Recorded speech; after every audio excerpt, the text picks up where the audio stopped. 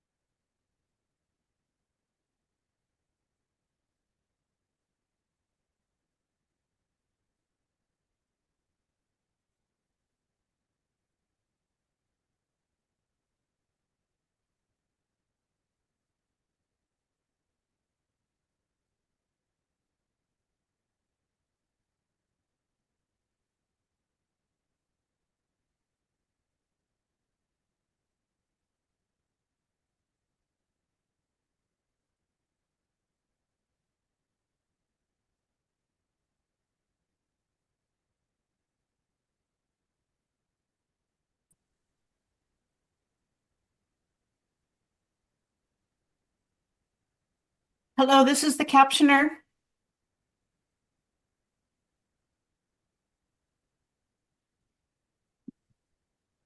May I get the Zoom link to start captions, please?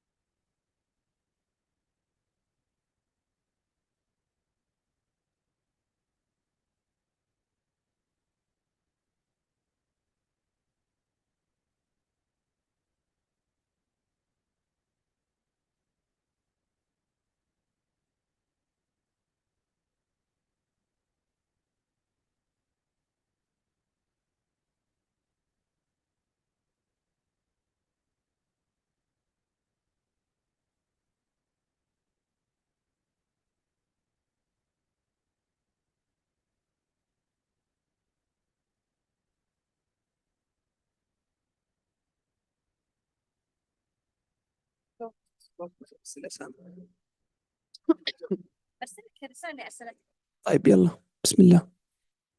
عمار مايكون.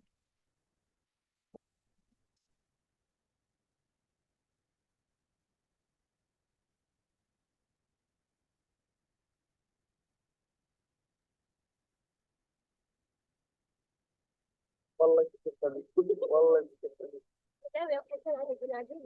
والله يا عجوز ترى نفس الشيء اسمه محمود.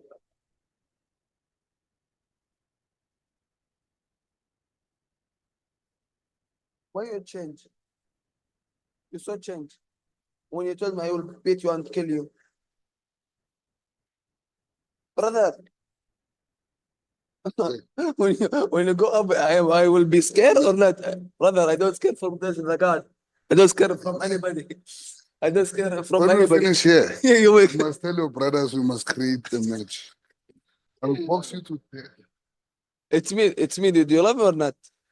Did you love me or not, brother? Yeah, I love home then. Hey, yeah, it's too much. Yeah, but I know your mentality. I know your mentality, right? And we have two communication together.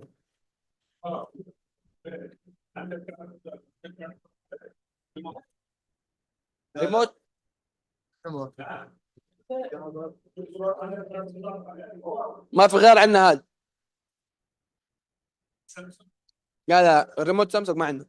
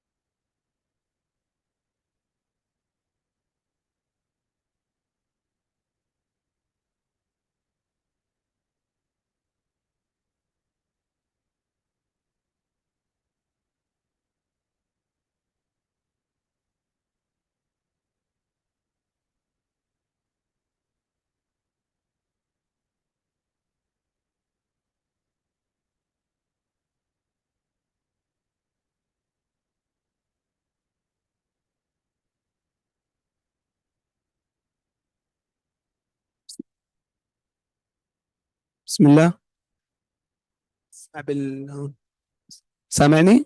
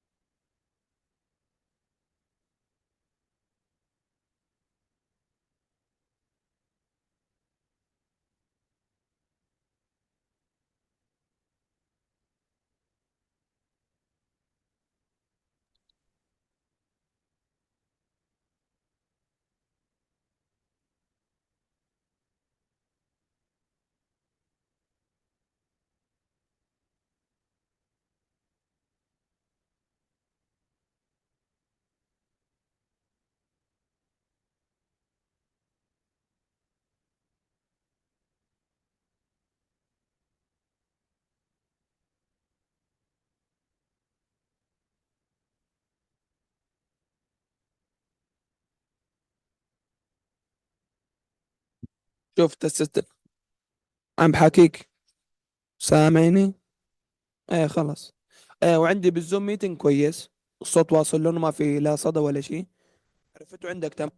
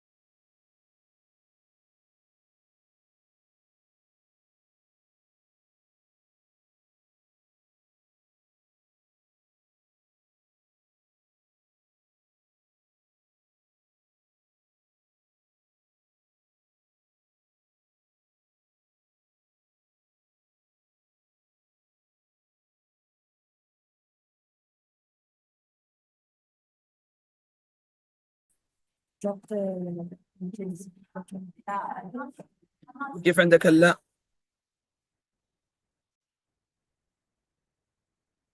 شوف بدأ الناس. هوست ولا مو هوست؟ هذا الهوست. مي كو هوست، هذا كو هوست. هذا كوهوست. خلاص شكرا لله. I've joined you. يا غرام. أنا بقول لك لأن كان يجوين ناو. كان يجو again. البارز. أوكي اوكي خلاص الفار. خلاص وين؟ start. اصبر يا قلبي اصبر. اصبر. بس بعد الميتنج، بعد الميتنج عندنا ربع ساعة. خليك معي.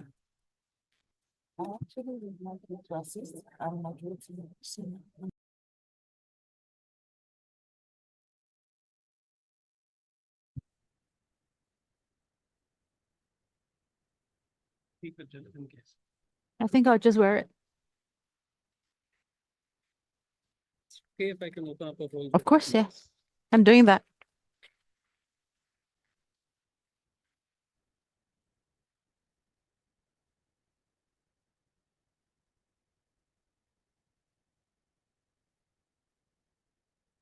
Is it channel 0?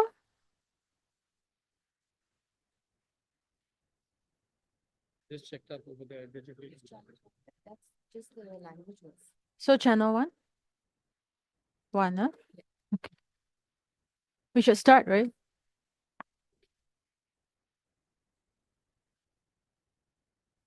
Okay, we'll start in 1 minute.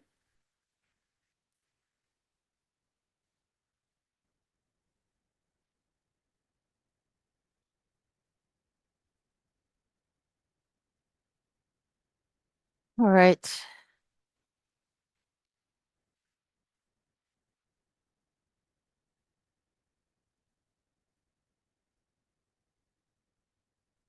I'm just going to silence my phone. I know.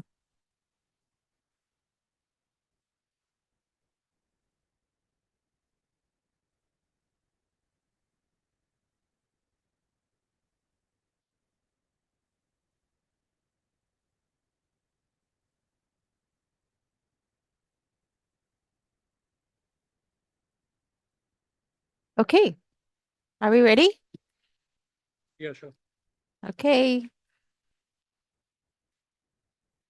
Right. Good morning, everyone. We are seated in Riyadh at the Internet Governance Forum. Don't do record. Yes, I need 2 minutes. Okay. Do record. Okay. Sure. 2 minutes. We'll start in 2 minutes, I've been told.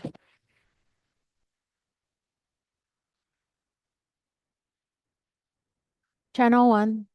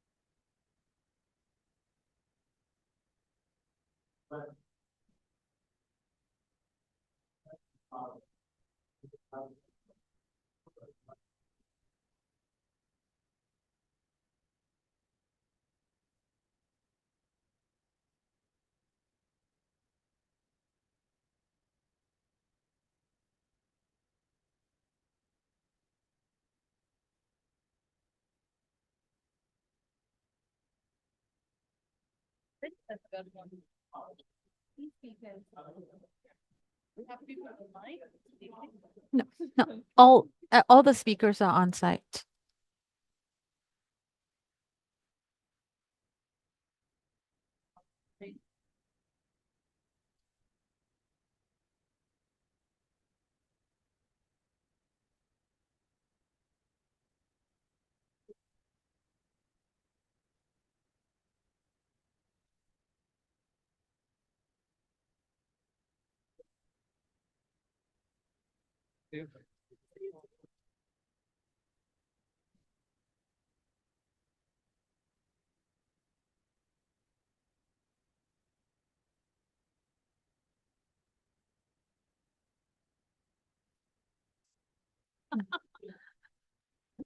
Because it's going to be too complicated or what? Sorry? We can start now. Okay, thank you. Good morning, everyone. From wherever, or good afternoon or good evening, from wherever in the world you're dialing in from. Thank you for attending today's session on building universal standards for digital infrastructure resiliency. My name is Jeannie Gan, and I am the Director of Government Affairs and Public Policy from Kaspersky, and I'm your moderator for today. We're here today to discuss the challenges and opportunities of securing the backbone of a modern digital economy, our critical infrastructure, including data centers, cloud services, and other foundational digital assets. Of course, we all know that cybersecurity and resilience of critical information infrastructure, CIIs, have become well-established requirements over the years. However, as the digital landscape evolves, we actually need to broaden our focus to include not only the security of information and data, but also the physical and operational resilience of the digital infrastructure that house these information and data. So when we started conceptualizing this workshop early this year, we were using an example of how an outage of a major data center in Singapore actually disrupted 2.5 million banking transactions across Singapore's largest banks, Citibank, DBS, to show how vulnerabilities in digital infrastructure can have far-reaching consequences, even when it's not triggered by any cyber attacks. But of course, its close linkage to cybersecurity was not immediately obvious as well. Yeah.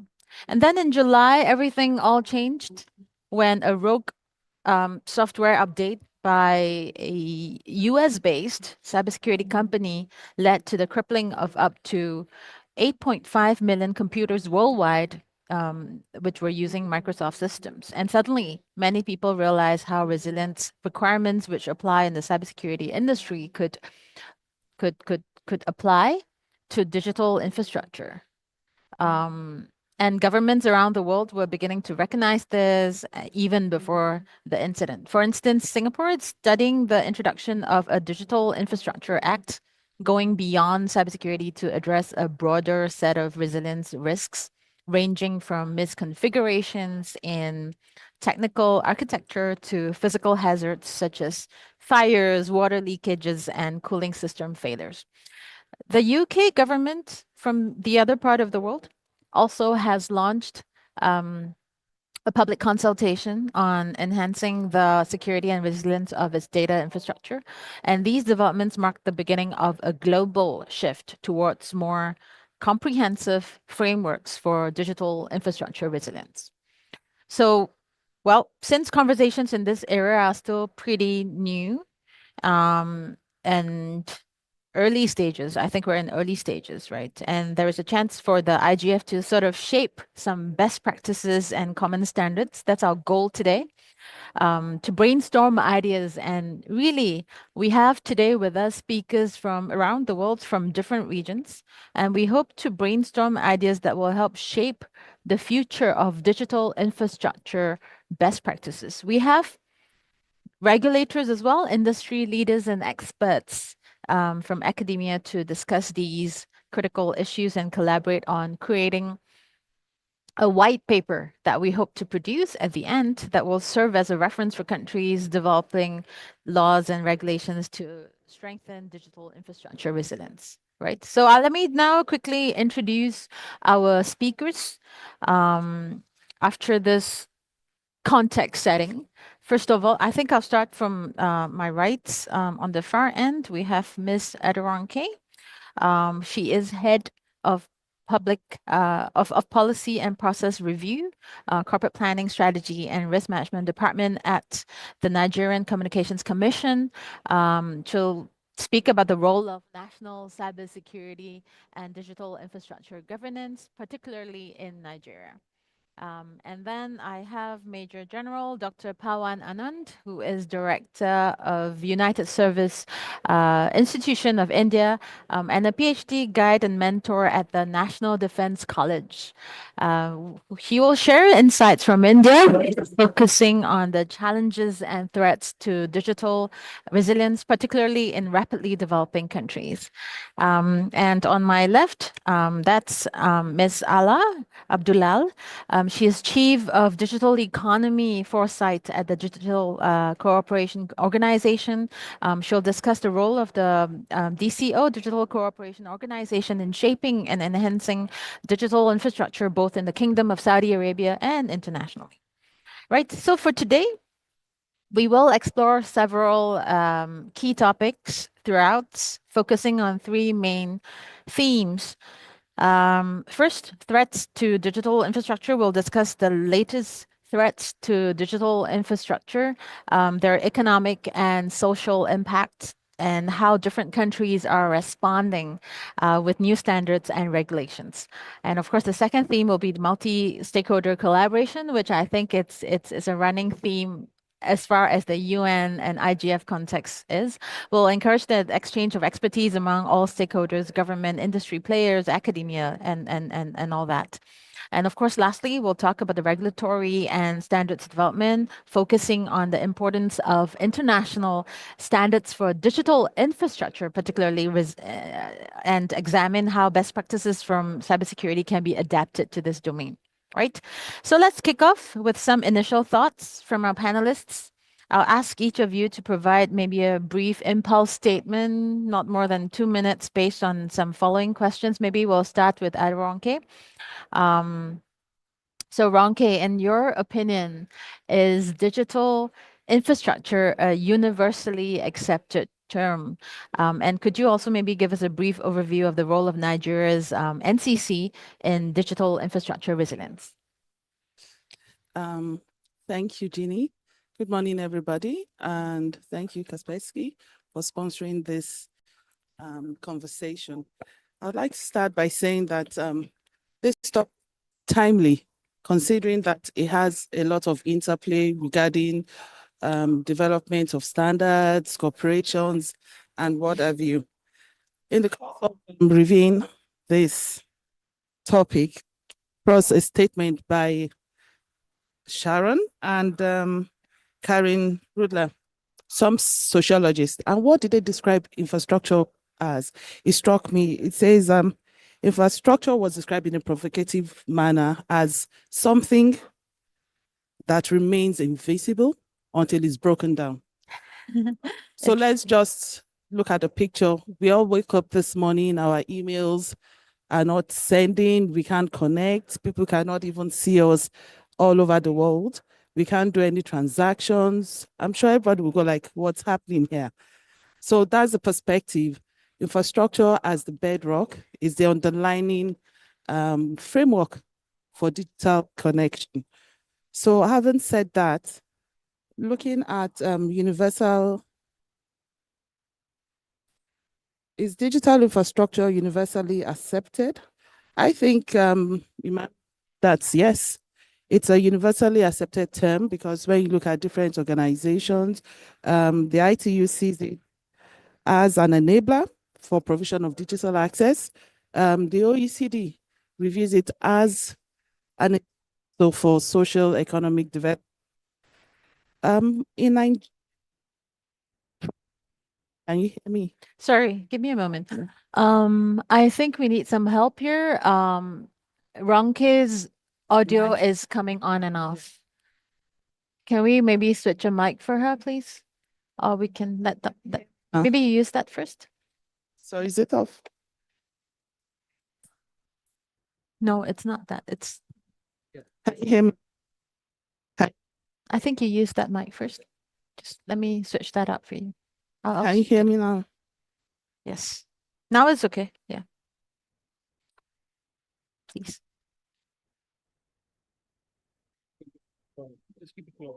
Okay. Now it's good. Yep. All right. So do I start all over again or just continue from the Nigerian perspective? Yes, just a Nigerian So as a perspective. regulator, I work for the Nigerian Communications Commission, and we are the regulator for the telecoms communications industry in Nigeria. Basically, we oversee the technical and economic regulation of the industry. And coming from the perspective of digital infrastructure, the commission was established by an act of the parliament, and we have amongst various powers or functions to facilitate an enabling environment. One of the things we are looking at is promoting digital infrastructure. We have various actions or interventions that we have taken, such as providing licenses for infrastructure development, either operational spectrum licenses. We also currently in Nigeria, we have our Cyber Security Act 2025, and part of what was identified was the critical national infrastructure, and digital infrastructure was part of what was identified. Portion to this, I hope you can hear me. Yes. Portion to this, a critical national information infrastructure order was lately or recently launched. What is it looking at? It's because we have identified as a nation the importance, the sensitivity of the infrastructure. I believe, in my opinion, that we have moved beyond cybersecurity to cyber or infrastructure resilience. It's the ability for us to bounce back if there's any attack. Jeannie did talk about the Singaporean experience, but if you also cast your mind back earlier in the year, and the SG, ITU did mention it about the submarine cable cut. It affected a lot of countries around the West African coast. But the good thing was Nigeria, and I would give kudos to my organization. We had always been proactive in our regulations, and we made sure that our operators had,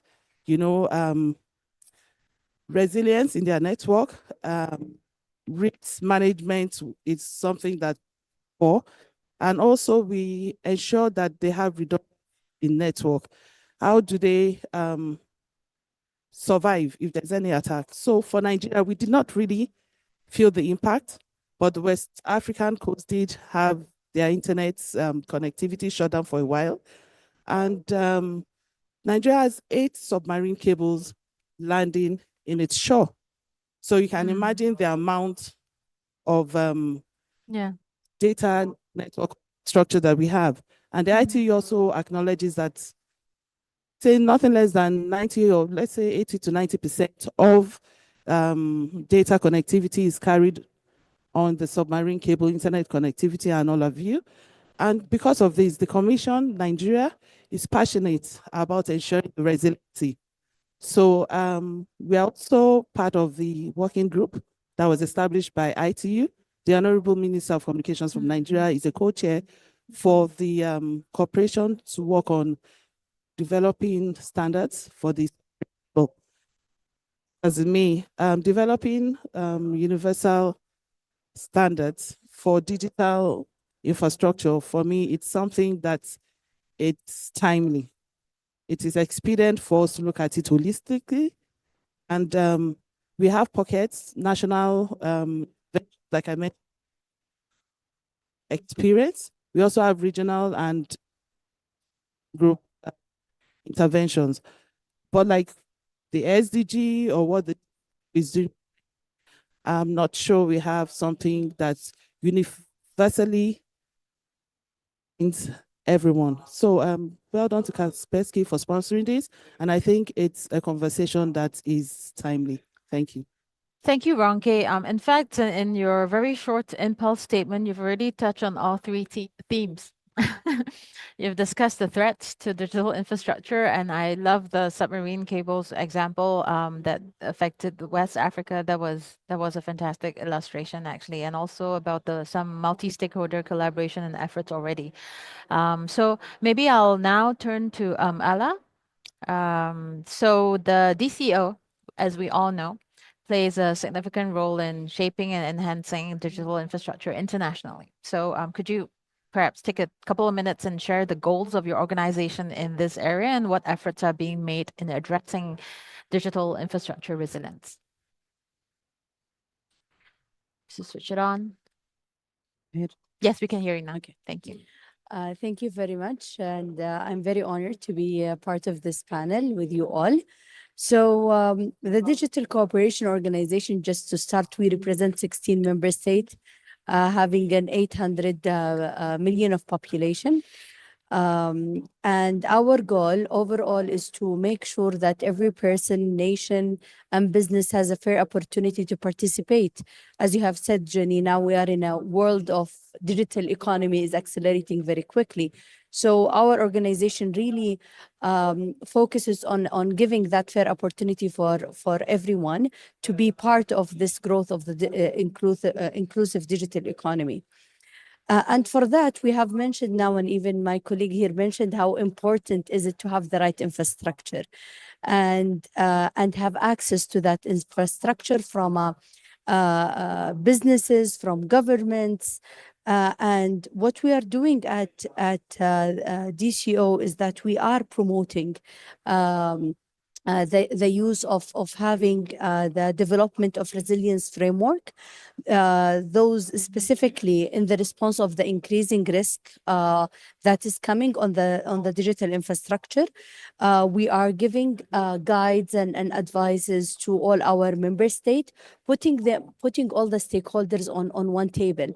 So what happened during what you have mentioned in July, one of the fastest response that we have done is that we gathered all our member states on one table to discuss the issue that has happened with the faulty deployment and the outage, and how did it impacted each and every nation. What was their lesson learned? What can we do together?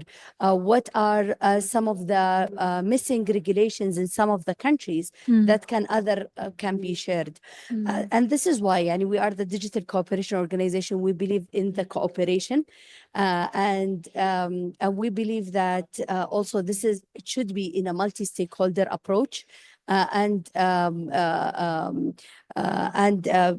also looking not only at infrastructure, because again, infrastructure is one layer, but even as you have mentioned, we have services, operations that are running those infrastructure.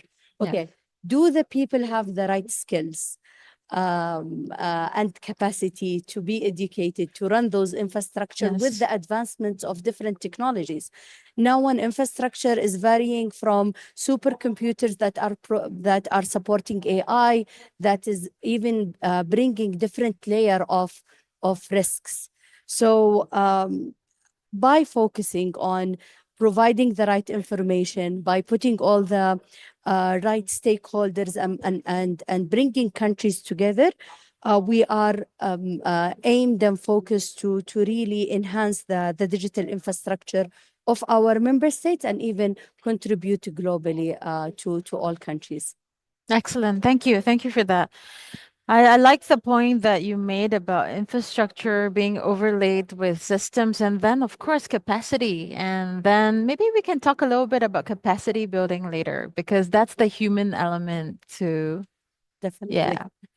So now I'll turn to Major General Pawan. From your experience, what are the main threats and challenges to digital resilience, particularly in India and other leading economies? Yeah, thank you, Jeannie, and thank you, Kaspersky, for getting us all together on this interesting subject. So, well, to my mind, firstly, I'm from the USI, the United Service Institution of India, and we do a lot of emerging technologies work with the National Cybersecurity Coordinator, the National Security Council, Ministry of Electronics and IT, the Ministry of Internal Affairs or Home Affairs, and of course, with the Defense and the Defense Cyber Agency. It's actually interesting that India today is in every conversation that takes place globally on anything to do with digital, because India has gone deeply digital. And with the Honorable Prime Minister of India offering the DPI, the Digital Personal Infrastructure, for almost all the global South countries. Literally, India seeks to help the global South in coming up with their DPI. So that having been said, what's the main threats and challenges that we are looking at? And I would start with the main thing, and that is sovereignty of data. And everything hovers perhaps around that. Uh, you may have all your infrastructure in place. You may have the storages. You may have the transit points. You may have the networks. You may have the processing infrastructure. But at the end of it, it's the data which really counts. That's the thing that makes the mayor go. If money makes the mayor go, it's data that makes the mayor go here. Data sovereignty, to my mind, is something that we really need to keep in mind, and India is very cognizant of that. We are, of course, would like to have all our data onshore in India, which perhaps is not totally possible at this minute because we don't have the entire capacity to be able to store that kind of data. So obviously, much of it is offshored. And when it's offshored, and if we don't have the capacity to keep the data, we don't have the skills, as Ala had brought out, as yet, we would be looking at the legal implications of keeping your data offshore. And that's something that the DPDP Act that we've come out with in 2023 really looks into. And I'll come to that sometime later in our conversation. The second most important thing is integrity. So we have to look at integrity of data in storage and integrity in transit. Both of these are very important to us because wherever the interfaces happen, wherever there is a joining of networks, wherever there is a joining up with the storages, that is the point where we find vulnerabilities occur. So as your digital penetration increases in India, the contact surfaces increase and the attack surfaces increase. And I think the final point that I'd like to make quickly is that when it comes to emerging tech, AI in cybersecurity begins to get more and more important for us. So the ethical use of AI and also the responsible use of AI is so important. We would look at accountability wherever AI is used, whether it is for cyber or for protecting infrastructure physically or digitally. We would have to look at interpretability as well, because you should be very clear as to what exactly is coming out of that and how it is protecting your infrastructure. I think also what we'll have to keep in mind is supply chains. And we'll talk about that later, but supply chains could be compromised. And that is one huge threat that we need to keep in mind. Today, at the end of it, with all the infrastructure that has come up, DPI that has come up in India, we have now become the 10th most vulnerable country in the world to digital assets.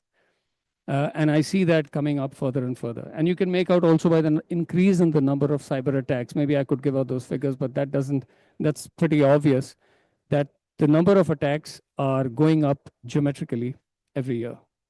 So I pause here and come up with some more thoughts later on. Thank you. Thank you. When you say top rank number 10, I think what came to my mind was that this is really the kind of ranking we don't want to top, right?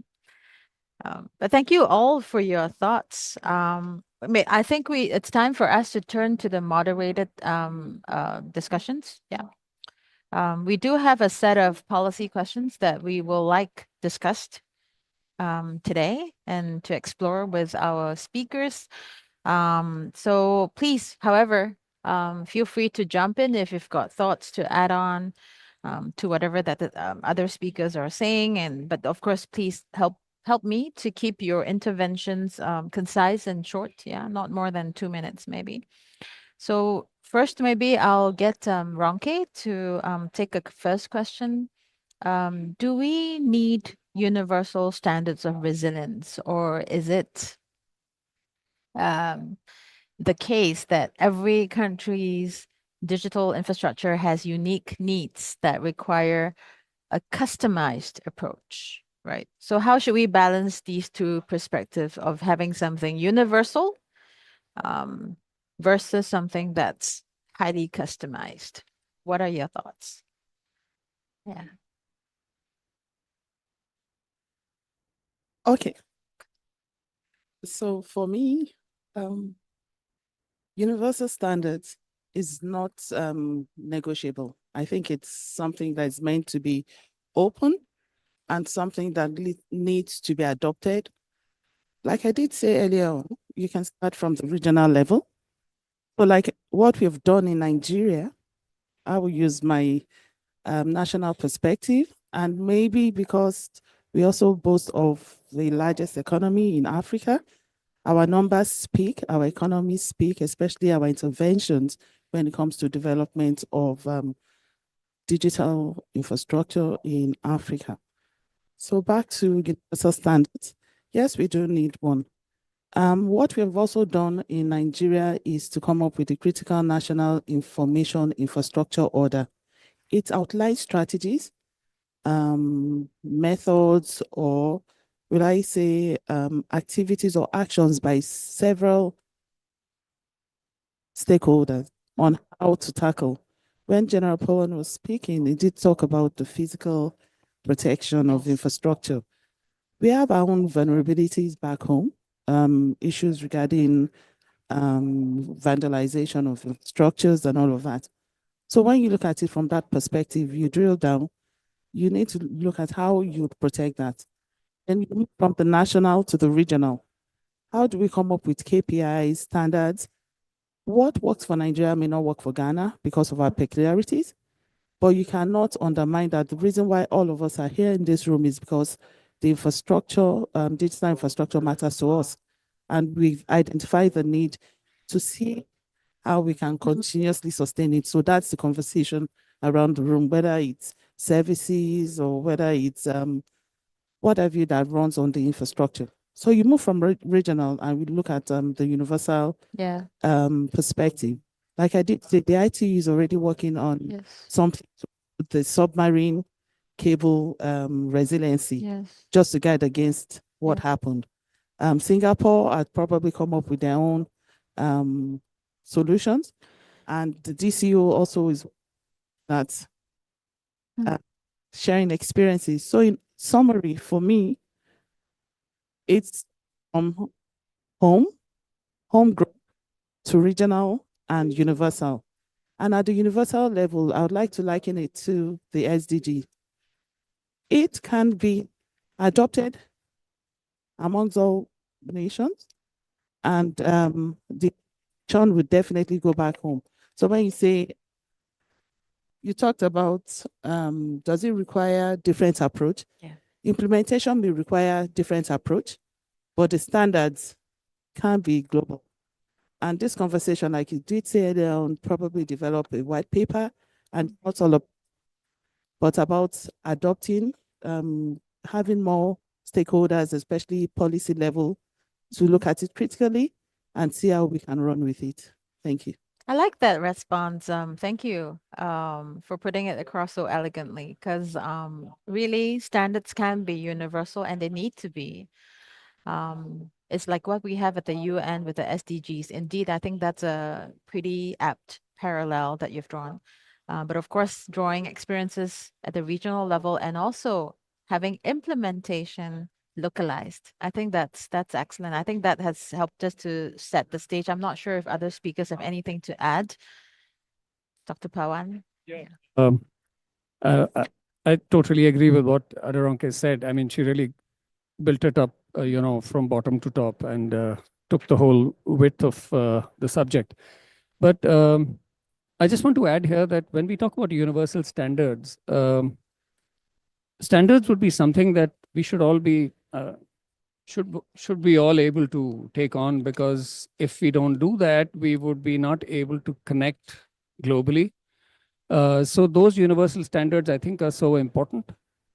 At the same time, when it comes to bringing in regulation, I think we'll need to be a little careful. So while we set standards, we will have to be careful about compliances, and we need to differentiate between the two. Because the moment you bring in compliances and those compliances become too stringent, then there is a fear of stifling innovation. So we need to find that balance between compliance and innovation, and we need to differentiate between standards and compliances.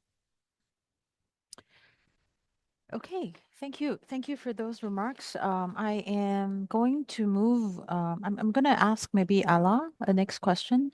Um, what do you think are the biggest challenges in adopting universal resilience standards that we have been talking about for the most part, especially in developing regions? How can we make sure these standards are accessible and scalable in different parts of the world? And if you could maybe draw some experiences from working in DCO. Thank you. I think we have a lot of challenges in that, several key challenges, from economic and technological disparities between countries, different countries. So let's look at it, and even it has been mentioned by my colleagues here. Different countries have different level of readiness. Some of them even at a stage that they lack infrastructure by itself, not only having it resilience enough. And this goes to having lack of financial support and technological support. Another aspect is also we talked about it when I mentioned in my key or first opening, which was capacity building. Again, for a country to start adopting standards, um, uh, are they ready for those standards? Do they have the right human capital to understand the standards, to apply them, to make sure that they are customized in the right way? Again, um, definitely, it's very useful to have a framework and standards for everyone to adopt. But again, there will never be a one size fit all. There will be a need of cascading to the needs of the country, to their status. But it's very good to have that solid foundation that unifies everyone. And this is why having those right human resources and experts is very crucial on a national level, which will really make sure that it's being adopted in the right way and implemented in the right way. Another aspect, one of the challenges is, as I said, is those standards flexible enough to fit the current status of that country? What is the flexibility of those standards? And maybe another aspect that one of the challenges is currently every country is tackling this challenge by their own, even from only a government perspective, not looking at, okay, what can the private sector provide, what can the academia provide. Again, academia can provide a lot of research on and understanding of those standards in coming up with the right ways. Are we putting all those people on the same table? Are they having the conversations? Is it a government approach, or is it a multilateral approach, a multi-stakeholder approach? I think all of those challenges is being in the way of us, first of all, having the right standards in place, to adopting them, and then even measuring their impact and the way that they are executing. Thank you. You have covered several very good points. Again, I think we are seeing this recurring issue or question to do with the human capital and their ability to appreciate the issue, apply the standards, and of course, to rightly implement them in a way that makes sense in their home countries. And even let me add, because Please, yes. there is a very important point until we all reach that universal standard, okay? Things are accelerating very quickly. Are those standards are agile enough? In Are fact, they too fast. Exactly. We are talking about AI. We are even now talking about quantum computing. Yes. Again, this is adding another layer of Yeah. complexity from a security perspective, from an infrastructure perspective. Yes. Again, until we reach that agreement on those are the universal standards, we will be in another point of era I know. that we need to make sure that this is another layer of challenge that we really need to start thinking of to move fast. Can Yes. we build something that is agile enough Yeah. to take that very fast advancements that we are Yeah. moving in? It's great that you point this out because Dr. Pawan and I were just having a chat yesterday after hearing some sessions in the opening segment of the IGF. And we're just saying that, shortly after this whole global digital transformation movement, and then we have got AI, and now already we're into quantum computing. It's like we're trying to play catch up all the time. And I think that is definitely a theme that we need to come back to about how we can seek to remain agile and fast enough to respond to have standards or laws or policies that actually respond to real issues, real questions that are evolving faster than we would like. Yeah. I totally agree. Yeah, definitely. Well, Yeah, I totally agree. It's all the time a game of catch, and most of us uh, would agree on some points, and we would have disagreements in some areas. And I think the solution lies in quickly reaching the places where we have consensus, um, and issue them as some sort of a guideline, or at times even as a regulation where we all agree. And then we can keep resolving what we don't agree upon. So I think when we come together to talk about these issues, we need to be very clear. Where is it that we've quickly found a consensus? And let's start implementing that as quickly as possible. And the rest we will work on. At the same time, when we're working on those, the difficult areas where consensus is a little more difficult, we need to bring in the new technologies also that start influencing. So perhaps that is the only way that we can remain in the picture. Otherwise, compliances will always, or consensus will always be so far behind. And they really like the word we. You have meant we have to work together. We have to agree because yes, it's not one person or one nation or one Yes. country. I think it is the core of it is that we are working together on it. And I also like how he says we just need to get started. Yeah, let's just stop talking about this and let's just do it. All right. Since so I just want to stay with Dr. Pawan, and I would like to ask the next question. How can governments be equipped in digital resilience? What policies, regulations, and codes of conduct, as you may like to put it, need to be adopted to ensure a secure infrastructure across healthcare, governments, finance, CIIs, and data centers?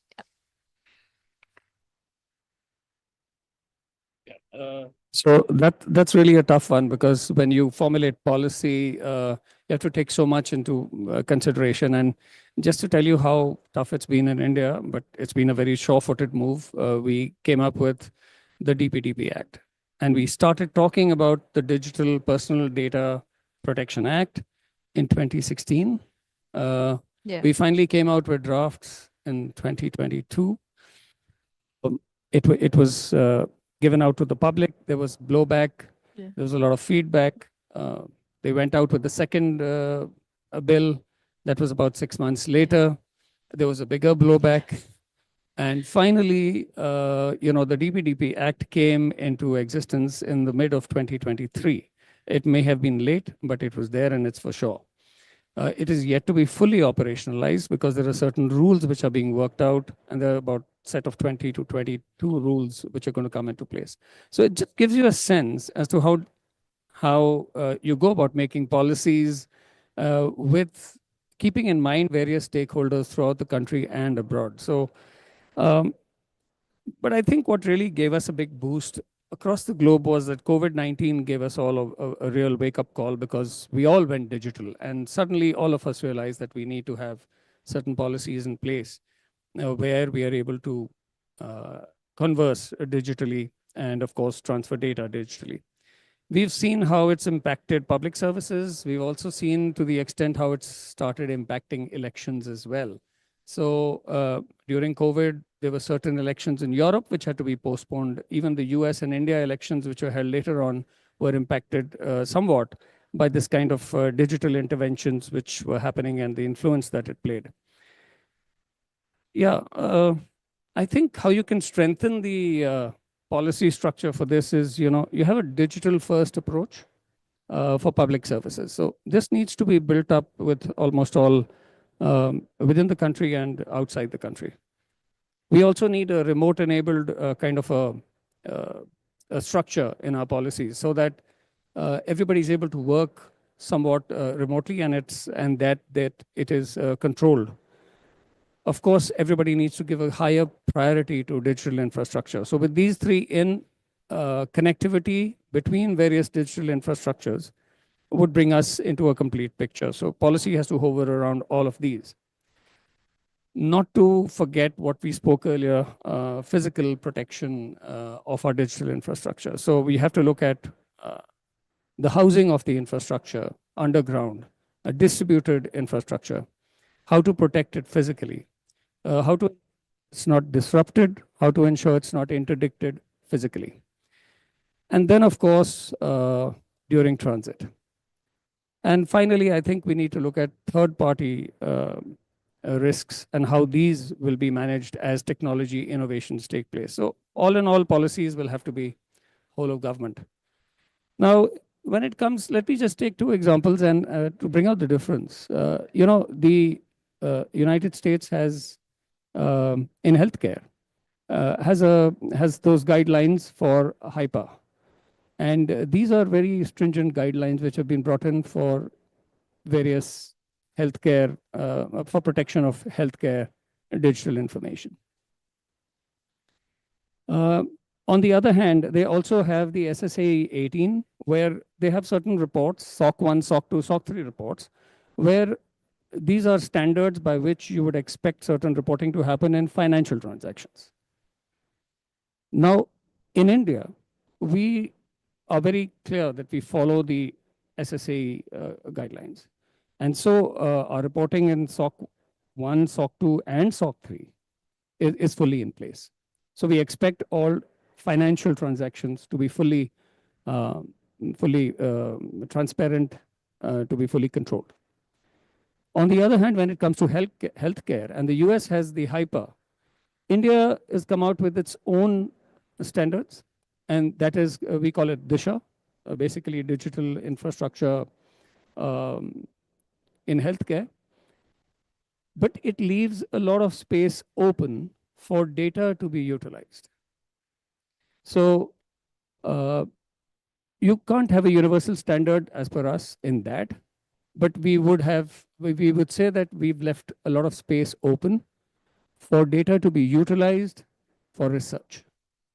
So we don't mind our data being used for research, but private data has to be kept in place. So it's a little more nuanced, if you ask me. And that is the kind of nuance that we need to have so that we are able to utilize digital infrastructure and data to its fullest for innovation. Yeah, back to you, Jerry. Thank you. Thank you for that. And I think just one point of clarification, when you talked about third-party risks, you're basically talking about different people in the ICT supply chain, right? Okay, cool. Now, Jeannie? I think questions are coming. Yeah, please. No, I'm just gonna say that questions are starting to come in, but I think let's go with the flow. I quite like the flow. Please, Adoranke. Yeah. I just wanted to add 1 or 2 points to what General Pawan said when it comes to Yes. how governments needs to be equipped with developing policies regarding digital resiliencies. So for me, I look at it as sometimes people may see resiliency as being subjective, based on levels of development and technology or infrastructure availability. In some cases, issues of topography, weather, may also serve as a point of focus for us to consider because you did talk about the physical protection underground. How do we store this infrastructure? Some places it's nearly impossible. It's a Herculean task for the infrastructure to be protected, talk less of being resilient.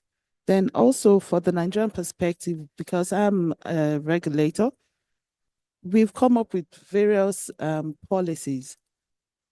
We have a Nigerian National Broadband Plan that helps us to fashion out stages, phases on how to ensure integrity, resiliency, recovery plans, standards for infrastructure across the country.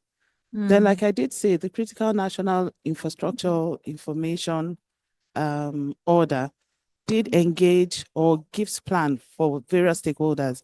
I recall you did say is the private sector aware, the academia, all those are also included. It's a model maybe for a national level, regional, or even other countries that may want to look at it. If we say we're looking at or developing standards, we were that proactive.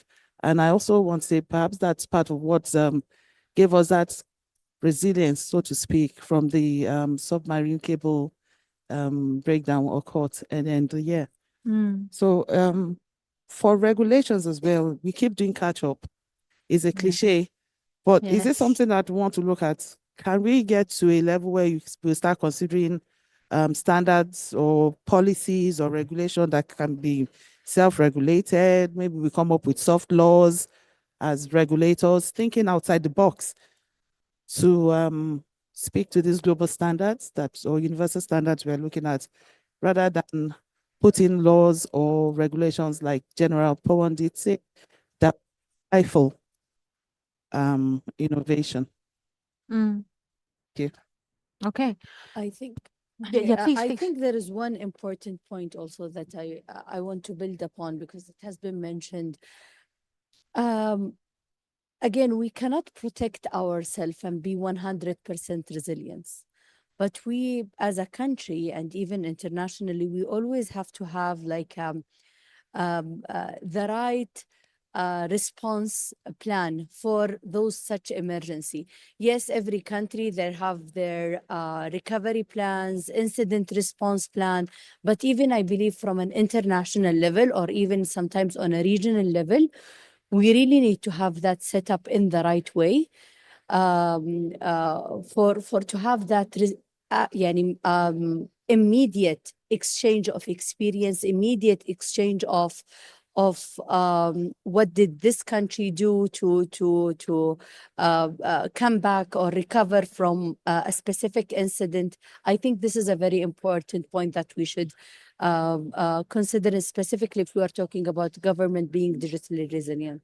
And when you talk about the exchange, let me just clarify what you mean is that cross-jurisdictional learning Exactly. and that communication that takes place, I presume, effectively through platforms such as DCO, right? Yes, and Yeah. other organizations. Yeah. Exactly. So that's great. Yeah, thanks, Allah.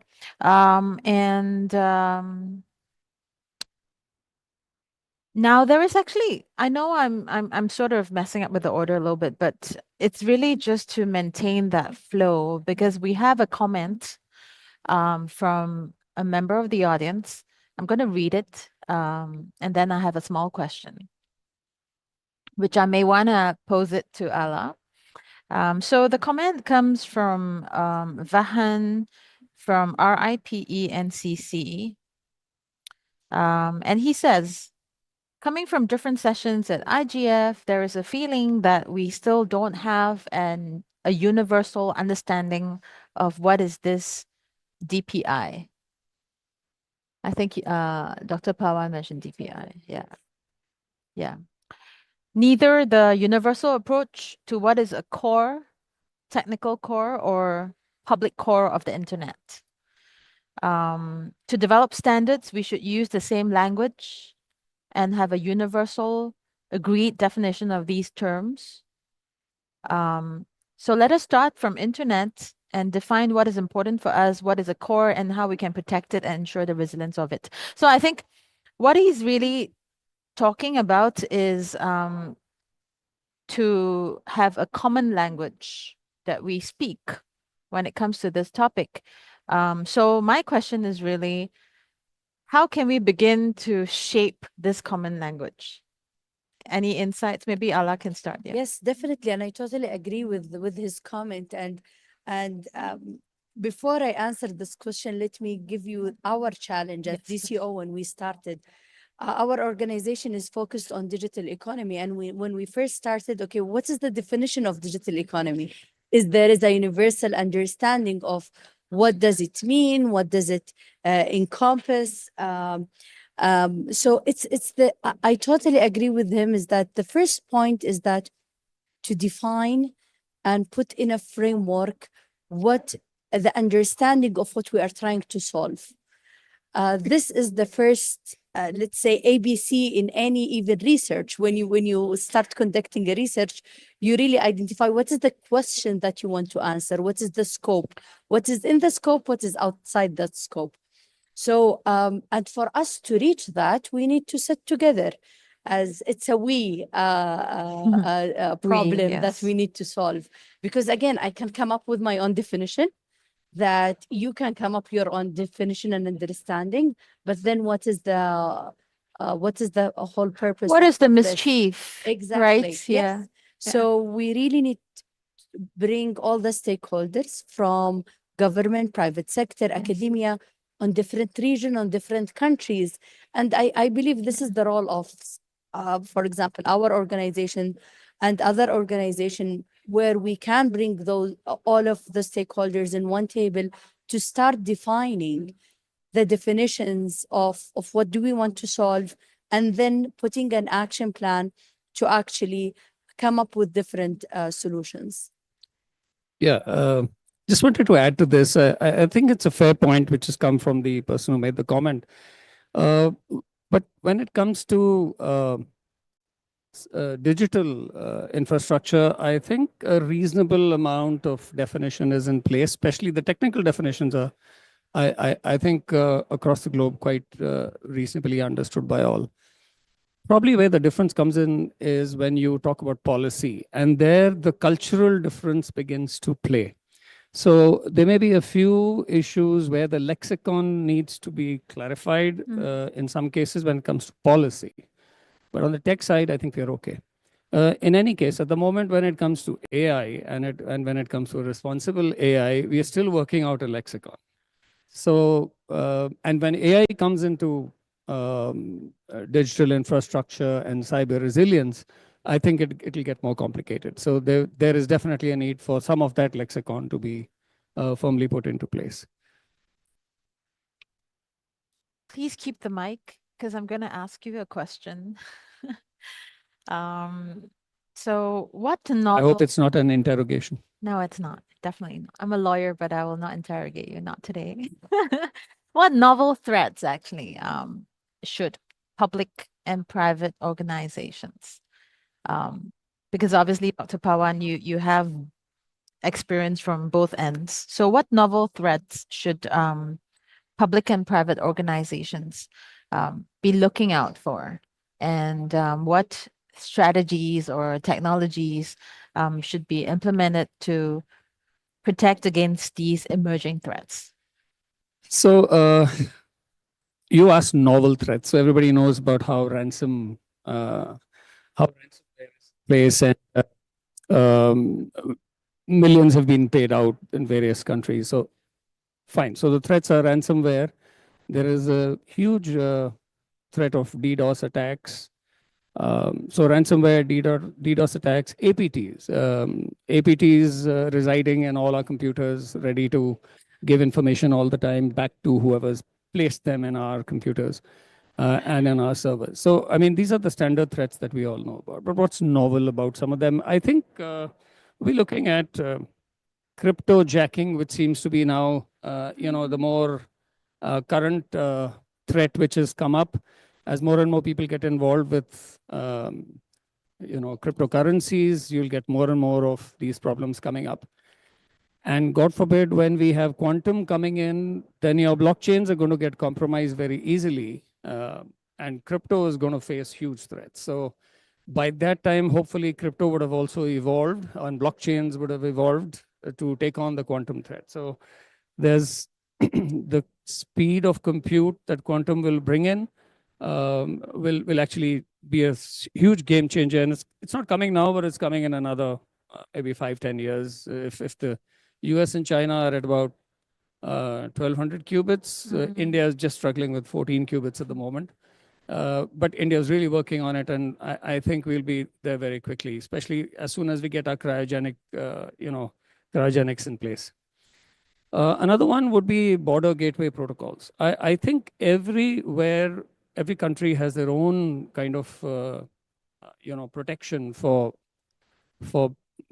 border gateways, but these protocols need to be in place internationally. Otherwise, they're bound to get compromised. And if that happens, then you'll have a lot of data and a lot of information which either gets disrupted or gets diverted or is routed through somewhere else and then comes, so therefore fully compromised. Another threat, I think, is this watering hole attacks, which is very simple to understand. I mean, you just there are those places where everybody visits, and those are the areas that need to be protected. So somewhere or the other, we need to make sure that the usual watering holes are well protected, and we have our policies in place for that. I mean, there will be as many novel threats as there are brilliant minds in the net and on the dark net. So I really won't be able to give you something comprehensive on that, but this gives you a sense as to where we are heading. Thank you for those insights. I think they're very interesting. Yes, please, Ronki. So, General spoken from the technical side. Very technical.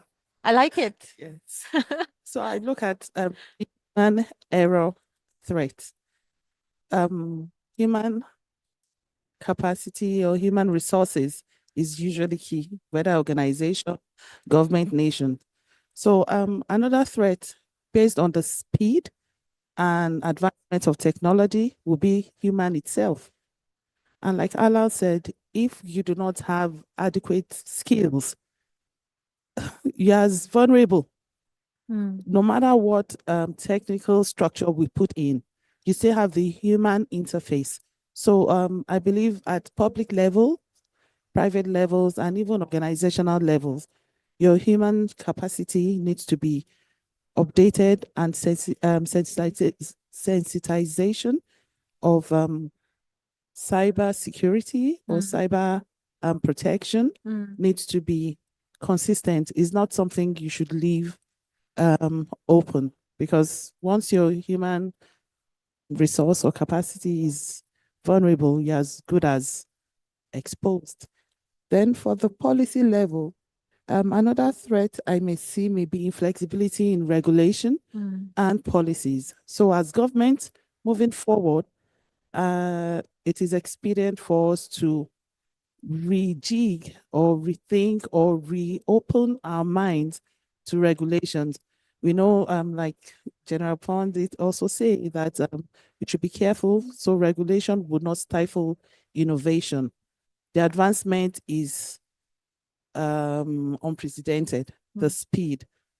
But we should also come up as, be responsive as policymakers to think outside the box. What kind of policies do we put in place? Yes, put up different structures, but how do we make sure it's not obsolete on arrival? Yeah, obsolete on arrival. Can I just? Of course, yes, please. Can I just add on? She's absolutely right. The policy in itself, if you don't formulate policy, it's a threat. So, in some ways, the focus is very narrow at times because we tend to focus on protection. We tend to focus on disaster recovery. But there is very little focus because it requires money, it requires investment, it requires time, and it requires skill at the initial stages to bring it in. So I think Kaspersky is in this business. And I would really recommend that most of us, even though it would require time and effort to invest in the initial protection, it's really important.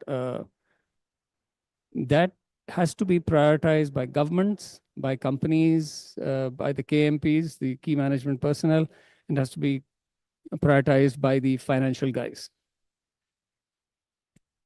Thank you. Thank you for that.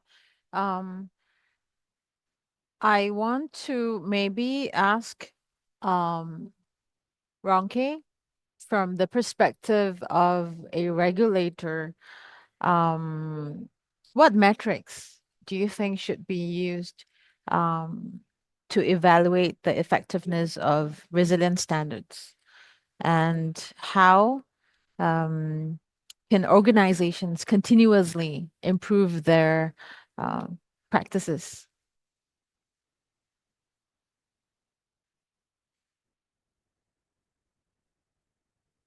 So, Helen, okay, so I can hear myself now. Yeah. So what metrics? I think it should be homegrown or industry grown for metrics, because we've had conversation talking about uniqueness of different experience.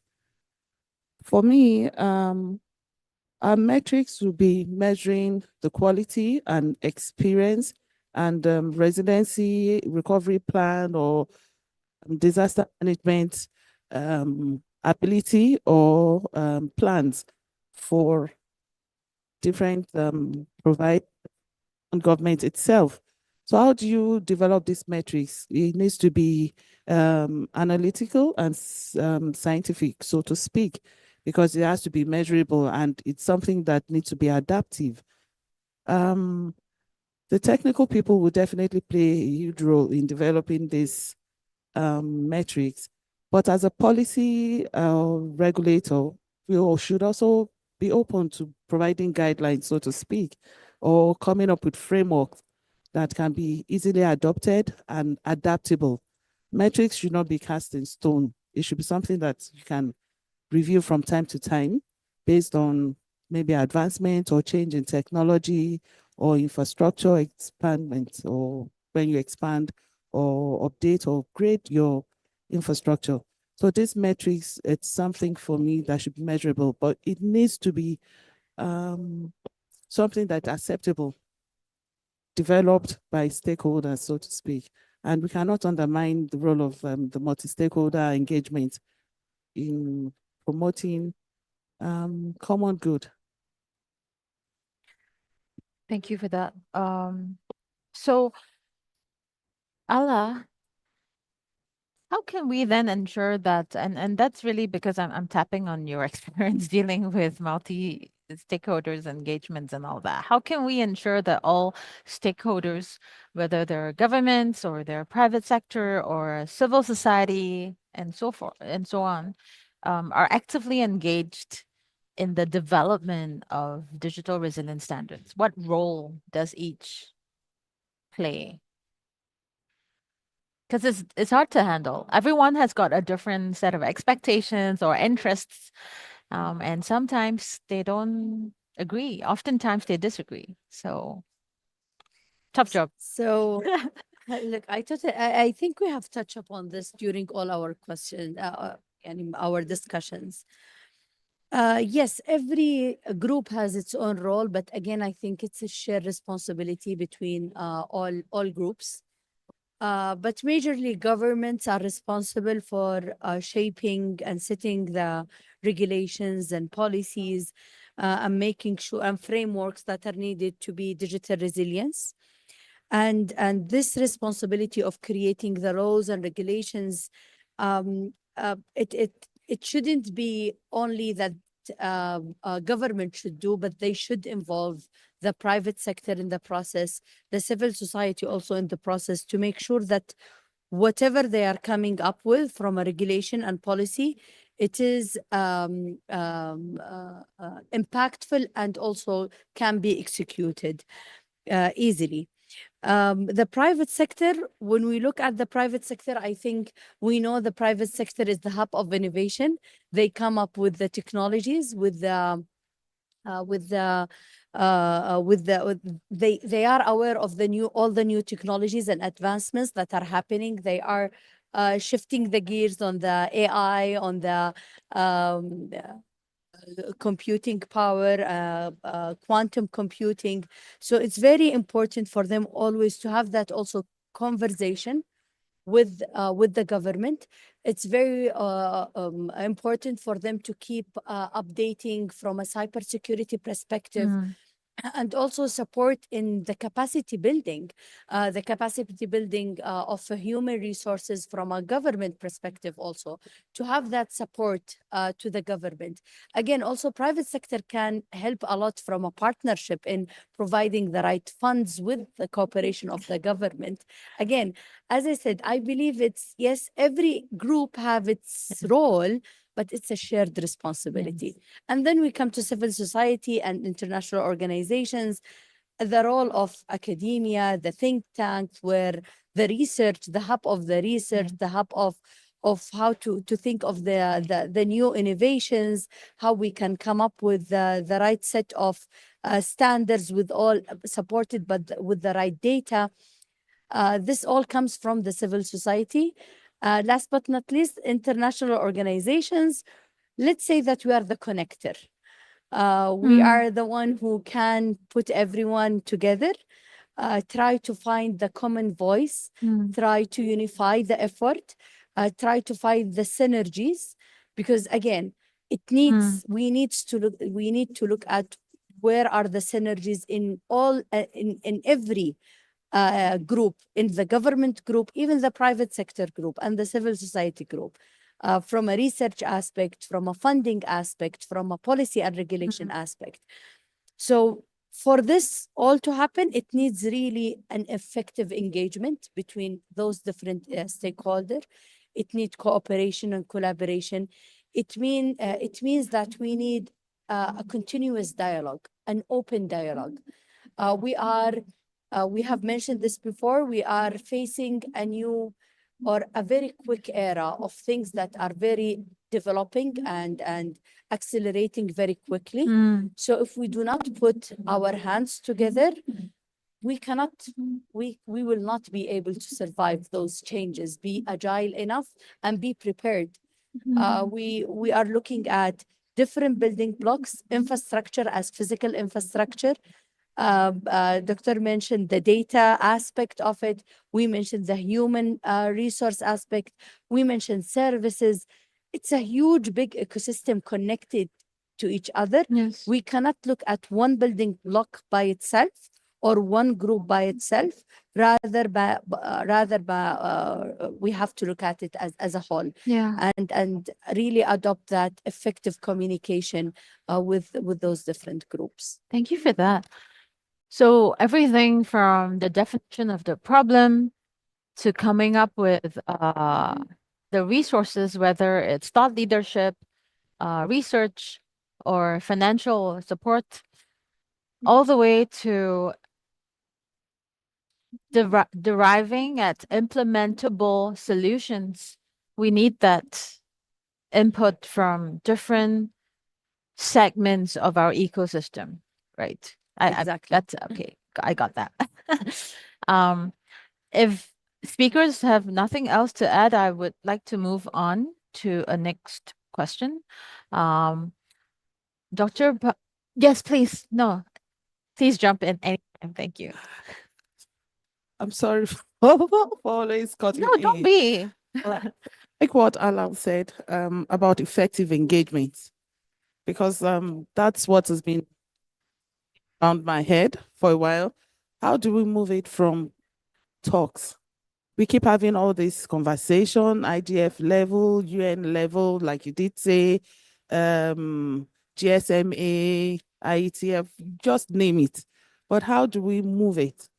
And we also need to start focusing on conversation and ensure that we engage the right person and have it started. We did say earlier on that we just need to move, but how do we move and move effectively? I totally agree with you, and I think this also goes to back when we talked about, let's have a definition of the problem. Yes. Then let's put an action plan on what do we need to solve. Then let's all sit on that table and try to solve it. Conversation for the sake of conversation and dialogue will not take us anywhere. It need really to be structured with a specific goal, with a specific outcome that we want to reach. And then after that, also with a specific measurement. Did our conversation and outcome and that we wanted, is it the correct one? Are we progressing in the right way?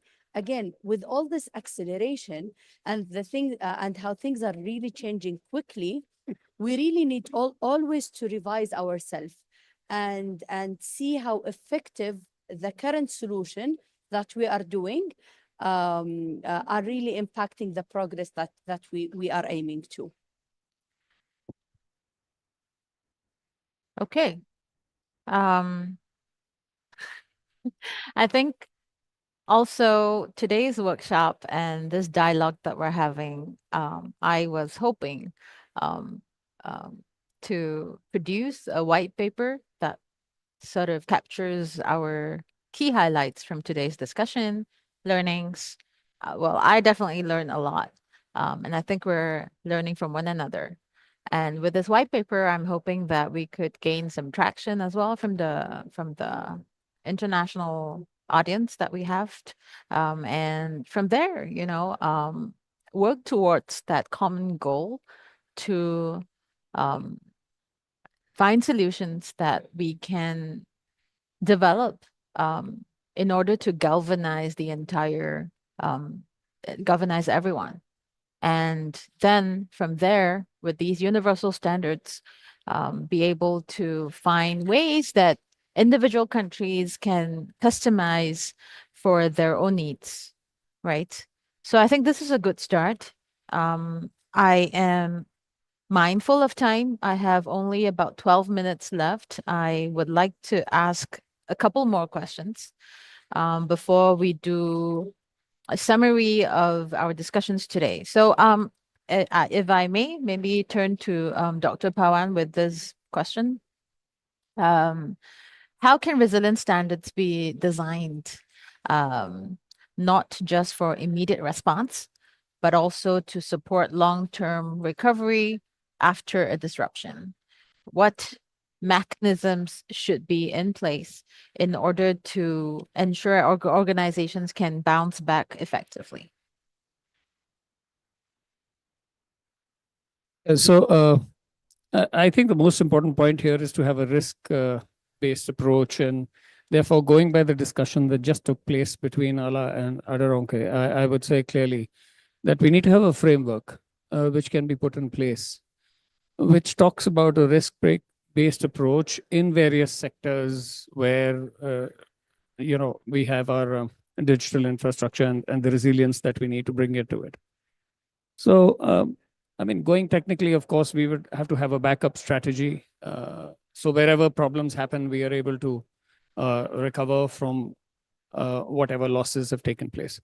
We have to have a constant updates. We need to be, much of the time we find that our softwares are outdated, our systems are outdated, and that's why there is loss of data, there is loss of, there is outage time, so to say.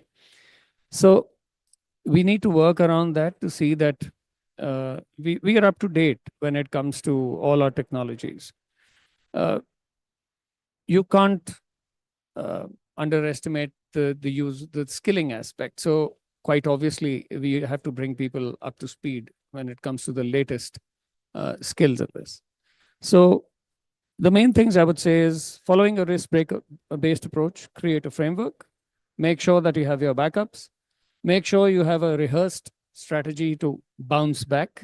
And that rehearsal part of it needs to be done very carefully, because most of the time, again, organizations tend to feel that it's going to take time away from their real work, and therefore they just give it a bit of a lip service. And of course, the human aspect is the final aspect. So if people have to be trained, cyber hygiene has to be understood by everyone. They have to make sure that there is controlled access, that everybody understands the risks that the whole organization runs, how they personally run risks, I think we would be able to be in a situation where we don't suffer from these threats. Okay. If you allow me to add Please, this, yes. because thank you. You have mentioned very important point when we talk about recovery plans. I think it's very important to think of the single point of failures that every country and system have, and not only looking at it from a backup perspective, but also having diversity of technologies and systems. It's not relying on a specific vendor, not relying on one company by itself. You need to really think of having that diversity of system, and even looking at open sources, because this will really make you build a very solid backup plan, as mentioned, because it's very critical. We need to think out of the box regarding the regular recovery plans that we have, just having a backup, a disaster recovery from an infrastructure perspective, to really thinking of diversifying the systems, the technologies that we are using, and even looking at open sources. Yeah, I think the best example I can give of something like this, what we just spoke of, is what happened in Denmark 2023, right? So over a period of about 3 months, there were repeated cyber attacks on their national IoT critical information infrastructure, to the extent that even some of the dams or the dikes that they were working on, the dams that they were working on came under threat, and they went immediately into island mode. And it took them a long time to get back onto the net, but they had their systems in place, and literally people pulled out their cars and drove down and started operating systems physically. So quite obviously they had worked it out well. But these are recovery plans which need to be very firmly put in place so that you don't suffer outages. Okay.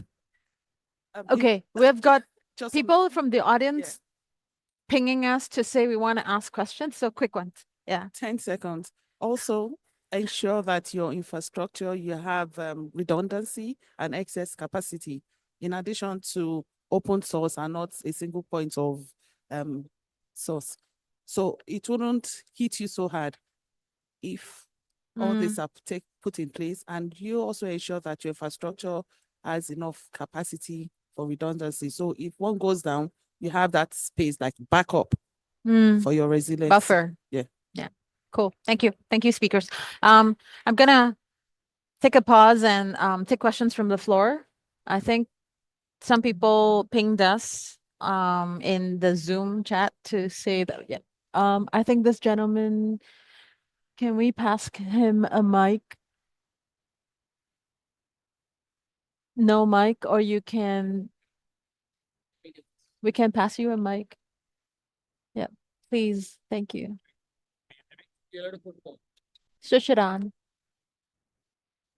Can you hear me now? Yes, perfect. Perfect. Thank you very much, and congratulations for the great talk.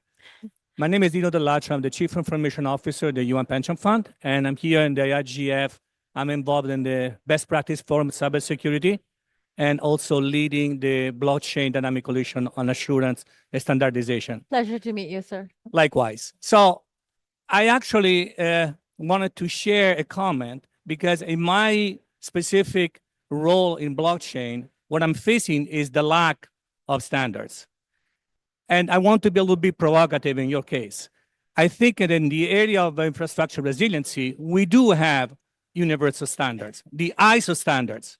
For years, the whole series ISO 27001, the 22301, I'm also an ISO auditor, are very well established. And ISO is represented by the National Standard Institute of each country in its technical committee that also is open to various stakeholders.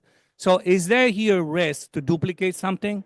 And instead to focus on that already exists, should we instead focus on threat models? Because the way to translate standard into those specificities that were alluded to before in each country is actually to look at which risk each country is exposed to, because not all countries are exposed to the same risk, and maybe focus on threat modeling and risk assessment rather than reinventing a new standard. Thank you. I think it's an excellent question. Any takers? Please, yes. totally agree with you. Everything you said made sense. So blockchain certainly would require standards, and I think we need to get down to defining those. But you talked about threat modeling and a risk. That's exactly what I meant by a risk-based framework as well. So each one of these will have to, whether you talk about infrastructure resilience, whether you talk about cybersecurity, you talk about AI, in each of these and across these domains, we'll have to create frameworks, and that will have to be risk-based. The threat models you talk of will come from scenarios, and you need to keep building scenarios from where the threats emerge. And based on those scenarios that you game out, you'll be able to actually see what kind of frameworks will have to be built around them. So I totally agree with you on that. And the way to go about it is what I just said. Anything else to add, ladies? All good? All right. Thank you. Thank you, sir, for that question. And remark, actually, that those are very good comments as well. Anyone else has got questions? Yes, please, sir. You need the mic? Could you maybe just share the mic? Thank you.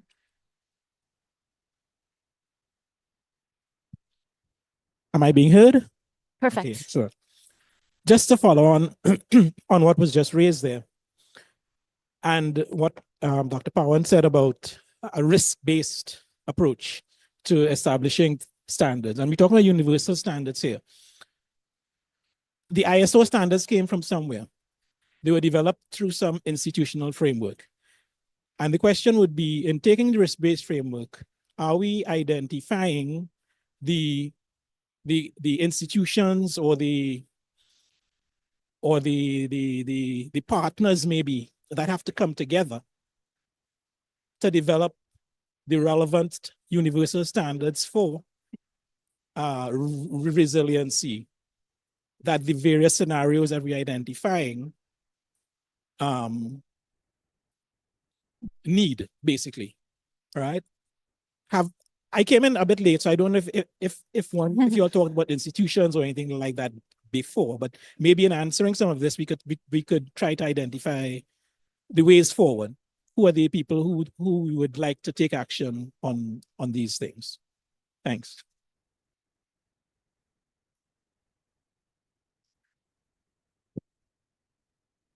All right. So thank you for your comments. So I'll start with the last speaker. I recall one of the goals for this conversation is to come up with a white paper. We've identified, I believe that's why we're all here, we've identified that perhaps we do need a universal standard. How do we go about this? I recall that Allah also did say that once we identify them, we now move forward to practicality, and that's the next phase. We look at who are all the stakeholders involved. It's not going to be lopsided conversation, but this is getting the conversation going. Yes, we do recognize the ISO standards, and I like that you did say it comes, so the standards are, developed by institutions. So what are the roles of these various institutions? I recall also did say earlier on that we have different pockets, regional pockets, national pockets, industry pockets, having conversation, having standards to address, or even their own actions to address different issues regarding infrastructure resiliency. The fundamental point for me and conclusively is, do we need to develop standards or a framework or measurable actions that would ensure universal resiliency of this infrastructure? Yes.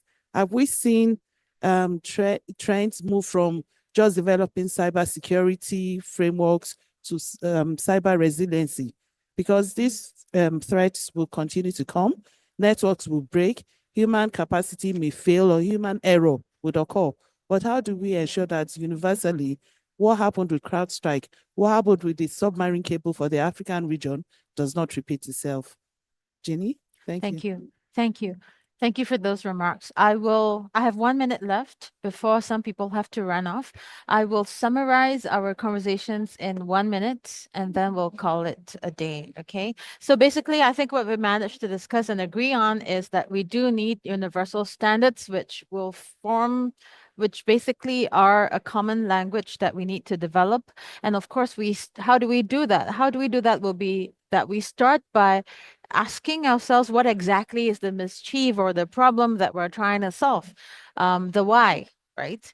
And then with these universal standards as a galvanizing, a f- um, well, a galvanizer for everyone, we also will have to tap on shared experiences. And that is where the multilateral network, regional and international cooperation from within the community, cross-jurisdictional learnings will come in to play. I think we could also benefit from some use cases, learn from past experience, and then also coming down to the local level to make sure that we have localized implementation and solutions, which will work for the individual countries in a customized manner. And of course, and that's simply because nothing is one size fit all. And we also discussed some challenges that we could possibly be faced with and already are facing, which basically will be the very fast evolving threats that is facing the world today, from technical perspective or from a human element perspective, because humans can be the weak link, and which is why we also touched on capacity building. And of course, lastly, the policy element, which basically the usual problem is that, like what Ronke had said, it usually becomes obsolete upon arrival. So we have to try to avoid that and make sure that the policies, the frameworks that we put in place are agile enough to respond or be an effective tool that can help us to respond better to evolving threats, which are fast and furious. And of course, lastly, I think a takeaway, again, I'm saying this again, Dr. Pawan had said that we really just need to get started. We just need to get started. So what we'll do in terms of next steps is that we will compile today's discussions into a white paper, and hopefully this will serve as a guiding reference for countries, for regions seeking to enhance their digital infrastructure resilience. And of course, thank you everyone for being a part of this panel discussion and important conversation. And we really look forward to continuing our work together to shape a more resilient digital future. Thank you.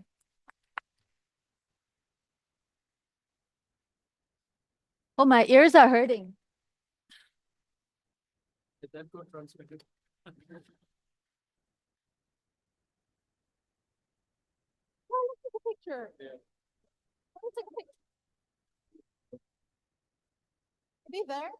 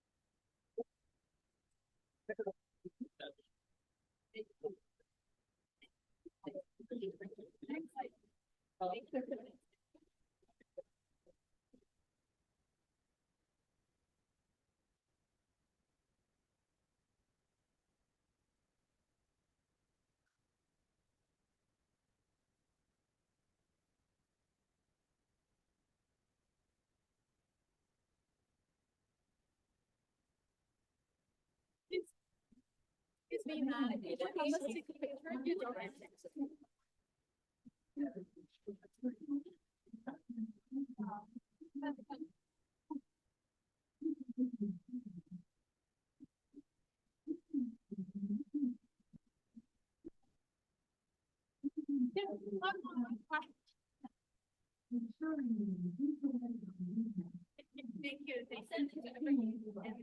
Thank you. Thank you. Thank you very much.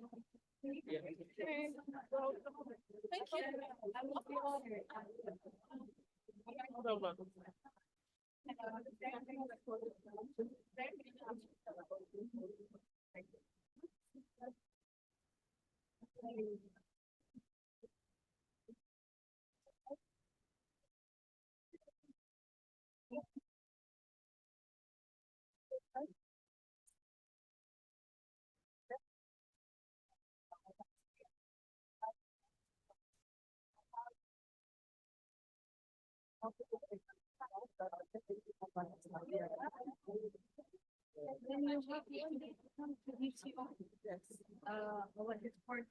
Thank you.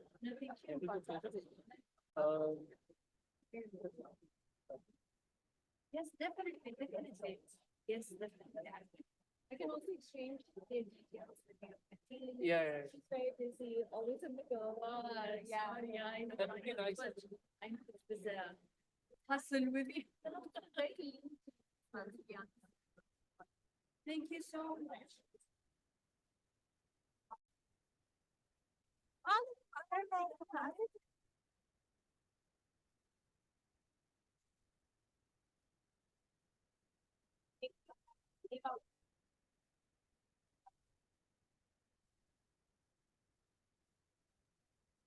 I don't need.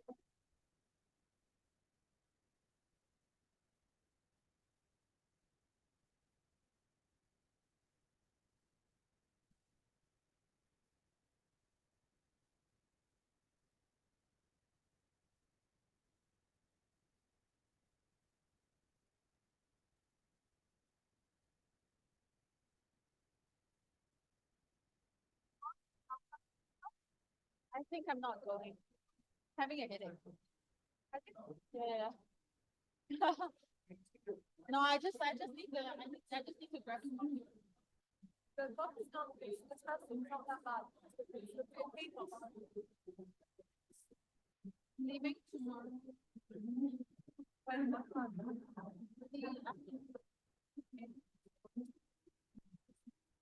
No, I'm leaving for hotel.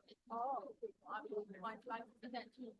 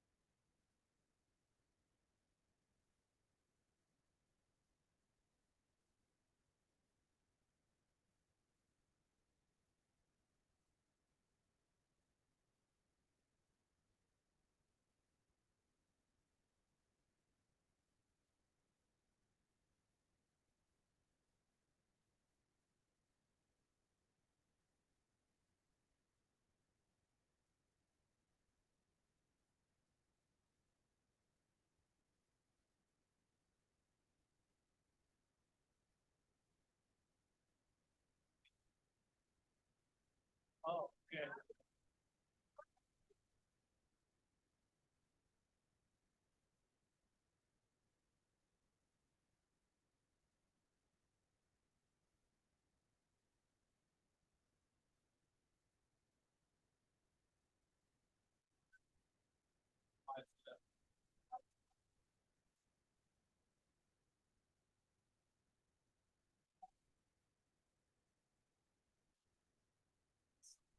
Thank you.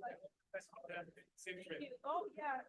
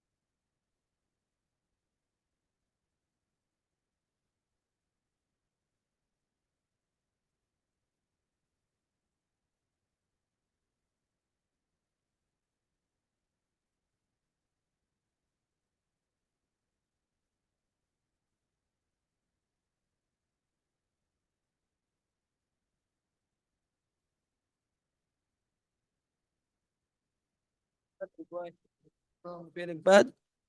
Really? بسم الله بسم الله. صوت كويس عندك صح؟ اوكي.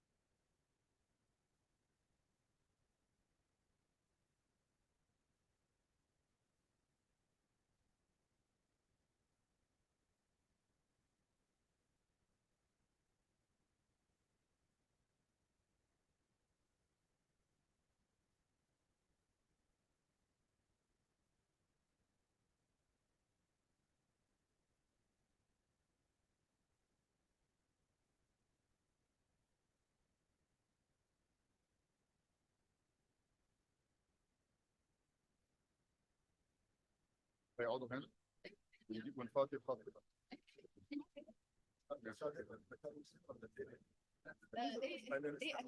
اقعدوا هنا كده. لك الكاميرا رح تاخذ هيدي ولا بس ناخذ اذا بدك تشوف مين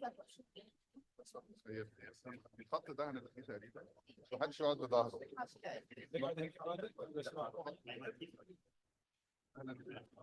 دايما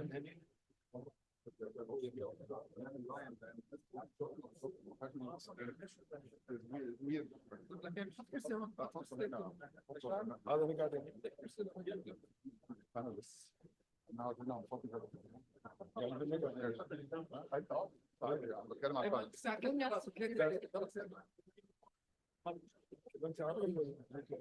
لا عربي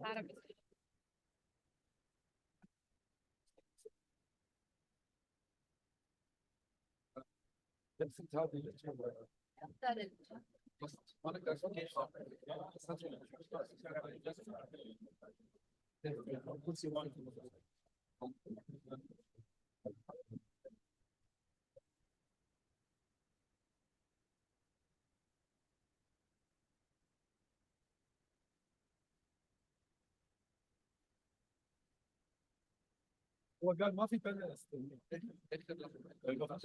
صح ايمن هلو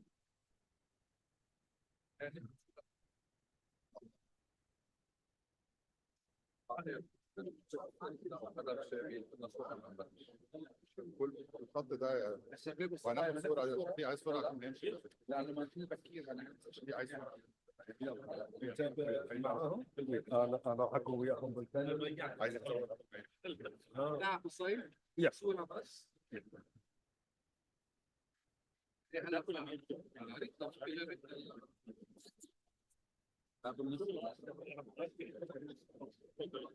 هلا ما لا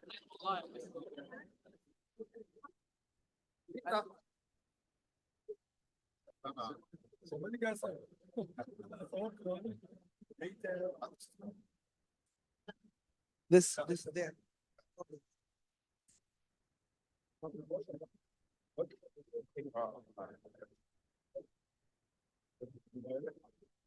Check, check. Just wait here. Just wait here. Check, check. Wait. Check, check, check. Hey, hey, hey, hey. Go down. Check, check, check, check, check. We work together. I know you. I know you. You're professional man. I know that.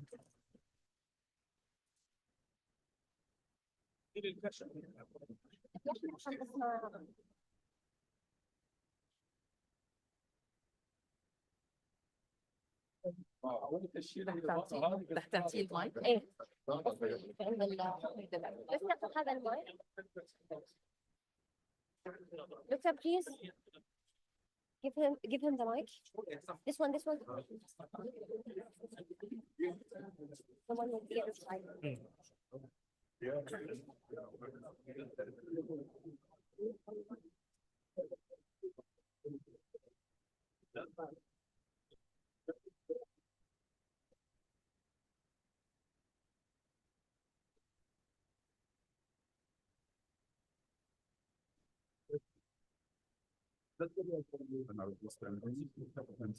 Yeah, no problem, sir. So once again, shall I put this? Not here. I can put it here because if I put it here, you cannot sit. It will be disturbed, right? So I can put it here. It will be comfortable.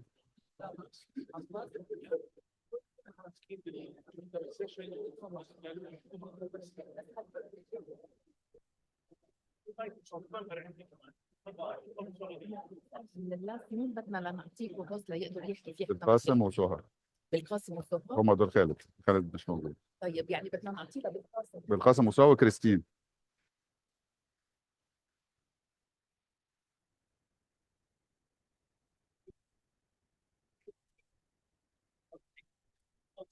هلو هلو هلو.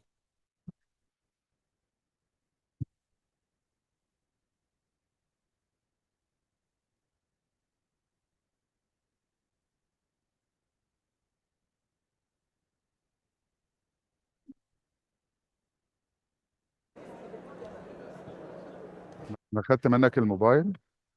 خدت الموبايل. اه اعطينا اشاره بس بدك We have تبلش two طيب microphones here. So if anybody wants, I could put here.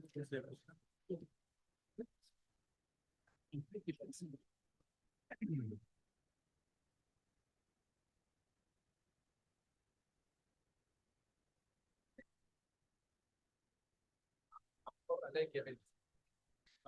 عمر عليك يا بنت.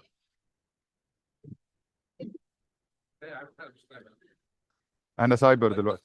سايبر.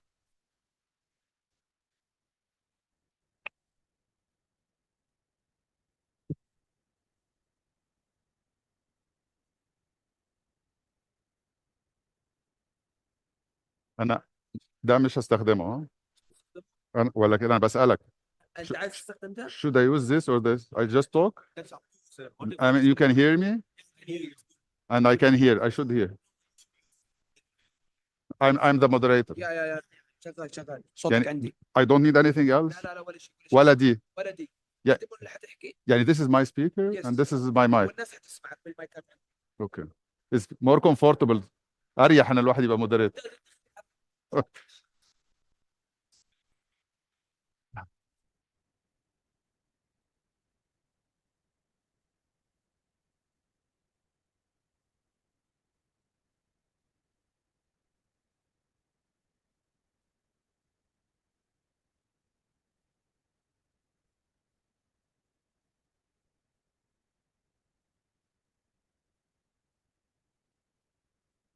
بس كانوا حاطيننا هنا فكان هنكلم الناس بظهرنا. كانوا حاطيننا هنا الاول. هنكلم الناس بظهرنا مش حلو. فعملناها كده.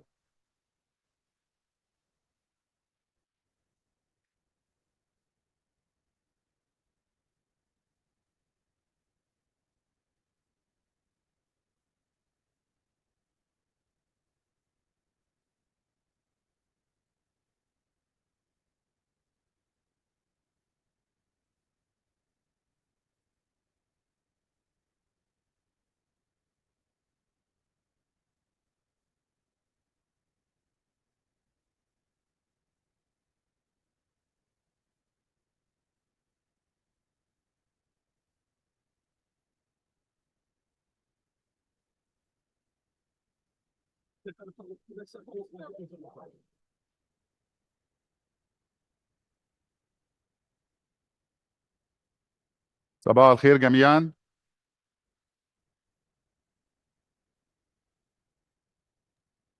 صباح الخير دكتور أيمن. صباح الخير. صباح الخير دكتور أيمن.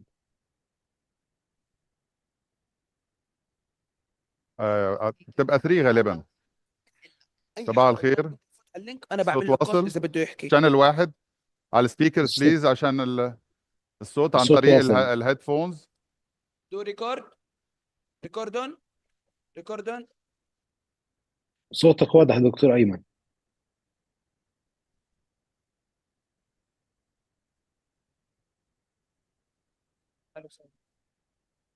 ريكوردون. صباح الخير جميعا. النهارده بنرحب بيكم في هذه الجلسه الاوبن فورم رقم 11. الاوبن فورم رقم 11 on digital cooperation in the Arab region. نظرة المنطقة العربية للديجيتال كوبريشن نظرة وراها خلفية منهجية خاصة بعدة بروسيسز بتكون مفهوم الديجيتال كوبريشن عندنا. هل الصوت واصل؟ واصل دكتور، سامعين حضرتك. حضرتك سامعنا؟ لو في واصل يا other دكتور mics واصل. please shut down the other mics. وهنخلي بس المايكس مع السادة البانلست الموجودين هنا. مرة تانية عنوان هذه الجلسة الأوبن فورم رقم 11 في القاعة 10 بعنوان ديجيتال كوبريشن in the Arab region. ومفهوم الديجيتال كوبريشن عندنا مؤطر مؤسسيا وفقا للتايتل اللي كان موجود دلوقتي قدامنا، وهو ارتباطه بالبروسيس الخاصة بالقمة العالمية لمجتمع المعلومات وهي ال World Summit on Information Society، ومرتبط كذلك بكافة المسارات الدولية وأحدثها هو الجلوبال ديجيتال كومباكت. وبالتالي العنوان التأسيسي هو ان احنا بنعمل راوند اوف كونسلتيشنز بعد ما عملنا فيرست راوند في دبي في This is the second edition of the Arab Consultative Conference on the WSIS Plus 20 review and the Global Digital Compact process. هنتكلم عن الباكت اوف ذا فيوتشر جلوبال ديجيتال كومباكت والديكلاريشن اوف فيوتشر جنريشنز از اطار كونتكست لهذا الحوار، وفي نفس الوقت هنحاول نعطي يجاوب على بعض النقاط الاساسيه في هذه المحاور، ونعطي وقت ان شاء الله فلور وريموتلي من خلال الزوم. اول حاجه احب اعرف الضيوف اللي معانا.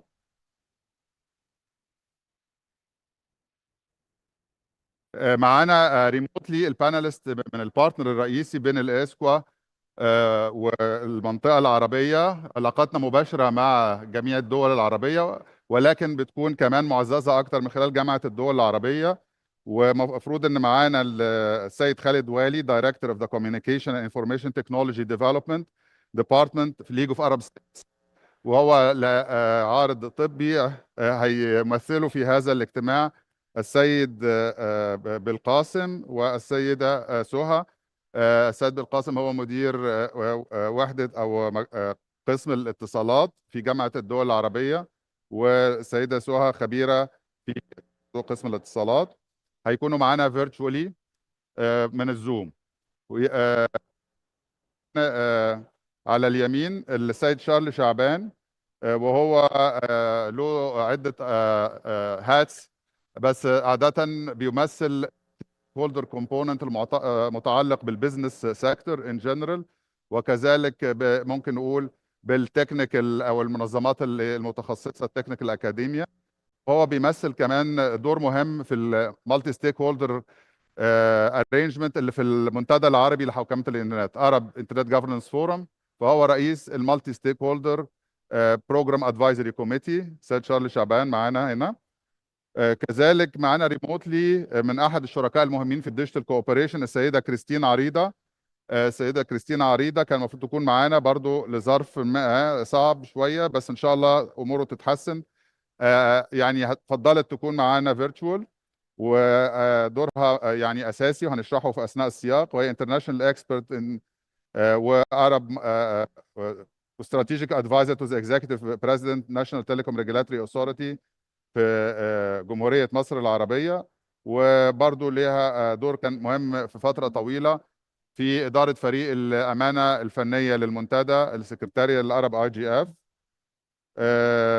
وعلى يسار معنا السيد قصي الشطي موجود معنا فيزيكلي، وهو خبير دولي في مجال حوكمة الإنترنت، وكان رئيس أول لجنة للمالتي ستيك هولدر ادفايزري كوميتي في الفترة من 2012 ل 2014، وهي المرحلة التأسيسية للأرب IGF.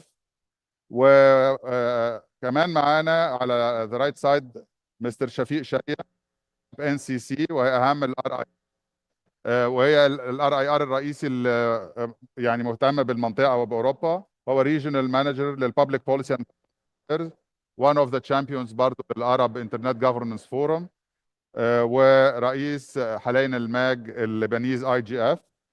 ولاست نوت من اهم الشخصيات الوسس بصفه عامه، وهو هيكون تاسيس للندوه النهارده، السيده نرمين السعداني، وهي حاليا بتشغل منصب ريجنال فايس بريزيدنت ميدل ايست للانترنت سوسايتي، بالاضافه لادوارها كده مع الاداره المصريه. معانا كمان السيده ميرنا بربر من فريق الاسكوا في فريق الديجيتال كوبريشن اند ديفلوبمنت، وموجوده معانا ريموتلي، وهتكون تتابع معانا هذه الجلسه ومخرجاتها، وكمان الريموت انكوايريز. ومن هنا معانا من تيم الاسكوا برضو السيده ريتا وهبي من فريق الاسكوا البحث والدعم البحثي، وهتكون معانا نتابع الاسئله وتقدم الملخص في اخر الجلسه. طيب without further ado خليني اقول بسرعه الستوري بتاعتنا هتمشي ازاي النهارده. ببساطه احنا الموضوع الساعه ونص ده لازم يكون ان شاء الله في شكل جورني، هنمشي مع بعض نتشاور وناخد اراء فيما يخص الرحله اللي قمنا بيها كلنا في المنطقه العربيه مواكبه للعالم ابتداء من 2002 2003 2005، وهي ليها سيجنيفيكانس معين وما انتهت اليه حتى الان. ثم بنعرج على اشياء معينه ظهرت في 2006 ومستمره حتى الان، ثم اشياء جديده مسارات اخرى ظهرت في 2019 ومستمره حتى الان. فلقينا ان الكرونولوجيكال ديسكورس هو هيكون انسب طريقه نتحرك فيها في المسار ماذا يحدث، ولانه كل الاشياء دي حاليا ما زالت فايبرنت وما زالت محل التجديد والتطوير، فهنحاول نقسم الاسئله بشكل يتعرض للبروسيس الاقدم ثم الاحدث ثم الاحدث ثم الاحدث. ببساطه هنبدا من الويسس، وحضراتكم سمعتوا كتير للضالع في هذا الامر او اللي هو جديد عليه ان احنا الفتره دي فاضل لنا 10 شهور على التجديد الثاني للقمه العالميه لمجتمع المعلومات، حيث انها بدات في 2003 في مرحلتها الاولى في جنيف، 2005 في تونس، وصدر عنها تونس اجنده، لكن صدر عنها كمان تعرف على اشكاليات كبرى كانت اعظمها واكبرها في منطقه التمويل، وده موضوع لا ينتهي، ولكن في موضوع حوكمه الانترنت. فاذا في 2003 اللي هي بدات في 98 في مينيابوليس، ناس والستيك هولدرز من خلال البلاني بوتنشري اللي كان في مينيابوليس 98 قرروا ان لابد من دخول الاي سي تي لعالم التنميه وعالم التعاون الدولي، وبالتالي حطوا هدف يكون في قمه عالميه. وطبعا انا فخور ان انا بذكر الموضوعات دي لان انا واكبت الاشياء دي كلها يعني لايفلي في الكارير والبروفيشن بتاعي من ايام قبل اليونايتد نيشنز لما كنت لسه في الاندستري. ف 98 كانت لحظه فارقه مش بس في الويسس وفي تشكيل الايكان وفي تشكيل امور كثيره على مستوى العالم. فالامور دي ما زالت ممتده. الويسس يدخل في تفريعاته، تم مراجعه الويسس بلس 5 ثم مراجعه الويسس بلس 10، وبذكر السيده نرمين في الاداره المصريه وقتها كانت مسؤوله جلوبالي عن موضوع الويسس بلس 10 ريفيو 2015. وفي هذا الوقت نظروا باكورد 10 years ولقوا ان من الاهميه بمكان ان تستمر الويسس ل 25. النهارده في سنه 2024 فاضل ايام وندخل 25، هنشوف هنجدد الويسس العالمي بشكله بمضمونه بهيكله، ولا هنغير في الامور دي ولا هنلغيه، محدش عارف، لكن هيبان من الحوار. طيب يبقى دي بروسس النهارده وصلت لمرحله التجديد الثاني للويسس بلس 20، واحنا شاركنا من خلال الدوره الاولى اللي عملناها هذه السيشن في دبي يوم 22 مايو اللي فات، وعملنا الفيرست كونسلتيشنز. هنبني عليها النهارده لان في متغيرات تمت من مايو لغايه النهارده، يعني 7 شهور مش شيء بسيط في عمر الانترنت، وكمان بقى سريع في عمر البوليسي ميكنج which is good news. طيب يبقى اذا دي اول كونتكست هنتكلم فيه، وبعدين هنتكلم عن المسار اللي نتج من في قضيه الانترنت جوفرنس، وظهر في تونس اجنده في شكل الدعوه لانشاء المنتدى العالمي لحوكمه الانترنت. طب نحضر الدوره 19 ليه، والتاني مره في المنطقه العربيه، حيث اول مره كانت في شرم الشيخ 2009. اذا هنسال السؤال الثاني النهارده حول الاي جي اف العالمي وكذلك العربي اللي انشأناه في المنطقه في سنه 2011، وبدأت فعالياته في 2012 بناء على مبادره من الاسكو في 2009 في شرم الشيخ، حيث كان الاي جي اف العالمي موجود في المنطقه، وقلنا آن الأوان إن احنا نرتب أمورنا في خلال سنة سنتين يكون عندنا منتدى عربي. هيكون ده السؤال الثاني النهارده للبانلست ولحضراتكم. إذا احنا النهارده هنسأل ماذا يحدث الآن؟ ما يحدث الآن هو اكشلي مش تجديد للويسس كما فقط في خلال 10 اشهر، ولكن تجديد للاي جي اف برضه. هل الاي جي اف هيفضل بشكله مضمونه بهيكله، ولا هناخد آراء ونساهم في تشكيل جديد؟ يبقى السؤال الثاني حول البروسس التي ولدت في 2006 حتى الآن، حيث جدد لها في 2015 ل 25. فاحنا في لحظة فارقة. الحاجة الثالثة مختلفة تماما، مسار لا يعني يمت إلى تونس أجندة عضوي، انه هو كانت رؤية الأمين العام للأمم المتحدة في 2018 2019. المفهوم العنوان بتاعنا اللي هو الديجيتال كوبريشن، فكر في عنوان جديد، لانه لقى ان من 2006 ل 2018 في اشياء كتيره ما زالت تو كامبس شغالين، كل كامب لوحده. كامب المالتي ستيك هولدر شغال وبيطلع حوارات ومسجز، بس مش متصل بالمالتي لاترال بشكل كافي. وكامب المالتي لاترال اللي هو كان يتوقع اشياء اكتر مما نتجت عن تونس اجندا، وكان واخد جنب شويه وبيحارب في موضوعات لها قيمه مهمه، وخاصه قضايا السياده ودور الحكومات. فالامين العام لما قرينا توجهه في 2018 بمصطلح الديجيتال كوبريشن وما تحتويه من ريبورت الهاي ليفل بانل اللي حصل، كان بيتكلم على تقارب كبير جدا من كل المسارات، تقارب بين المالتي لاتراليزم والمالتي ستيك هولدرزم، ونتج عنه من 3 شهور بالظبط في مضمون وسياق سامت اوف ذا فيوتشر، نتج عنه الجلوبال ديجيتال كومباكت واشياء اخرى. فده هيكون سؤالنا الثالث. هو مش خلص خلاص من شهرين 3؟ حتى زملائنا واحنا بنتناقش بنرتب ما فيش جديد. لكن النهارده الصبح فيليبو زي ما شفته في جلسه في الورك شوب نمبر 7 قال اللي انا كنت هقوله، قال لا احنا شغالين، على فكره احنا ساكتين بس شغالين. واي ثينك ذات واز جود نيوز فور ايفري ون. فاحنا هنناقش فيها ايه؟ اللي بنناقشه هناك هنبتدي نناقشه معاكم، وهو مرحله التنفيذ، تنفيذ الجلوبال ديجيتال كومباكت. واخيرا ليس اخيرا هنتكلم على ازاي كل البازل دي تركب مع بعض.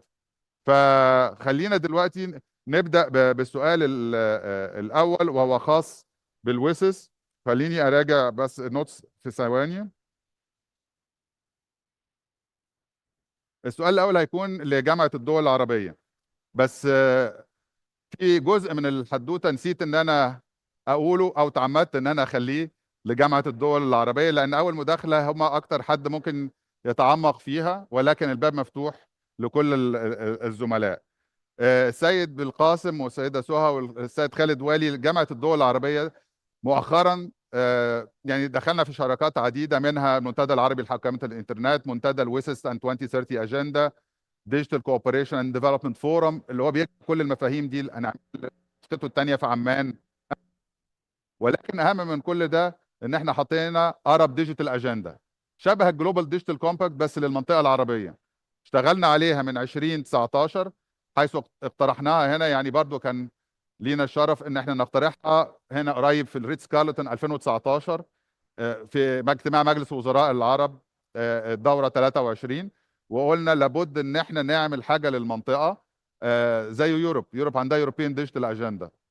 فاحنا هنرتب امورنا ونعمل منظومه عمل نشتغل على الارب ديجيتال اجندا. خدنا قرار في 2019 ان احنا نحط رؤيه، الاسكو حطت رؤيه في 2020. اشتغلنا مع كل الدول وكل المنظمات الامميه والجامعات، الجامعه العربيه ومنظماتها، وانتجناها واصبحت النهارده الاجنده الرقميه العربيه معتمده على مستوى مجلس وزراء الاتصالات العرب، القمه الاقتصاديه والاجتماعيه العربيه، والاهم على مستوى قاده رؤساء وملوك الدول العربيه. فالاجنده الرقميه العربيه دي مقدمه بتاعتها. واعتقد ان السؤال دلوقتي حول الويسس، لان دي اول حاجه هنتكلم عنها. والاجنده الرقميه العربيه موجه للزملاء من فريق الامانه العامه لجامعه الدول العربيه، وهي الامانه الفنيه لمجلس الوزراء وشريك في الاجنده الرقميه وفي منتدى الويسس العربي. فلو معانا السيد بالقاسم زوم صوت لو واصل عند حضراتكم. صباح الخير. صباح الخير. انا مش سامع بالقاسم، انتوا لا، سامعيني؟ أنا سهى. سهى، أهلا، حد صباح سامعها؟ الخير على الجميع. سامعني؟ انا مش سامع. فهتحكوا لي بقى ولا؟ صباح الخير على الجميع. هم قالوا مش هحتاجها. سامعني دكتور أيمن؟ السادة الحضور. اوكي. سهى اتفضلي. سيدة سهى اتفضلي. لسه ما سمعتكيش. صباح الخير. سامعني كده؟ علي صوتك. اتفضلي. صباح الخير كده، مسموع صوت؟ ايه تمام. تمام. صباح الخير عليكم، صباح الخير يا دكتور أيمن. زملاء، صباح الخير. دكتور كريستين عريضة، أستاذتي وزميلتي العزيزة. طبعا زي الدكتور أيمن، أنا طبعا كنت راكبة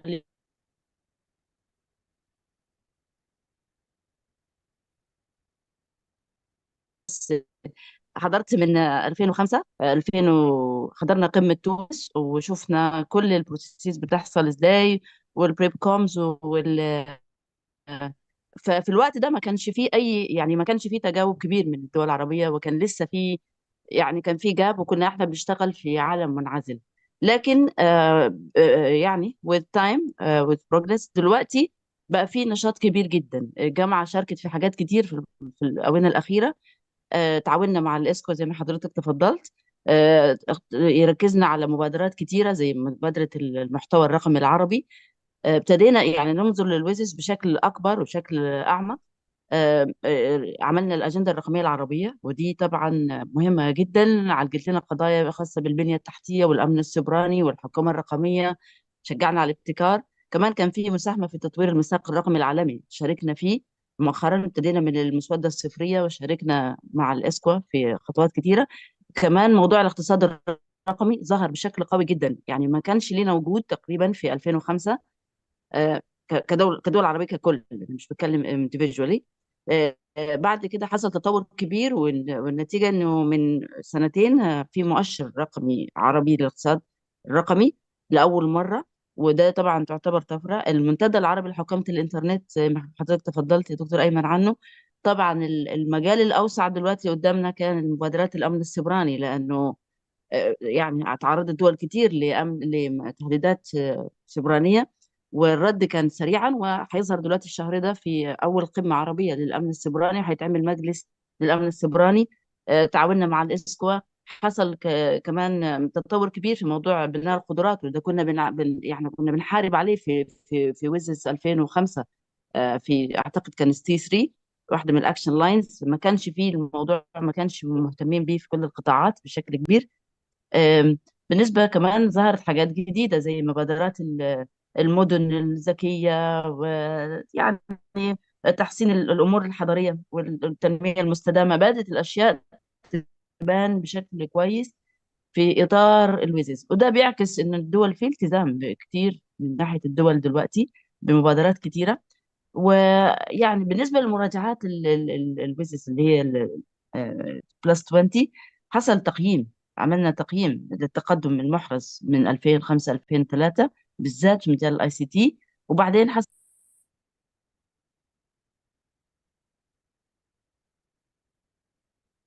الصوت راح. الصوت راح، حد سامع؟ الصوت راح.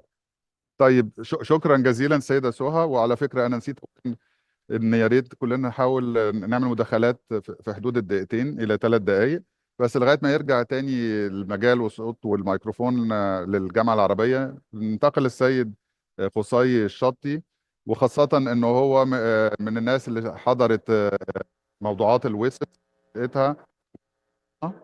فيا ريت لو تدينا نبذة عن رؤيتك لموضوع الويسس، وقبل ما ندخلش في الجي دي سي دلوقتي، الويسس مينلي والارب ديجيتال اجندا لانها انبنت على الويسس اكشن لاينز.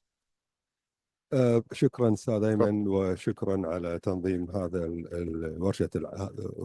ورشه العمل. سامعين؟ هل التحدث بالعربيه مناسب؟ أوكي. الحقيقه اذا راينا الارب ديجيتال اجندا او اجنده التعاون الرقمي العربيه، وهذه الاستراتيجيه، وقارناها ب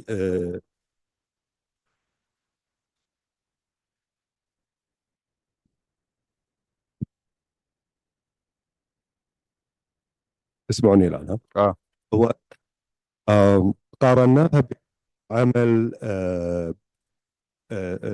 القمه العالميه لمجتمع المعلومات. هناك تطابق طبعا كبير، خاصه فيما يتعلق بموضوع الاكسس او النفاذ الى خدمات الانترنت، والى الديجيتال بابليك انفراستراكشر او البنيه التحتيه الرقميه العامه، وتطرقها الى مفاهيم مثل البيانات العابره للقارات وحوكمه هذه البيانات، وايضا مواضيع المتعلقه بامن المعلومات السيبرانيه، إضافة إلى المواضيع المتعلقة بحوكمة العربية. لكن ال ال ال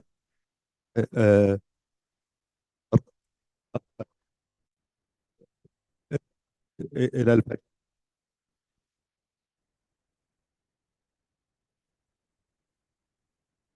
شكرا شكرا. لكن الأجندة العربية تتطرق أكثر إلى خلينا نقول ردم الفجوة بين الدول العربية في هذه الموضوعات، وهذه تحديات قائمة. يعني مثلا إذا أخذنا اليوم موضوع النفاذ إلى الإنترنت، ورغم مرور أكثر من 25 سنة على انعقاد القمة العالمية لمجتمع المعلومات، التفاوت بين الدول العربية في النفاذ إلى الإنترنت كبير كلفة وجودة وسعة. موضوع السعات العريضة أو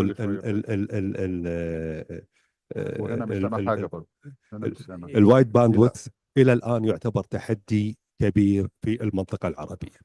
وجود نقاط التبادل الاي اكس بيز في داخل الدولة العربية وبين بعض الدول العربية أو الإقليمية يعتبر تحدي كبير. يعني الايسوك قام بمشروع جيد في القارة الأفريقية لإنشاء اي اكس بي بين الدول الأفريقية، ولكن احنا ايضا على المستوى الوطني عشان حتى نخفف عبء الانترنت ونخفف نعمل اي اكس بي محلي ما بين المشغلين او اقليمي، الى الان هذا يعتبر تحدي كبير.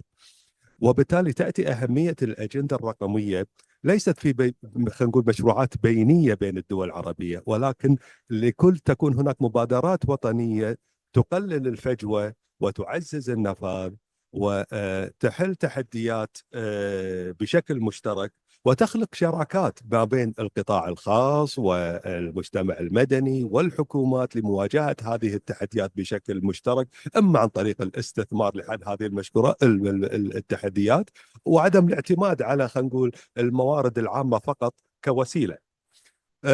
وبالتالي بوجهة نظرنا أن الأجندة الرقمية هي أجندة طموحة نتمنى أن تكون هناك مؤشرات لقياسها وتنفيذها وتعالج التحديات التي نعيشها اليوم.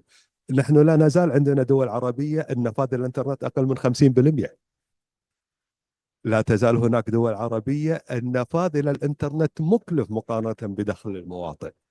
في المقابل هناك دول عربية النفاذ إلى الإنترنت ما راح نقول وصل 100%، ولكن نقول 99%، مثل ما احنا اليوم في المملكة العربية السعودية على سبيل المثال، وكلفتها أقل. فاليوم دخلنا في المعادلة الدولية أن الدول الشمال اللي انترنت الاشتراك بالإنترنت أقل كلفة وأكثر نفاذا، وكنا نقول عن دول الجنوب النفاذ إلى الإنترنت أقل كما ولكن أعلى كلفة. اليوم الدول العربية تواجه نفس الموقف. الدول المتقدمة تكنولوجيا أو متقدمة في البنية التحتية كلفة النفاذ للإنترنت أقل، في حين أن الدول التي ذات الدخول البسيطة أو الضعيفة كلفة النفاذ للإنترنت أغلى من وجودها في دولنا المتقدمة في هذا المجال. وبالتالي هذه كلها تحديات تنظر لها الأجندة الرقمية العربية ونتمنى معالجتها. وشكرا استاذ. شكرا جزيلا. الحقيقة المداخلة الجاية تكون للسيد شفيق شيا. قبل المداخلة أحب أعلق برضو على نقطة الأجندة الرقمية العربية. فعلا الأجندة الرقمية العربية لما حطيناها هي بتجابه مشاكل كبرى ما زالت موجودة، ويمكن بينشئ مشاكل في الديفايد، الديجيتال ديفايد أحدث، سواء بوليسي ديفايدز أو في الكونتنت أو في مسائل الخاصة بالاي اي أو لكن الجميل في العرب ديجيتال أجندة إن هي اتبنت بمنظومة مبنية على القياس، وده الوحيد اللي يمكن على مستوى العالم وكافة القارات ما عدا أوروبا. احنا واوروبا عندنا منظومه قياس انترنزك جوه مفهوم الاجنده الرقميه العربيه، اللي هي عباره عن بوصله فيها اين نحن واين نبغي ان نكون في خلال 10 سنوات، متقسمه لثلاث مراحل زمنيه: 4 سنين، بعدين 3 سنين، وبعدين 3 سنين. فعندنا مش بس بيز لاين، ولكن عندنا نيجوشيتد تارجتس لكل جول. عندنا 35 جول في متقسمين على 5 مجموعات كبرى. ال 35 جول دول بيغطوا موضوعات خاصة بالسياسات بصفة عامة، بالنفاذ، البنية الأساسية، البنية التشريعية، الأمن السيبراني، وكذلك موضوعات الديجيتال ايكونومي وموضوعات الشركات والإيمرجنج تكنولوجيز والاي اي حتى الكريبتو كارنسي. يعني كل الموضوعات الخاصة بالديجيتال ايكونومي وصولا الى استخدام الاي سي تي سيكتورز عندنا بعد تعزيزها في خلق فرص عمل في التصدير. كذلك بتروح للديجيتال ترانسفورميشن وبتشوف موقعنا ايه في الدول وازاي نحسن متوسطاتنا العالميه، مرورا بالاي هيلث والاي ايديوكيشن ومستقبل العمل وما الى ذلك. في كمان في شابتر مخصوص للكالتشر والميديا بيتعرض لامور خاصه بالسوشيال ميديا والكونفرجنس وغيرها من الامور. لكن ذا جود نيوز ان احنا ما فيش عندنا حد بيعتقد انه وصل الى الكمال. فقبل ما نخلص الاولى اتفقنا على تحديث ليها في خلال 2 سنين. فاحنا في الفتره دي بنحدث كمان، بنضيف جولز جديده، بنعدل في بعض الاشياء حتى ان هي تغطي موضوعات المناخ، الكوكب، الزراعه، المياه، حتى الاستخدام السلمي للفضاء الخارجي والذكاء الصناعي. الاسبوع اللي فات عملنا اجتماع كبير عن الذكاء الصناعي، تكنولوجياته وصناعاته وحوكمه الذكاء الصناعي من 4-5 ايام، وكان معانا الدكتور حسين بدران بوجه له تحيه معانا النهارده وزملاء اخرين. فهي عباره عن اطار عمل حي، واللطيف كمان ان هو مع حبنا للجي دي سي وان احنا لسه هنحط له اطار تنفيذي، بس في الارب ديجيتال اجنده اتحط الاطار التنفيذي قبل اعتمادها. فهي تشمل جواها اطار تنفيذي لدعم التنفيذ ودعم القياس وللتسيير والاستدامه. فالامور مبشره باذن الله. ومن هنا انا بروح كمان مره تانية، بما ان الاداه اتبنت على فلسفه الاكشن لاينز وتقاطعتها مع 2030 اجنده، السيد شفيق شيا يحكي لنا عن رايه في المبادرات المهمه والشراكات بالذات فيما يخص امتداد الوسس ودور الستيك هولدرز المختلفين وعلاقته بالارب ديجيتال اجنده في الفتره القادمه. سيد شفيق شيا، اتفضل. Thank you, Ayman. First, thank you for the invitation and thank you for being today with us. These discussions are really very important to share insights from the different stakeholder groups. So directly to your question, Ayman, I believe that from the technical community and namely from RIPE NCC, to have an inclusive, multi-stakeholder and impactful action lines, we need to have a strong partnerships and collaborations. These partnerships and collaboration should be in accordance and with the WSIS principles and objectives. Let me highlight three main pillars where our activities as RIPE NCC and let's say technical community intersect with the WSIS action line and GDCs. So direct to the point, I will go first to the first action line, which is the internet infrastructure resilience, which is action line number 2. When we talk about internet infrastructure resilience, we talk about connectivity, we talk about security, we talk about how we can connect people to the internet in a meaningful way. So to do this, we had partnerships, we had collaboration with multiple governments and regulators. And I believe we achieved a lot during the last 2 years, where we can see now the region is championing in IPv6 and routing security. Another point that I would like to tackle in the infrastructure from infrastructure perspective is the IXPs. IXPs are very internet exchange points. These are very important hubs to host local contacts, because one of the challenges is to have our content hosted outside our region. Another advantage of the internet exchange point is to have a traffic and to keep the data local, which keep our data secure, and this endorsed with the privacy from the WSIS action lines. I will go to the second pillar, which is the WSIS action line number 4, capacity building and knowledge sharing. And this is a very important point. Without capacity building, without knowledge, we can do nothing. What we saw in the last years working in this region, we are consumers for the technology. We are not innovators. So to be innovators, we need to have the knowledge. We need to have the tools. And once again, technical community and RIPE NCC are there to offer these tools, to support members, to support governments with the necessary expertise in infrastructure. So this is very important point. We need to take it in consideration. And the last pillar that I see an important takeaway for the WSIS and action lines is the action line number 11, which is ensuring collaborative internet governance. And this is a good example. We are here today collaborate. Without collaboration, as we said, إيد واحدة ما بتزقف. We need all the expertise from all the stakeholders to have an impactful actions and to achieve our goals nationally and regionally. And here, last point is, it's not about only collaboration between the stakeholder groups. It's collaboration between the technical community, the UN organization, the League of Arab States, all the organization regionally and nationally, plus the collaboration between NRIs that we discussed yesterday. We need to have this collaboration at the national and regional level to have these impactful achievements. Thank you, Ayman. Thank you, Shafi. Very interesting. And you brought to the table something that comes also in the real time to mention it. Part of the Arab Digital Agenda is what you exactly mentioned, the collaboration and partnership framework, and the platform for this collaboration partnership framework. And we have with Rita here now some brochures for the collaboration and partnership framework.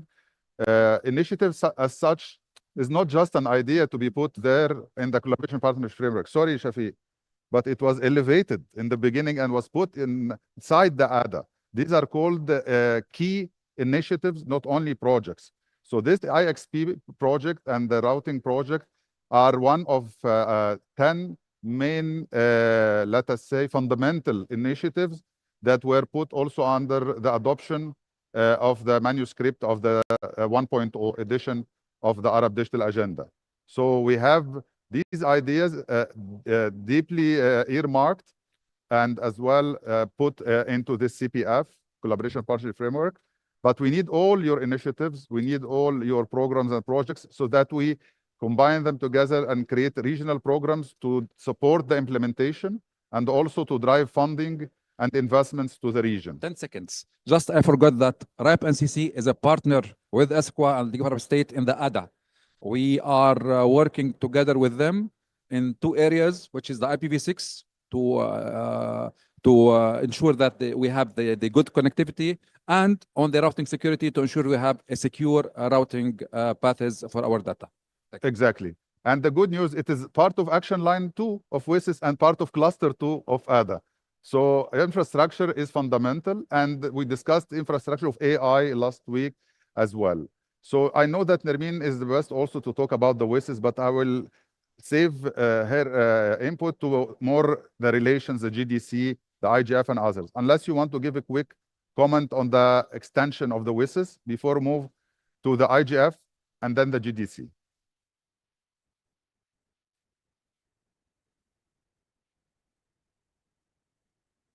Thank you so much, Ayman. I just want to just build quickly on the introduction that you have made and of course the deliberation of my colleagues and highlight how can we make the Arab voice more impactful when it comes to the review process of the WSIS plus 20 and of course the IGF and the GDC and so on.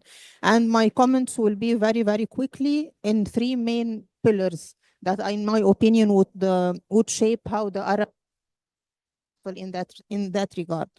The first is that we should have an Arab digital agenda, and this we are lucky to have the ADA, and it was very much promising to have the ADA modality when the ASQA was starting to shape it up as a multi-stakeholder model. So they seeked input from all stakeholders to contribute to the document or to the agenda itself.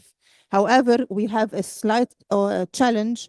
How are we going to implement this? And this is something maybe we can discuss later, but it's very, very important that we don't only stop at the drafting of the agenda itself, but rather to look at the modality of how are we going to implement, because this will be very impactful, that the Arab goes to the process of the review when they have one voice and one solid vision about the different issues and the different tracks of the WSIS, the GDC, and the IGF even. The other very important component is, is to be open to consult with regional groups. Yes, we do this, but it's not very solid in the way we do the business.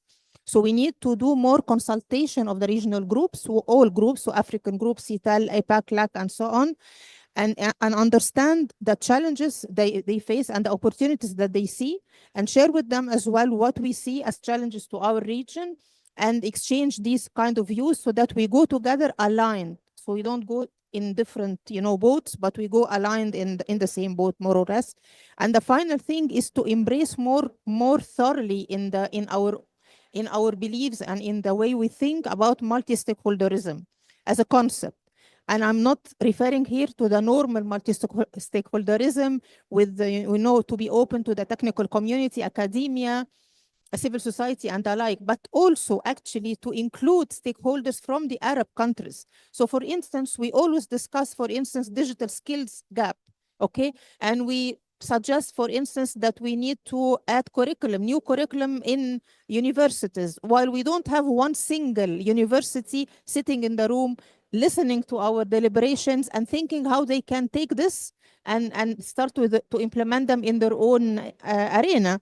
So we need to include our own stakeholders, whether they are private sector, whether they are academia and NGOs and so on, so that we can embrace the multi-stakeholderism bottom up from our own communities, as well as to be open, of course, to multi-stakeholder approach or organizations from the rest of the world. Thank you so much, Ayman. Thank you so much, Nermeen. And now we continue the story. As we go with the story, what started in 2003, 2005 will continue because it's still alive. But we'll add now the new aspect on newborn IGF end of 2005, and it really took shape in 2006. In Athens, we met, most of us, in the first year of IGF. I remember me and Qusay were skeptical, but he always told me the process will grow. Let us see in 2007 and let us see afterwards. And the process took shape, and now we are in the 19th edition. So I said this before, but I would like to now mention a little bit the Arab IGF. The Arab IGF started, as I said, with an idea in 2009, and the first edition was in 2012 in Kuwait with the support of the Kuwaiti government and kids, and especially our champion, Mr. Qusay. We had established the AMAG, or the MAG of the Arab IGF, in the beginning of 2012. We did a open consultation with all stakeholders. RIPE was there at that time. Many other, like ICANN, like ISOC, and operators, and so on and so forth. So it started there. We did several iterations. In Algeria, I have Algerian colleagues today with us. And then in Lebanon, in Egypt, we passed by Tunis, by Morocco. We did many junctions in the way. And now the Arab IGF 7 will be taking place in Amman as part of the Digital Cooperation Development Forum during 23 to 26th of February. And we have also a brochure on that, which is the orange brochure on the event.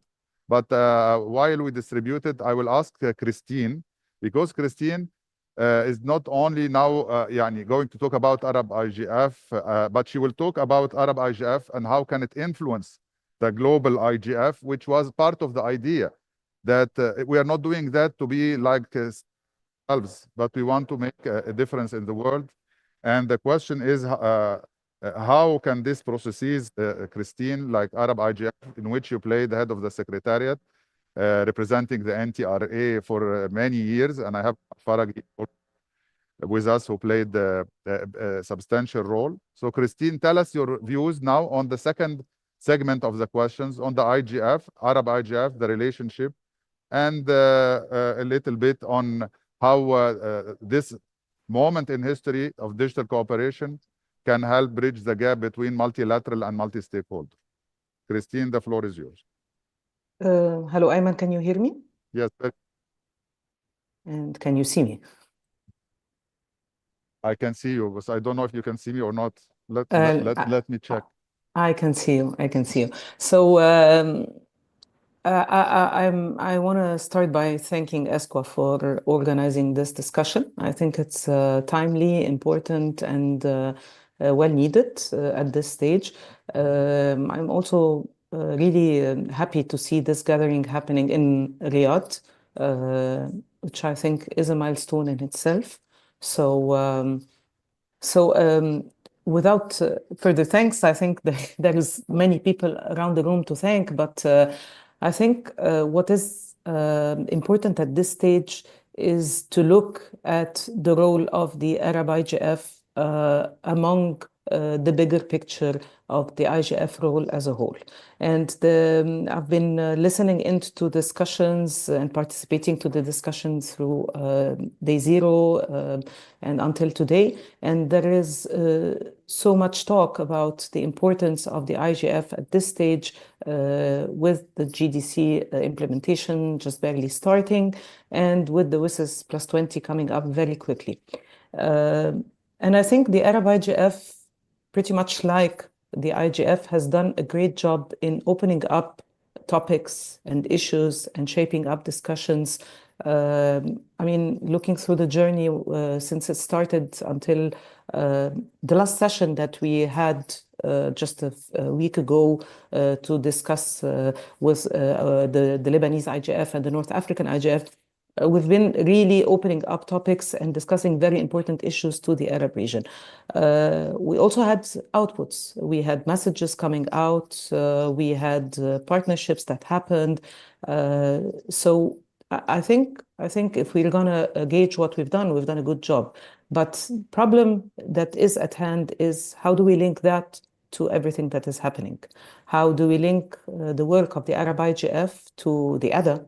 to discussions among the Arab group in ITU, to discussions among Arab member states in New York.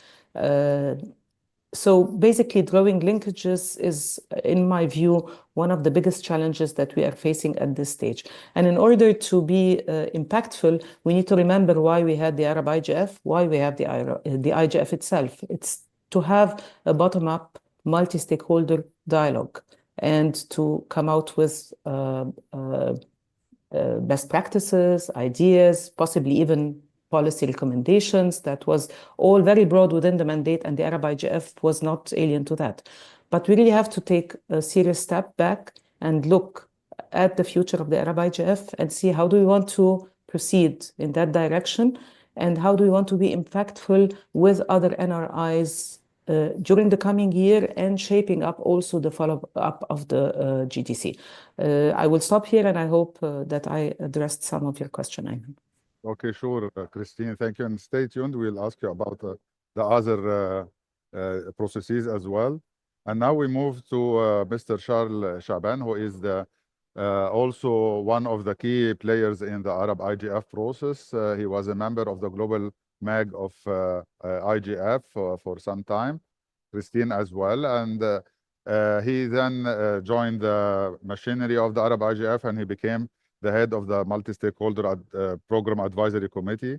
So the AMPAC, Arab Multi-Stakeholder Program Advisory Committee, how do you consider the global IGF themes this, and how did we take it into consideration while we were planning the Arab IGF themes for next February, inshallah? And if you would like to shed light on your thoughts on the extension of the global IGF, and let us say the also evolution of the Arab IGF. But the floor is the order as you like. Thank you, Ayman. But we have 2 to 3 minutes, so I will not cover everything. I'll try to cover whatever I can. Well, thanks everyone for that. In fact, important question, and I think we can go back to the start when Qusay, my friend, was the head of the MAG, Arab MAG, today it was mentioned IXPs, for example. So when we started, even we used to know what our region needs. And based on that, we used to select the subjects we want to present for everyone in the Arab IGF. At the same time, the connection with the global IGF, we used to always take their themes in consideration. We used to think, for example, this theme is important for us too, so we keep it to be in harmonization with the global IGF too. But the main issue I think I should stress on is we were always putting our region in specific as the priority and what we need here more. Going to the next one in Amman, based on the global IGF and the local even, what we need, as I mentioned, we agreed that we will talk about 3 main themes this February. Hope to see everyone in Amman. We will have one first theme about artificial intelligence, ethics and legislation. The second one will be about the trust, especially data privacy and data governance. And the third theme, my colleagues and I, of course, we agreed on one internet and digital sovereignty. This will cover, by the way, what some people are discussing globally too about internet fragmentation. So these are the main three themes we will consider.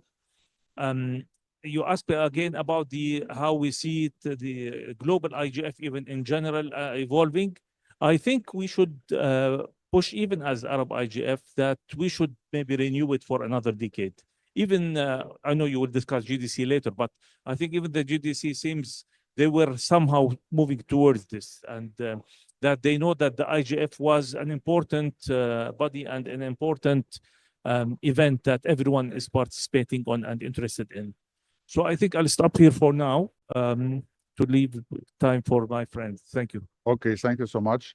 Now, if we don't have other interventions on the IGF or Arab IGF, we'll move to the GDC. But before that, I would like to give a chance for the floor inside and outside. If they want to ask 1 or 2 questions. Now on the WSIS, we finished the WSIS and the IGF segment. We will move to the GDC, which is another paradigm. and then the linkages between the two paradigms. So if we don't have any hands raised, I will, okay, Dr. Hussein Badran, one of the key members of the committee of Arab MAG and later the Arab Multi-Stakeholder Advisory Committee. Thank you. Thanks so much, Ayman. It's a pleasure to be here. It's an honor actually to participate in this. Thank you, Saudi Arabia, for hosting us. Very much appreciated. Regarding the wishes and contribution of the Arab states, I think having a common agenda for the Arab states is priority number one. And I'm very happy to see that we have the ADA and we're looking into refining it. I believe it's also very valuable that on the national level, the community can engage with its own delegate, with its government, to enrich the discussion, to raise the priorities. As we know, ultimately, it will be a multilateral negotiation, and every government will have a vote or have a voice in these negotiations to preparing the government's representatives with the priorities from a multi-stakeholder perspective, what is important to civil society, what's important to the private sector, to businesses, to academia, so that when their representatives go to New York and negotiate, they are armed with this information. Some countries are doing this already, but I hope that in the Arab region, we can approach our own governments and make them and arm them with this kind of information. Thank you. Okay, but before you leave, I will not leave you. Huh? I'm coming, approaching to you to ask something that people think it doesn't relate to WSIS. They think it doesn't relate to IGF, but it, from my point of view, does. Do you think that the AI is alien to the WSIS? WSIS cannot cover the AI and with the action lines of ethics, infrastructure, culture, media, and all these things. Because when we go to the GDC, I would like also to hear your views as we are renewing the WSIS. Yeah, I think technology, particularly emerging technologies, have a role to play in all these discussions in terms of not only in terms of deployment and infrastructure, but also on capacity building and businesses. They have an impact on business, they have an impact on the economy, and they have an impact on knowledge. So they have a role to play, and being aware of these concepts and how they impact us and having our voice raised is very critical. They have a role to play for sure. Very good. Thank you so much. So I will leave another version of the replies to every one of the panelists whenever they want, and to tell us how can the WSIS action lines cover emerging technologies. And I'm with the approach of Shafii to snatch the mic. Go ahead. No, because you know that, I need to leave in 2 minutes. I want this. So just to comment on the GDC, I believe the strategic location of the Middle East region and the advancement, the technology advancement that we are witnessing now, plus the openness of the region, could be really a leverage for our strength and to show our cases to at a global level at a GDC. So what we need to do is to take success stories, is to take our collaboration that achieve a lot of progress and achievements, and to share it with at the global level during these global processes like GDC and others. So I will stop here, and I would like to invite you at 1 p.m. workshop, room number 7. We'll have the Lebanese and the Canadian IGF workshop to show how a developing country as Lebanon and a developed country as Canada, both of them, they are leveraging their own multi-stakeholder approach for IGF. Thank you, Ayman, for the invitation once again, Shafii, and good luck for the end of this workshop. Thank you. Thank you. And once we finish here, we'll go to this workshop because ESCO is also participating in our colleague Mirna Barbar. So we will go, which room you said 7? 7, okay. So now I'll move to the GDC, and Mr. Qusay Shati is one of the international experts who dig deep and made a lot of dives while we were negotiating the GDC, Rev 1, Rev 3, and so on, and now the GDC. And can you just tell us what are the 5 objectives, just to give the audience a glimpse of these 5 objectives quickly? Until you are ready, I will just give the history of the GDC. The GDC started as an idea during the report on digital cooperation in 2019. Also, the idea of Tech Envoy Office, OSIT. And then in ESQA, we did contribute to regional consultations on this digital cooperation since 2019 in Berlin when we were IGF. And then during the COVID, and then we took it further in 2021 in the first edition of the Arab International Digital Cooperation Development Forum. In our views, we thought this is the way we can be in advance before even it is negotiated and before it went to the Summit of the Future and came up. So I asked Qusay on the main objectives of GDC, but let me explain the context. The Summit of the Future, the pact, had chapter 3, some articles related to science, technology, innovation, digital technology, and so on. But the main annex was the Global Digital Compact negotiated text, another annex on the future generations. But the objectives are the core of the core. So, Qusay, what are the 5 objectives of the GDC? Thank you, dear Ayman. But let me start from the previous topic, which is can WSIS and IGF accommodate emerging technologies? Okay, go ahead. And that will this be is the bridge.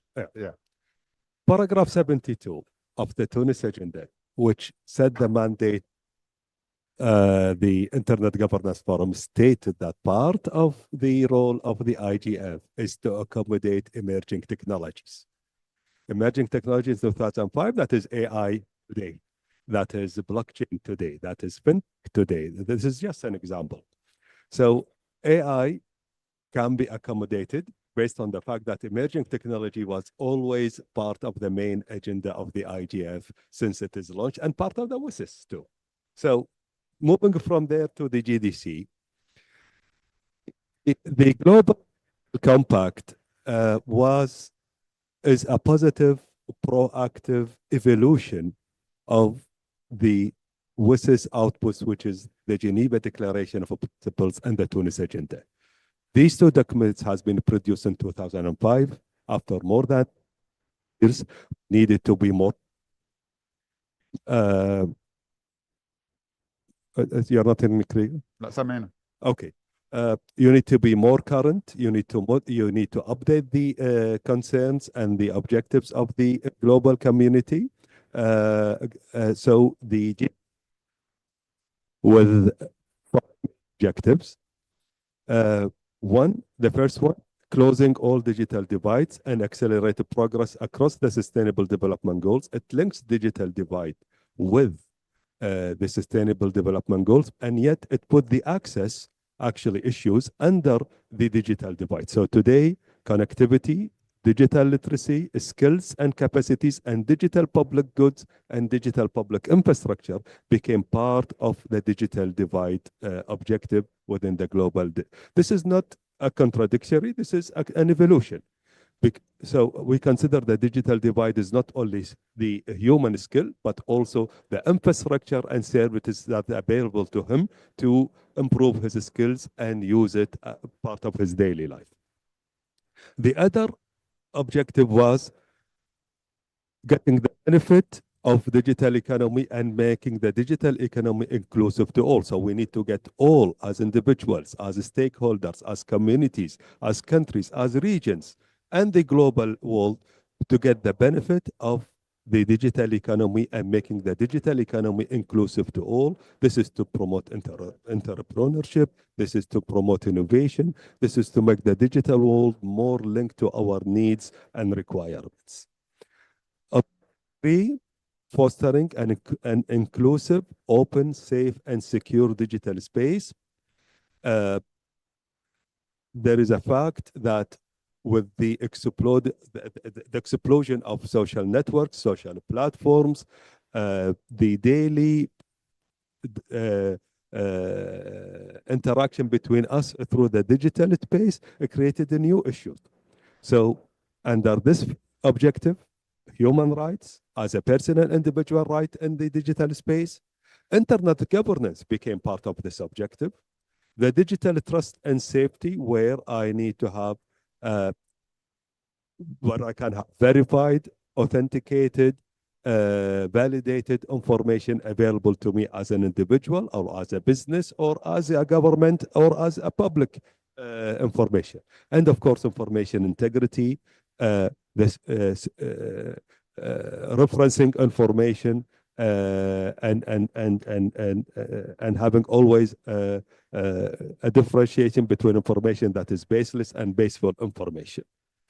Objective 4, advanced, responsible, equitable, and interoperable data governance approaches. Of course, this is a major issue today where we are talking about data privacy, security, including cyber security and security of individual, and what is called the data exchanges and standards. I have a good discussion with my colleague Mohammed Rashidi regarding exchanging data and standards in that regard.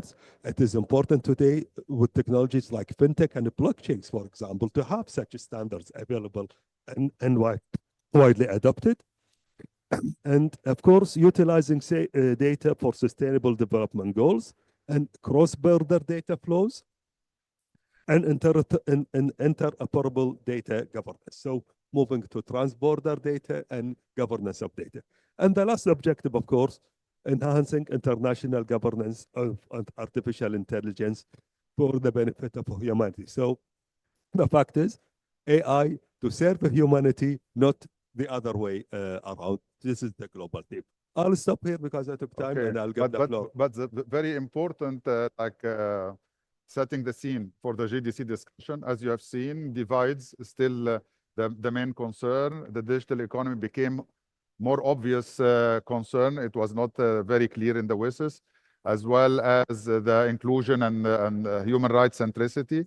And the last two objectives were focusing on the data governance and the AI governance. So anyways, it's a very important addition. They still can live together with the WSIS and GDC.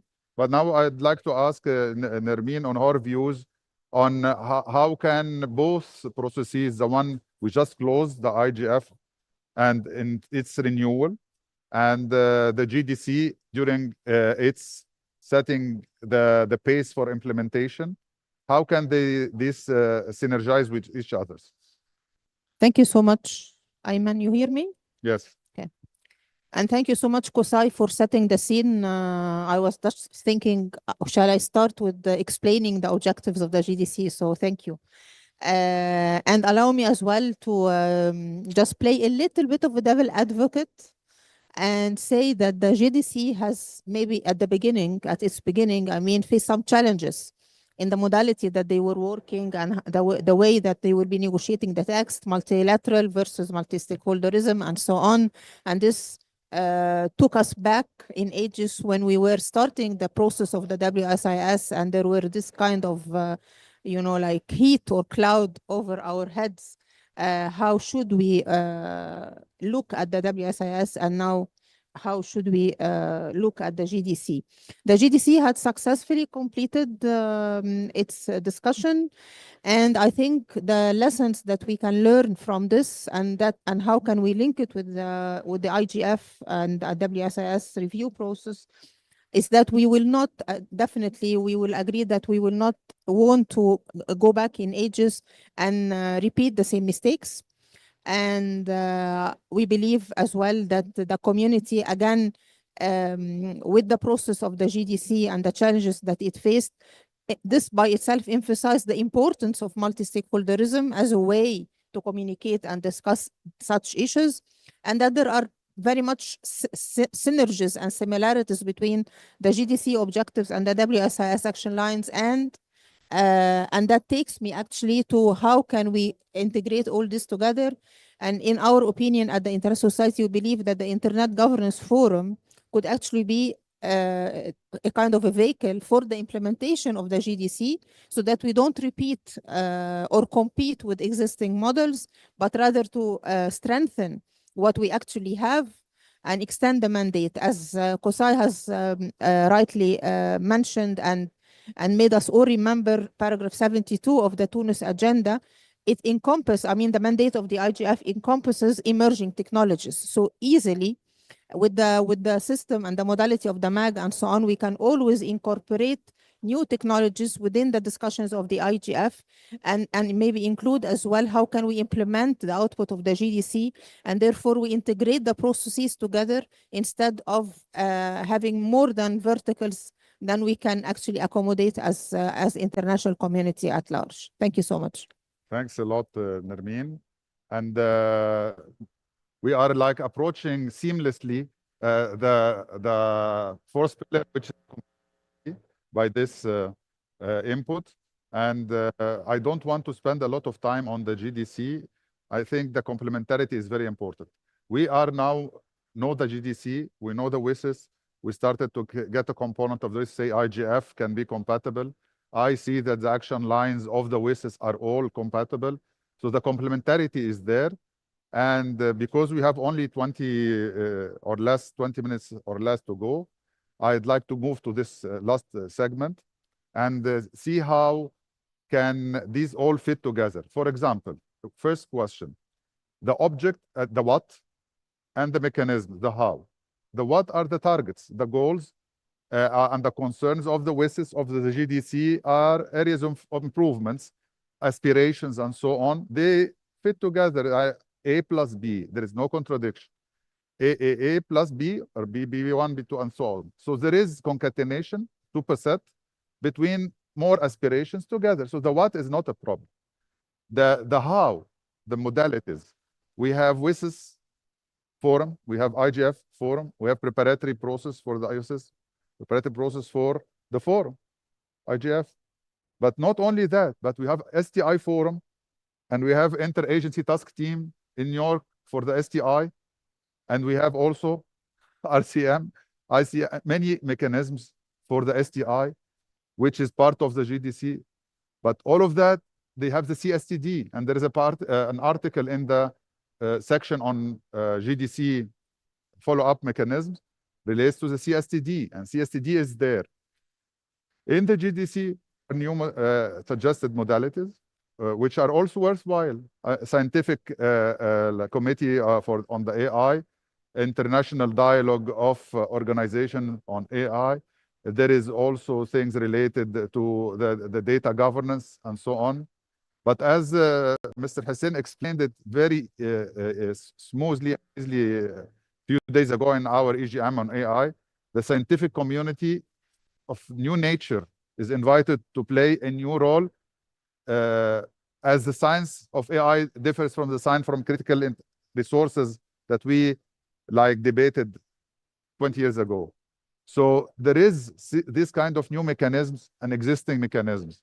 So how can we take from you some wisdom and give it to the kitchen that Filippo talked about in the morning, which I'm proud to be part of it, shaping the modality of implementation of GDC at the UN global level. So what would you give me as intake that I can bring to the design phase as Isabella has explained in the morning? Okay, you started, I felt you raise hand, but he got the hand first. So it's good to get the hands of the floor. Mohammed Al-Rashid is a good friend and one of the representatives of the young business entrepreneurs and leaders. Assalamu alaikum. Okay, I would like to emphasize more on Brother Qusay objectives that he mentioned under the the Global Digital Compact about data sharing and transporting of data. How this is impacting the community of the startups. I'm coming from the knowledge economy, so we are building startups and supporting startups, especially in deep tech. And this is a very important aspect that will impact three major stakeholders. The first stakeholder is the entrepreneur themselves, the founders, the startups. They would like to optimize. So optimizing their operation by remote workers working on these data. If there is no accessibility to these data to be shared, they cannot utilize the external talents. Building on top of the existing incubators of the clouds that are available anywhere globally with certain skill sets and certain technologies to access this as an entrepreneur. I cannot have the affordability to have it on-prem or within my jurisdictions. I can, via this data sharing and transporters of data, I can benefit out of that. Also, I'm going to benefit out from the multilateral partnerships that can be cross governments or private in a global scale, not within the country. The second aspect, which is very important, is about the investors. Investors today, as an entrepreneur or a startup, I'm always looking for scaling up. And investors is looking for a company that works on a global scale, not only on a local scale. So accessing other markets, if the data accessibility is not there, I cannot branch, I cannot transport, I cannot scale. So today we are working in a global village.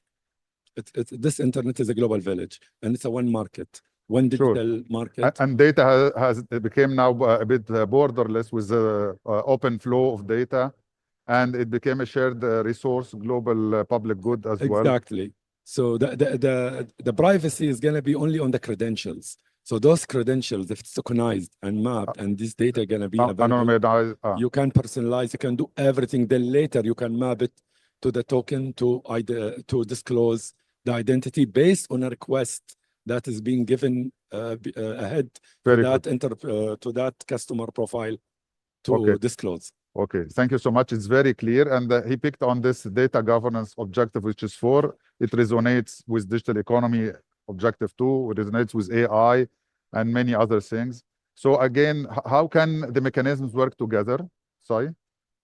And there is a lady over there. And if there is someone from the remote floor and here also. Fadal, Qusay. Shafiq, sorry, Shafiq was before you. Can we give him the floor and come back to you? Huh? We need to focus on the process that is complementary and remove the redundancy. For example, we know for all that the IGF is the most inclusive platform from all these platforms, where all stakeholders on equal footing and coming to an independent platform, talking about all issues, including emerging technologies. So I need to complement the IGF, which is all-inclusive, but non-binding, non-output platform, with other activities like the CSTD, like the Internet-related governance organization, like the WSIS-related bodies, which is intergovernmental. If we complement each other with a clear process, that will be the positive outcome for all. Okay, so if I rephrase what you said, is like strengthen some nodes and links in this existing ecosystem, existing network, to make it more ready for the new aspirations. Make it that the most inclusive platform, the most inclusive platform exists and operates.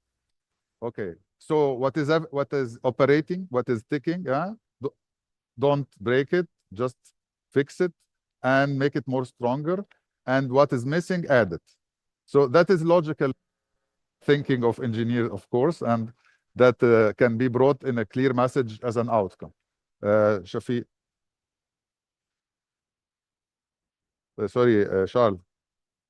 Sorry, thank you. Sheen. Well, in fact, I'm glad I get. But there are 4 Sheen. Charles, Shaban, Shafiq, Shaya. So I have my excuse. Don't worry, of course. In fact, I'm glad I gave the Qusaydi to speak before me, because I wanted to start with that and continue on one other thing. So I can continue what you started, which is mainly, if we go back, as Qusay went back to the WSIS, the original definition of the internet governance, if you remember, of course, I mean, you were from the beginning, when they defined what is internet governance, they said to give each one its own role. I don't remember the same sentence. In the respective role. In the respective role. So my addition, as I mentioned, is mainly to give each stakeholder to work on his role more in collaboration with everyone. I think Shafiq, since you mentioned Shafiq, when he was here, he said that this is important. So we to strengthen collaborate. the idea of multi-stakeholderism, Exactly. while each stakeholder is entrusted the respective role. Exactly. This is exactly what I wanted to say. Thank you. I will not talk about. Okay. I will leave the. And I'm happy that the role of the UN as a custodian of multilateralism has taken its respective role in being the, let us say, the custodian of the GDC, of the WSIS, of the multilateral and multi-stakeholder. So that is a strengthened role, by the way, that the Secretary General wanted to bring to the UN, starting his initiative in 2018. And now everyone knows that it's not only the government, but the business sector, the civil society, technical community and academia, plus the international organization as equidistant with all the stakeholders as also the enabler and facilitator for them. Yeah, as an example, in our region, you worked a wonderful role as ESCO with the League of Arab States when you have the Arab and got everybody, all the roles. And just a small note, since I still have the, for 10 seconds only, the Arab IGF, when we worked on the program next year, since we started working before, to be honest. But, you know, what happened in the region made us delayed. Yes, we were planning to do it in November, but because of the political tensions and the military conflicts, we chose to do it next year. Yeah, and as all my colleagues are here already, Christine online, Hussein, we asked everyone who worked on these themes I mentioned before to review it again based on the GDC outcome. So this is, I think, to make sure that we are having everything together. Sure. Thank you. Before I give the floor now to Christine, there is a question from the gentleman here and the lady before. Can you just 20 seconds put your question? And then the gentleman here, then I will give the floor to Christine, and then we wrap up. Everyone, I'm Dr. Nermeen Salim, the Secretary General of Creators Union of Arab. This organization is concerned with the intellectual property rights, and I think and I hope to add the intellectual property part in this mechanism because it's became an important asset in any business. What is your first name again? Nermeen Salim, Dr. Nermeen Salim. I'm expert in meeting, IP. Me, you, and Charles will have a meeting. Sure, it's my pleasure. And you do a workshop together in our upcoming Arab IGF. Okay. Thank you. And now the gentleman here. A new workshop entrusted to you. Hello, hi everyone. This is Maher Melham from Microsoft. Hello, Thanks for the informative session and giving us the opportunity. Few points attracted my attention. First, of course, the title about the great idea to bring all Arab countries under the umbrella of the IGF and the Arab League. Few comments. One, we discussed the digital divide, importance of AI and data governance. And also, Hussein mentioned a very important point about how we can introduce ourselves as members of the Arab League in front of international forums as one bloc. I think that there is a clear lack of coordination under one legislative umbrella, more like treaties, similar for the what's happening in Europe, like the GDPR treaty. International companies would love to invest in the region whenever there is a business case. But to be honest, there is a clear gap, divide between some countries in the region who have the resources and others who lack the resources. All of this can happen and attract, encourage international investors to come to the region and address the AI gap, data governance issues by having one treaty among the countries to share data.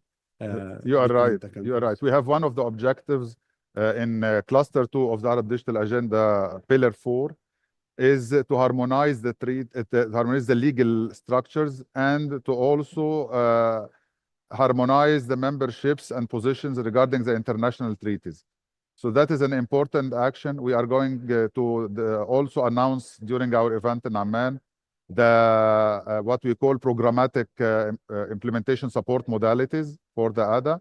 And part of it will be programs on the infrastructures, programs on the legal harmonization, and also on digital economy, on many other things. So please continue discussion with us.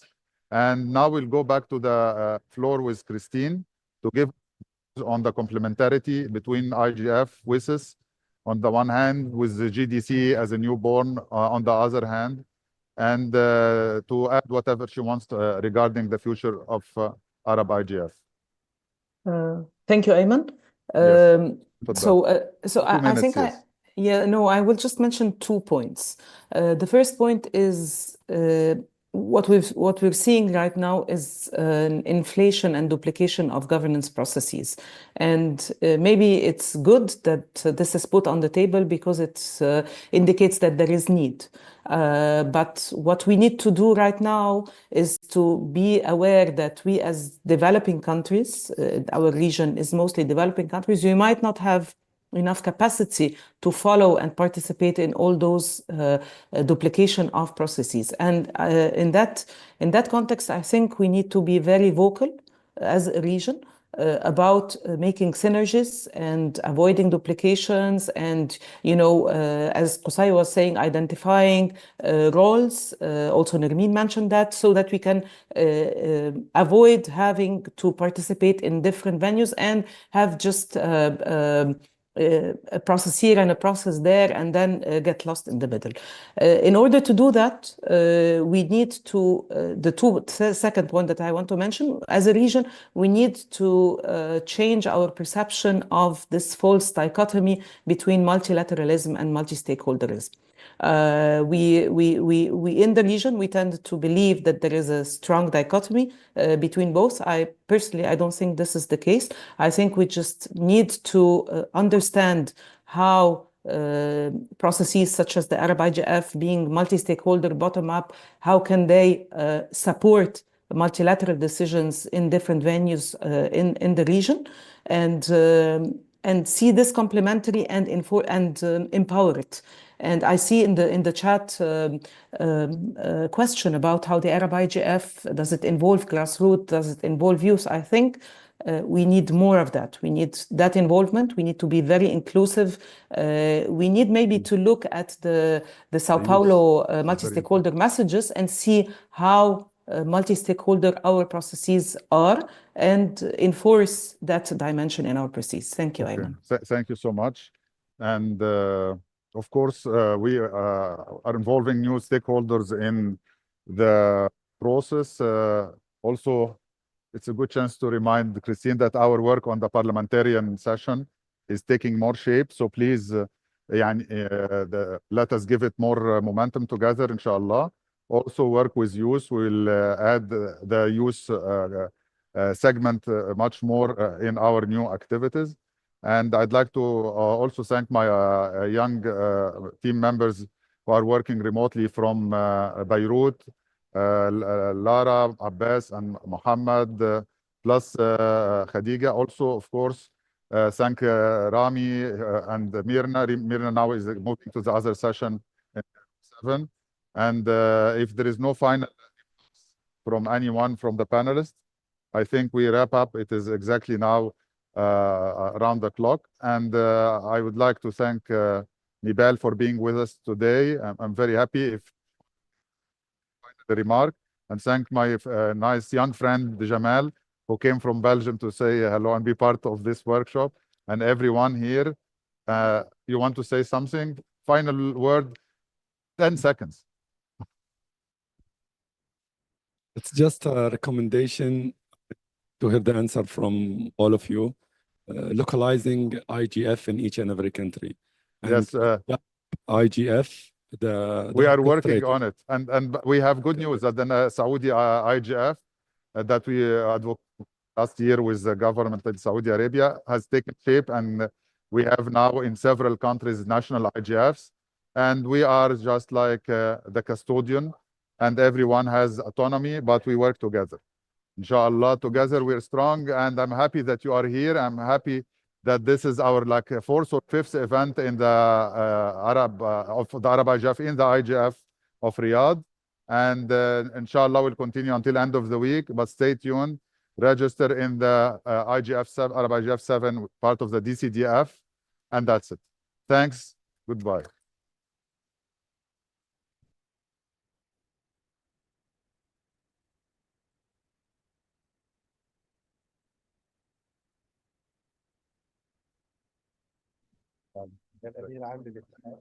مهندس عمر اي ماشين ليرنينج.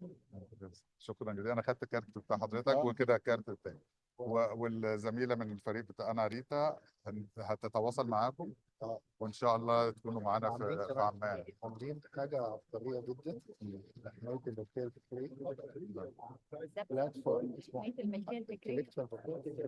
خلاص، ما في الورشه دي اللي يعملها شفيق، هو ماسك جمعيه الملكيه الفكريه العالميه في المنطقه، فيعمل ورشه معاه بحيث ما نعملش حاجتين. لا اوكي تمام. خلاص في عمان ان شاء لو الله. عايزين حد، انا اي ثينك ان انتوا ما فيش حد ممثل الاي جي اف جروب في دبي في يونايتد ارب. دبي لا، احنا على طول هنا في هناك يعني يعني مع تي دي ار اي اوكي ما احنا عملنا الكونسلتيشنز هناك 3 مرات عندهم. انتوا عمان امتى؟ عمان عمان في انت جيت متاخر، من 23 ل 26 فبراير. هدي لك بروشور مع ريتا اللي هو الاورنج بروشور. بالنسبه للشباب اللي انتوا عمالين تدعوا فيهم، ما انا عايز اخد الكونتاكت بتاعته. ما انا دلوقتي عندي العقل المدبر بتاع الكونتاكتس ريتا. خلاص، بس انا هاخده عشان انا اتاكد انه معايا. خلاص عمر سرحان. بس عمر عايز ابننا ده ابني ده ابني الحقيقي بجد ده؟ والله والله انا مش شكلكم اخوات. واحمد فرج ده برضه من الشباب، بس هو عامل ده من يعني ماسك النورث افريكان اي جي اف كمان. يعني احنا عندنا قاده كتير في ما احنا رايحين في 7. الاتحاد الاعلامي شفيق شهر مش شفيق. ايمن بيت انا لا، ما انا حاطه هنا جنب الموبايل بتاعي. دول بتوعي حاجتي انا الغالي. Thank you so much.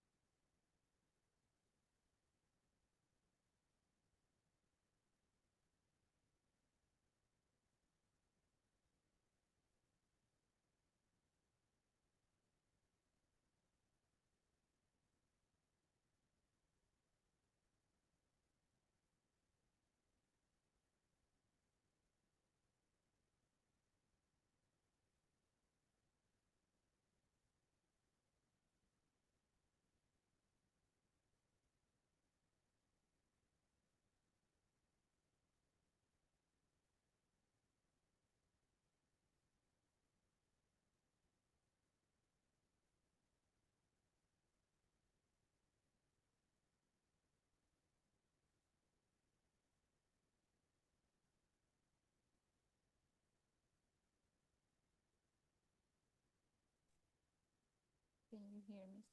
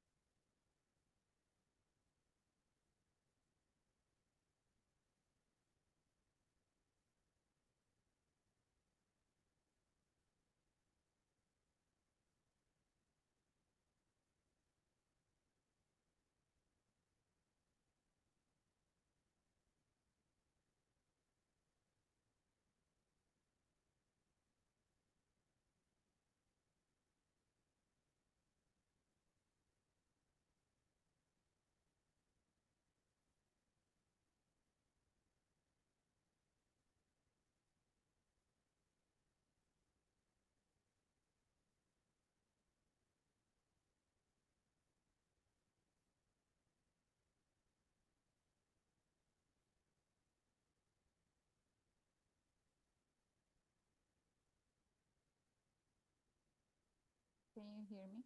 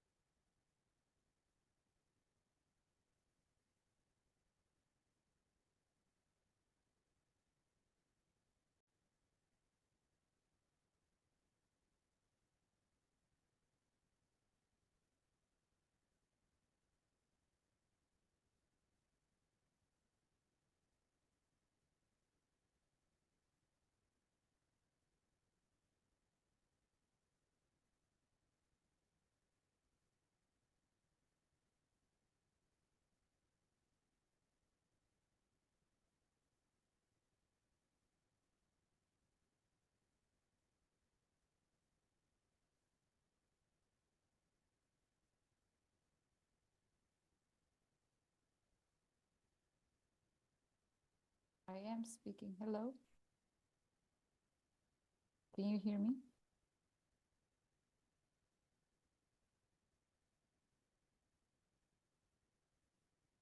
Can you hear me, Soren?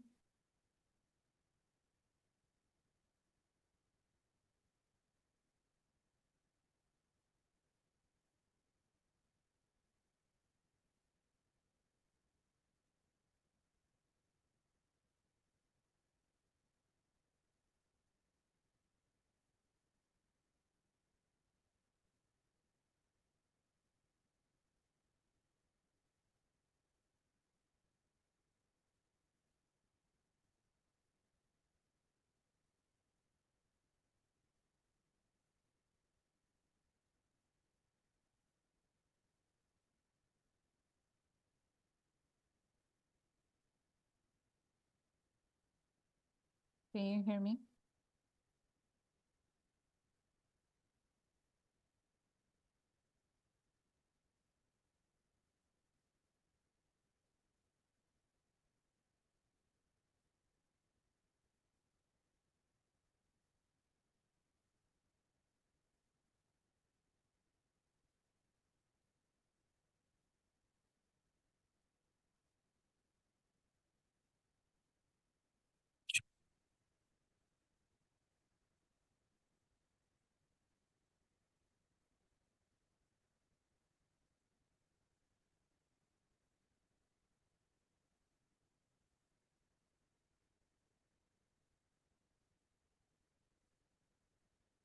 Can you hear me, Soren?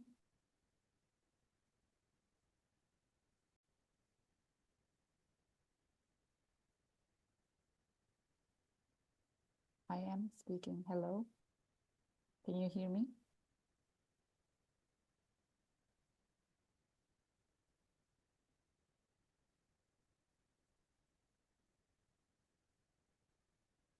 Hear me? Now is it?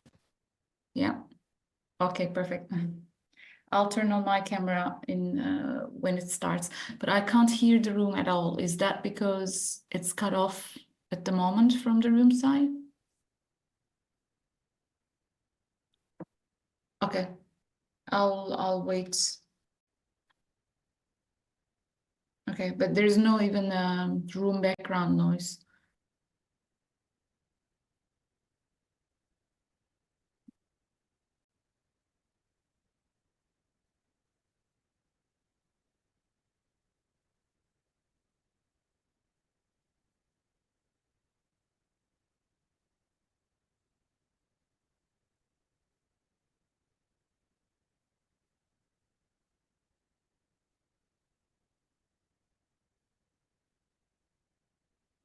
Hello, can you hear me? Can you hear the room? Yes, I can hear you. Okay, good. I'm You just can see waiting me for as the well, right? minister to arrive. Yes, I can hear you also. Okay, perfect. Thank Great. you. Do you have any presentation to share? No, I'm gonna do it directly. Okay, no Robert. problem. Don't worry. Perfect. Okay. Thank you. Thank you.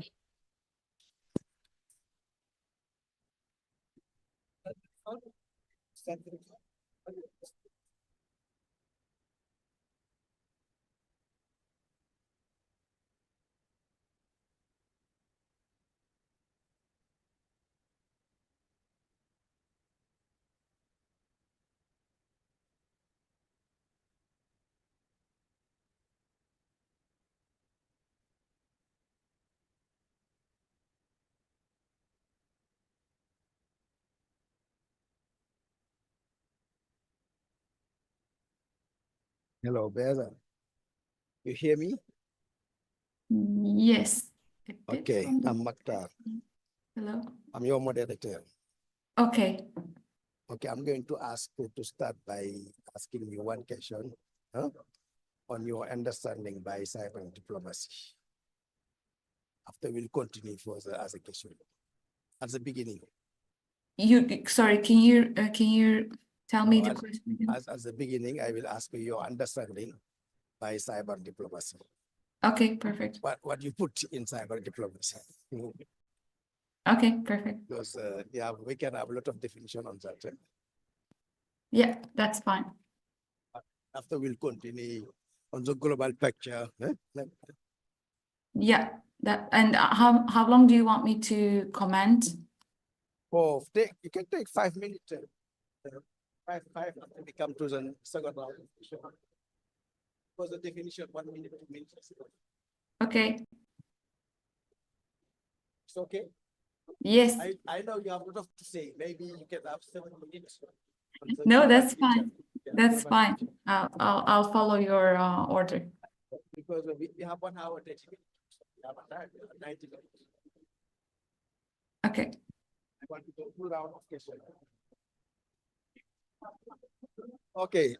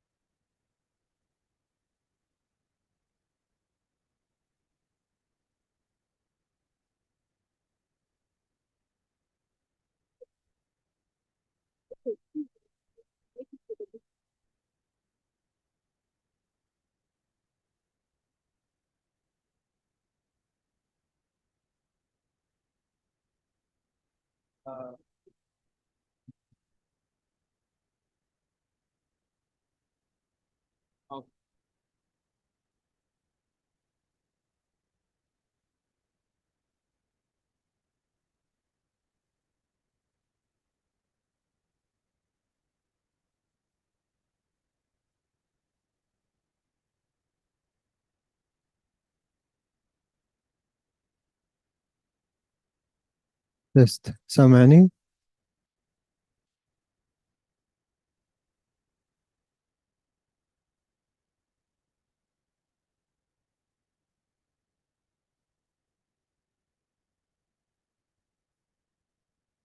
Hello, Catherine. Can you hear us now? Yes, I can hear you. Thank Okay, you. perfect. We can hear you too. Try to put your camera on just to check. Yeah, perfect. We are waiting for one of our panelists and we'll be starting in 2 minutes.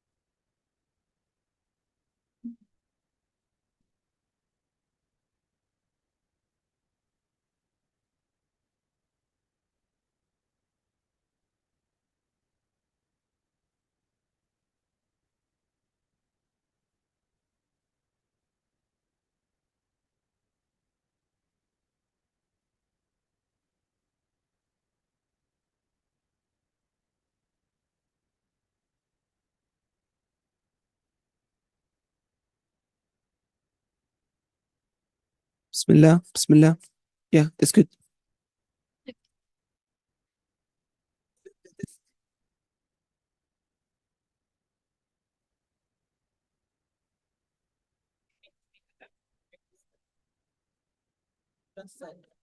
Yeah, we are waiting.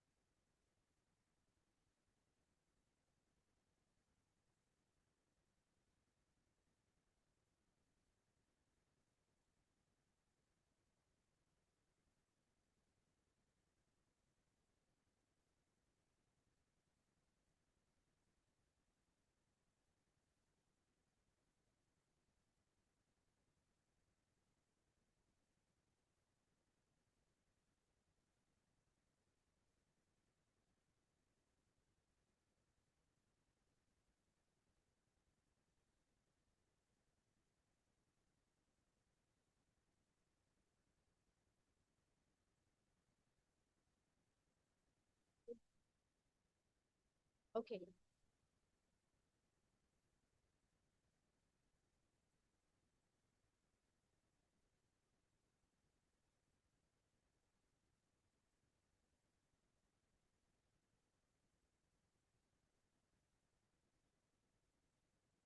Good afternoon. We'll start in 5 minutes.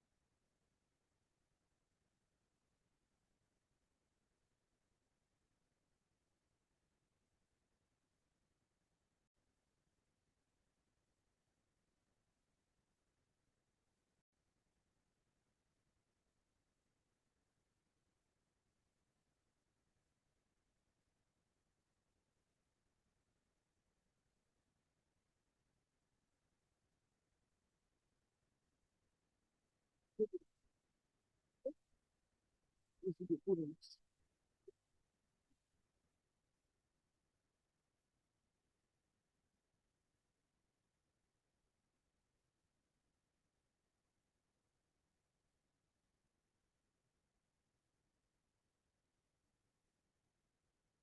afternoon,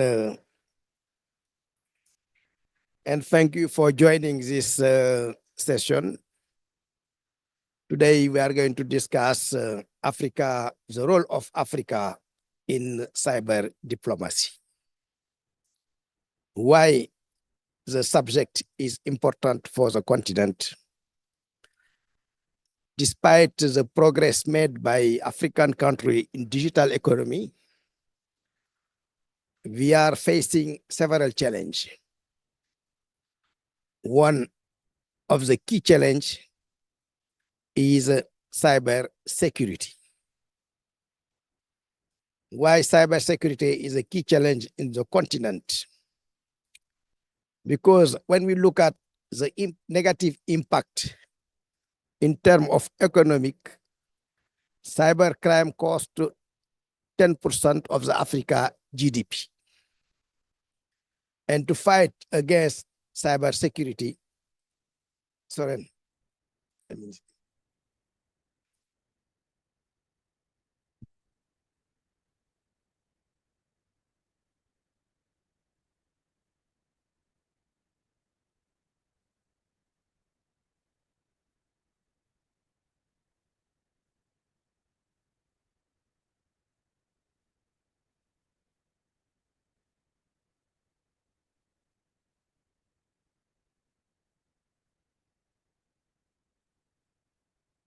sorry.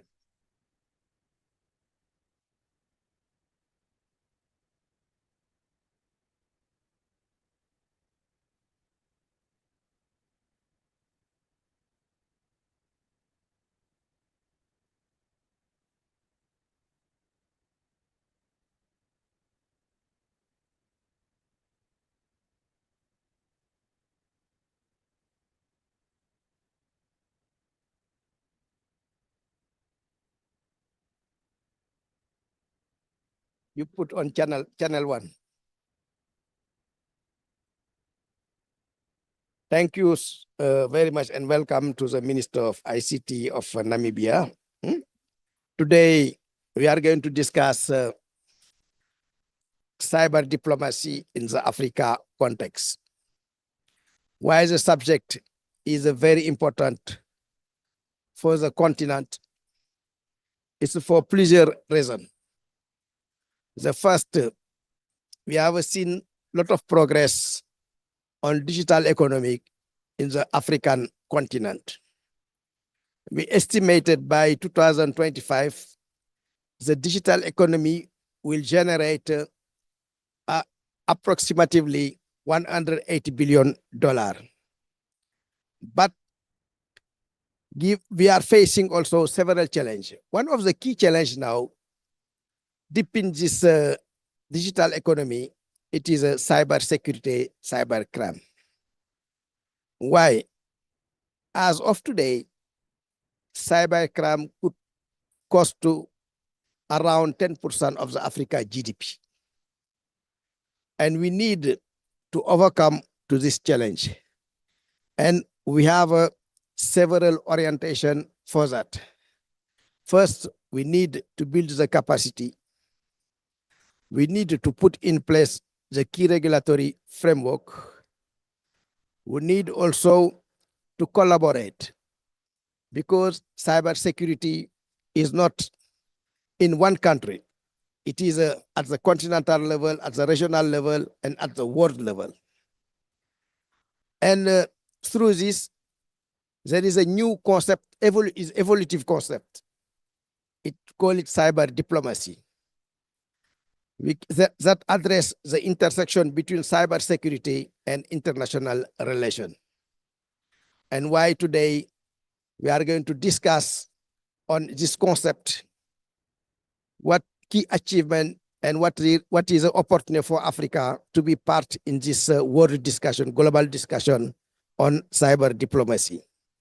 As you know, it is a new concept.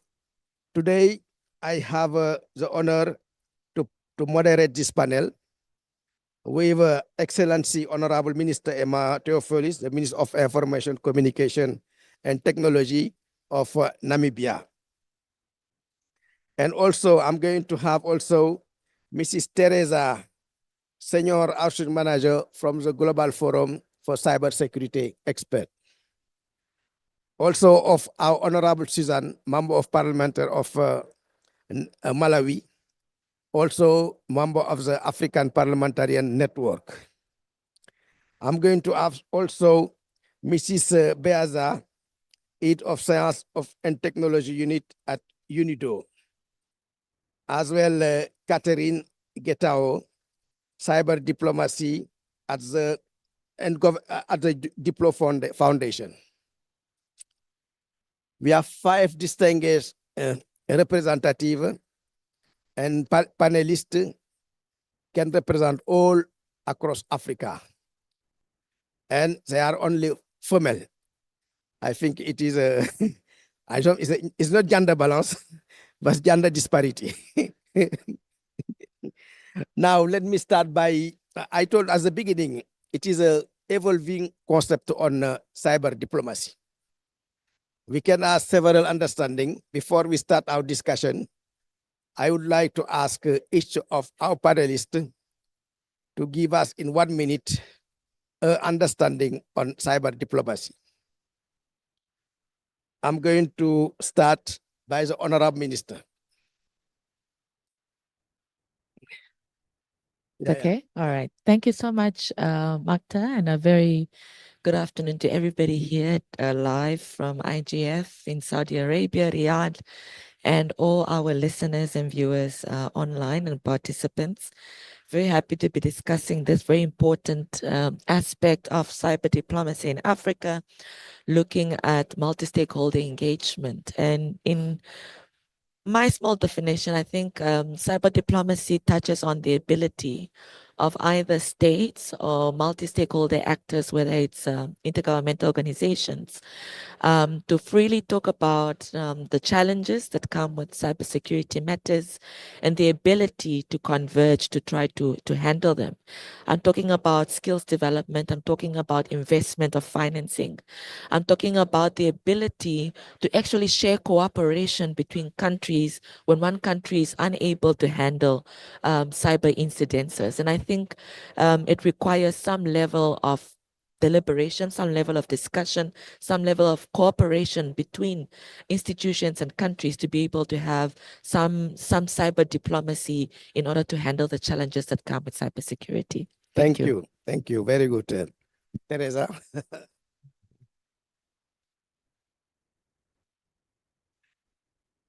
you very much also, Marita, for organizing the session. Very important topic, of course.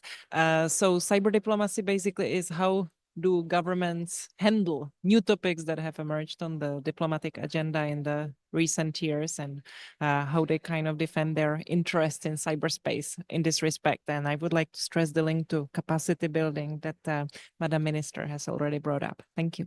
Thank you, Honorable. Thank you very much, Dr. Makta, for this opportunity. I think from my side, a lot has been said. I would say cyber diplomacy is like coordination between governments, whereby we want to make sure that our people are safe on issues of cybersecurity, and also making sure that we have we can promote friendly relations, especially on the cyberspace. Thank you very much. Thank you very much. And Mrs. Catherine?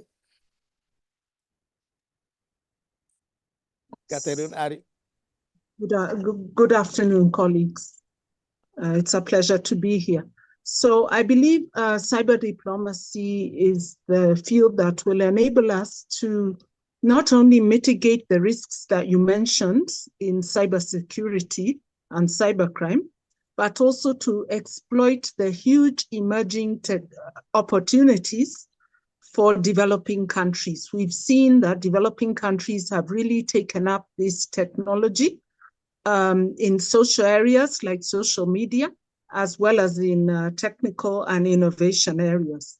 It forms a framework for collaboration between states, between single state and the private sector, who innovate, own, and manage the technology, and civil society, who are the advocates for emerging issues.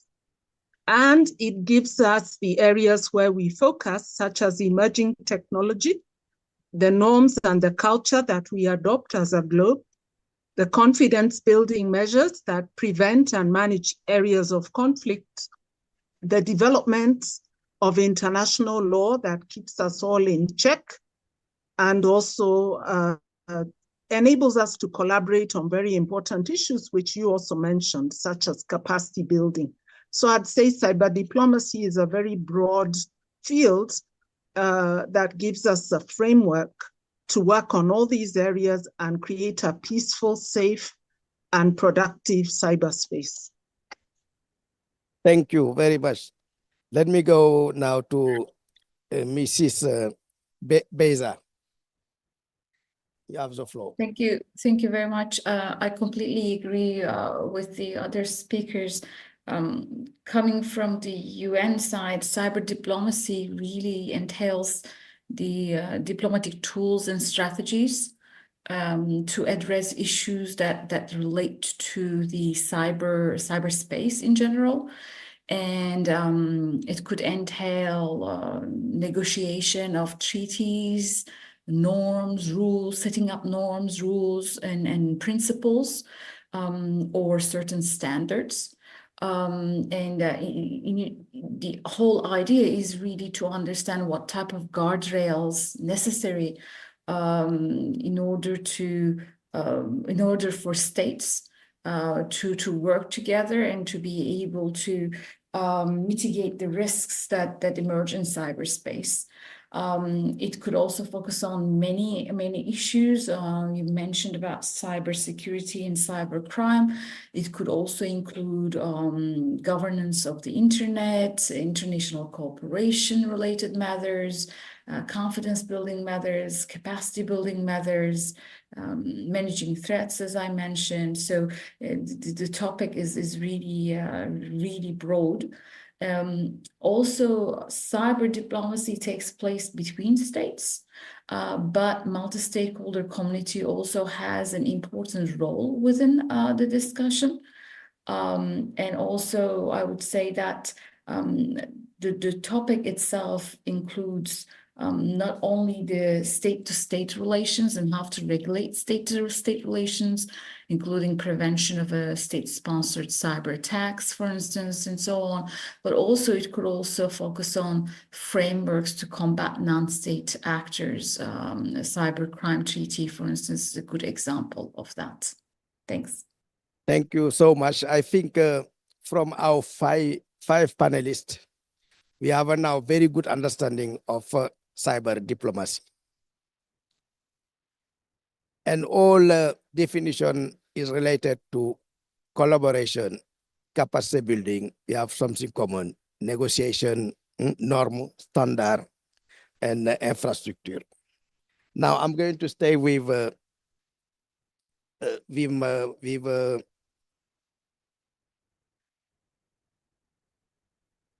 let me say with Beza, because the one issue on cyber diplomacy is a low participation of African countries on the international negotiation.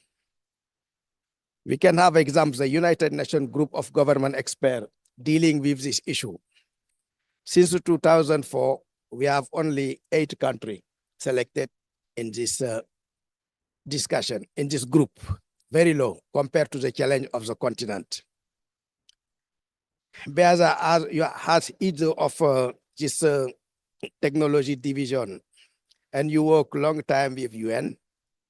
Can you give us a picture of the global picture of the cyber diplomacy at the international level, as well as the participation on Africa and the challenge faced by African countries in this global discussion related to cyber diplomacy? Over to you. Thank you. Yes, sure. So I can focus I can focus on the international peace and security elements, the pillar that we focus on in the UN system, which covers the UN Office for Disarmament Affairs mandate. Firstly, perhaps I could just mention a little bit of the evolution of how discussions have evolved within the UN context on cybersecurity issues. Believe it or not, the first resolution actually on cybersecurity was in 1998. So it's been a very long time.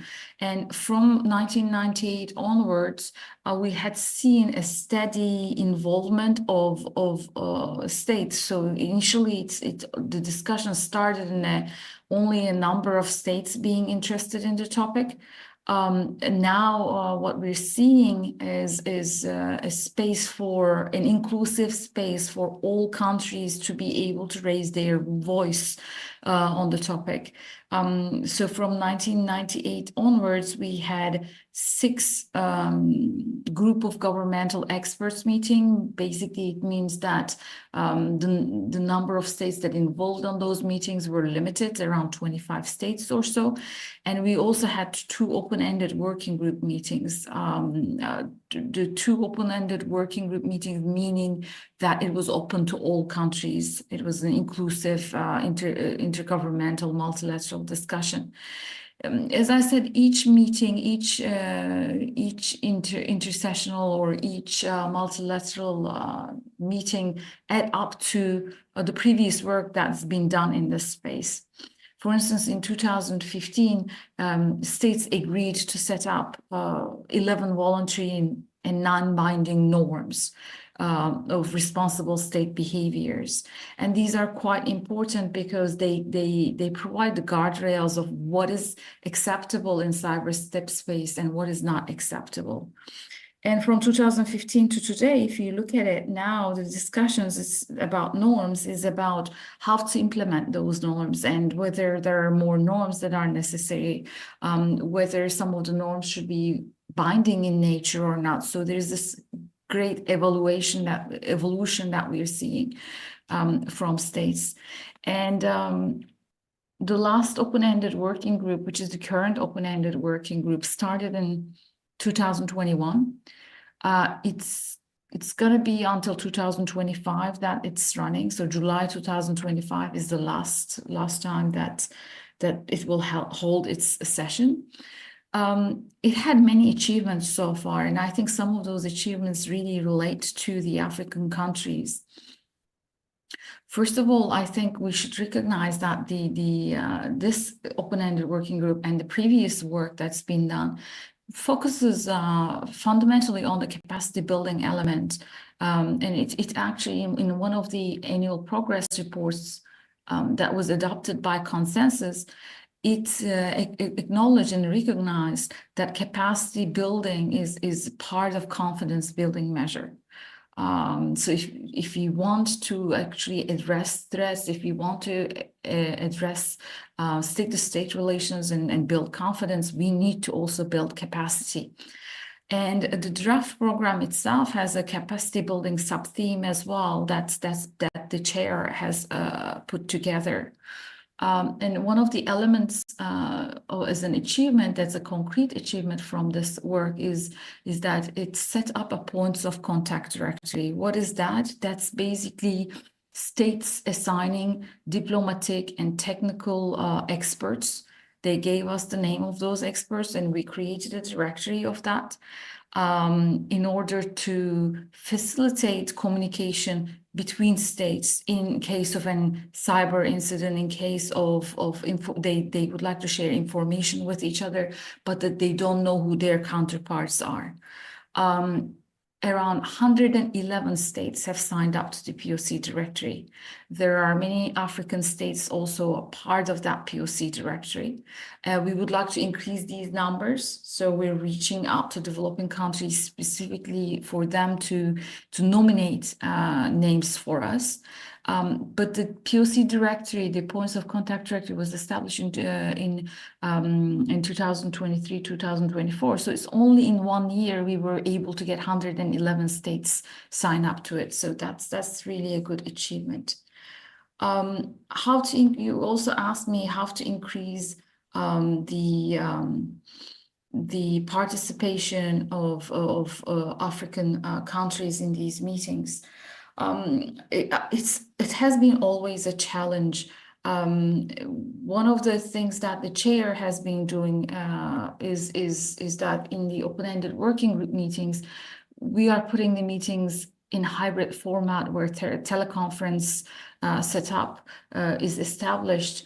And that really is all about connectivity and inclusivity. Even if you're not in the room, you would be able to hear what's happening in the room. It's not the same as being in the room. I completely would agree on that. So as part of the work, for instance, in UNODA, we are reaching to countries that has the capacity, that has the funds to be able to provide us those funds so that we could fly in countries from least developed states to developing countries and so on.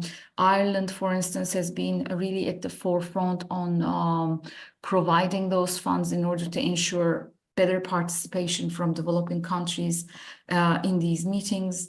There is also, outside of the UN, actually, there's also a women in cybersecurity group that several countries are funding, ensuring that developing country women delegates from developing countries would be able to come into these sessions and speak at these sessions.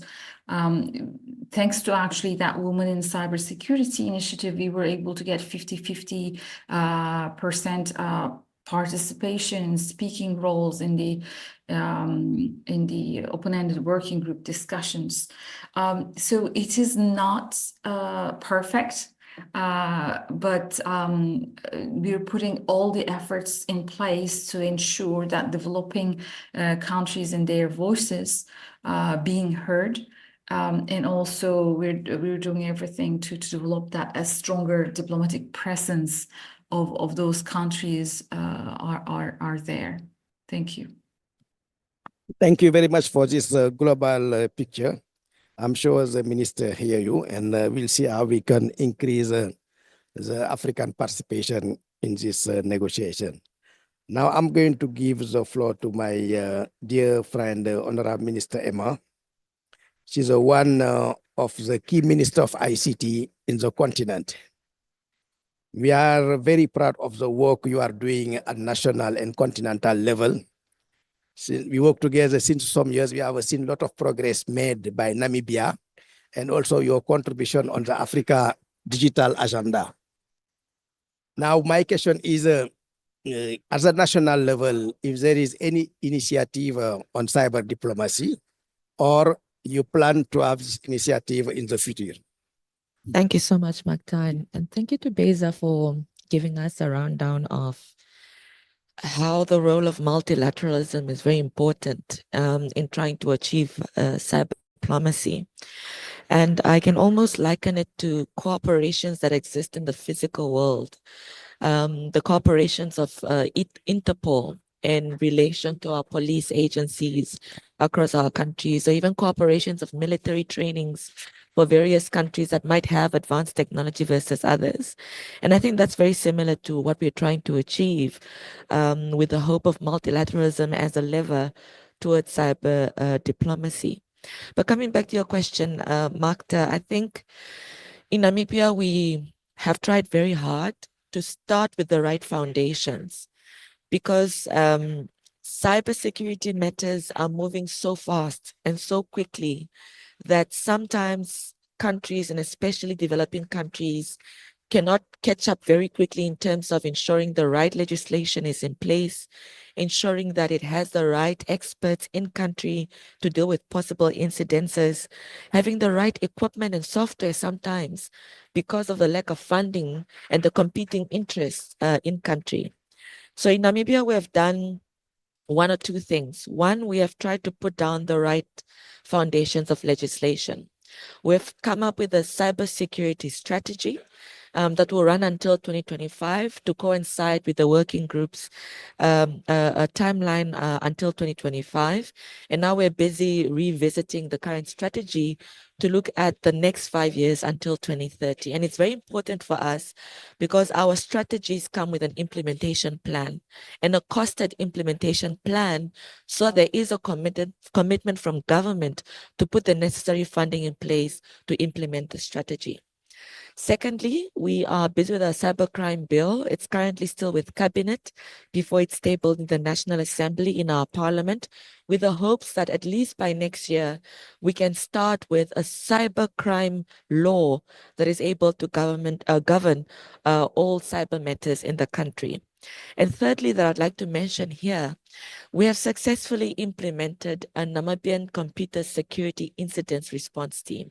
And this is very important to us because we just experienced a cyber attack 2-3 days ago. In fact, I was on my way to Riyadh when the cyber attack happened on a telecommunications company and our Ministry of Health. But thankfully, because of a NAMCERT that we have established and that we costed and funded towards the tune of 20 million Namibian dollars, they were able to spring into action, and now the situation is under control. But a lot of this money went not only to capacity, it went to a lot of equipment, which many a times costs a lot of money, and software. And unfortunately, for a country like Namibia now, where we're in a state of emergency, where we're experiencing our worst drought in 100 years, there's so many competing interests. And many countries are unable to prioritize 20 million of their currency money towards a possible cyber attack they could experience in the near future, and it's so uncertain, you never know when it's going to hit, as opposed to a state of emergency situation happening at that moment, which many countries are experiencing. So this discussion around truly cyber diplomacy and a multilateralism approach to prioritizing funding around cybersecurity matters is important. And it's an honest discussion we need to have between developing and developed countries, because it's no secret that many of the attacks are coming from cyber hacking organizations in the global north, attacking global south countries.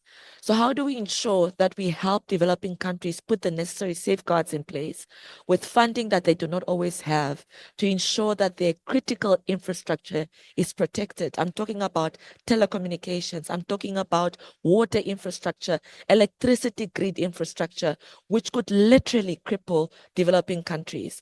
So these are some of the activities we're doing in our country, but we know too well that we are still not at the level we want to be at, because if the attacks become frequent, which they will become frequent, in 2023, Namibia experienced 2.7 million cyber attacks, and thankfully we're able to contain majority of them, and they did not do too much damage on our institutions and our economy.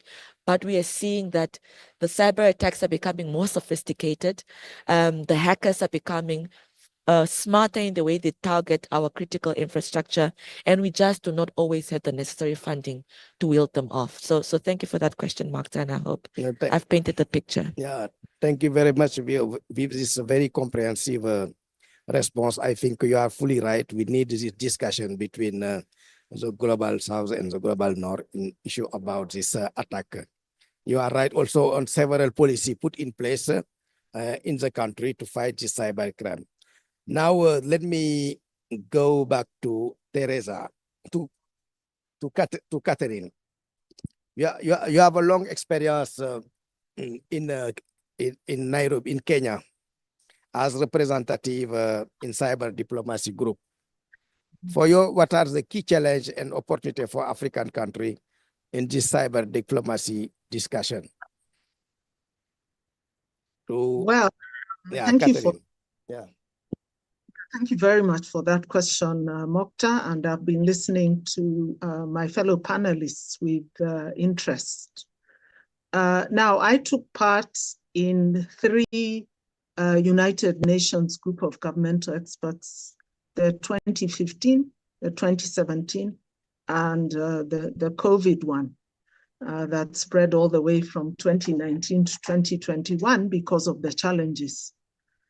And I would say that the developing countries, even though there were a few countries represented, there were about three countries per group, although over the whole period, there are around 8 countries. But the contribution was very significant. First of all, I'd say in 2015, we were sort of disinterested parties because we had the big boys and big girls in the room, and they had very clear interests. But Africa came in often as a moderating because we were just looking at the issues. The second thing I would say is that the OEWG was actually born from the 2017 group, even though there was no consensus in that group.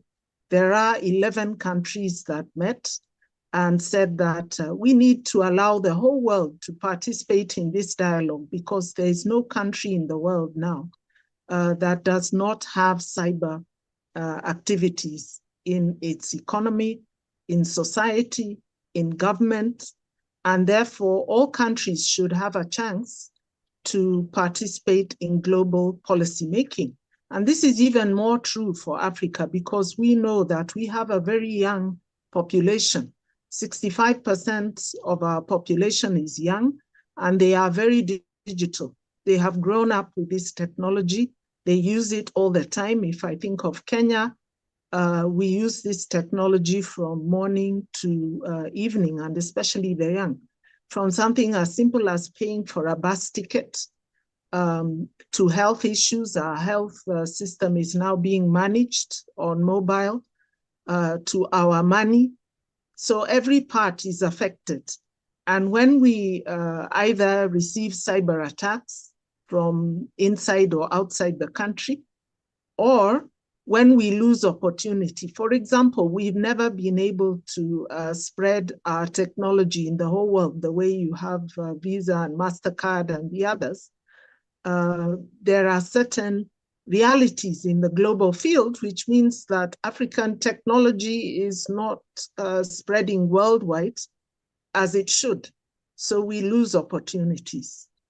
So that effort of the developing countries, Senegal, Egypt, Kenya, to say no, not just a few countries, but the whole world, was very important. And in the 2021 group, we saw how we could participate, even, it's the last thing I'll say, even as I'm participating in this meeting now, using teleconferencing, which means there didn't have to be a huge investment. So the collaboration and the working together that we need to make cyber diplomacy and cybersecurity a reality on our continent does not have to be overly expensive.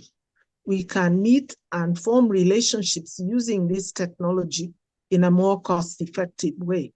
So I think there are huge, huge opportunities for Africa, and that's where I like to focus, even as I appreciate the importance of mitigating and defeating the risks created by cyber insecurity and cybercrime. Thank you. Thank you very much. I think we know very well now the challenge, understand very well the challenge faced by African country to be part in this global negotiation.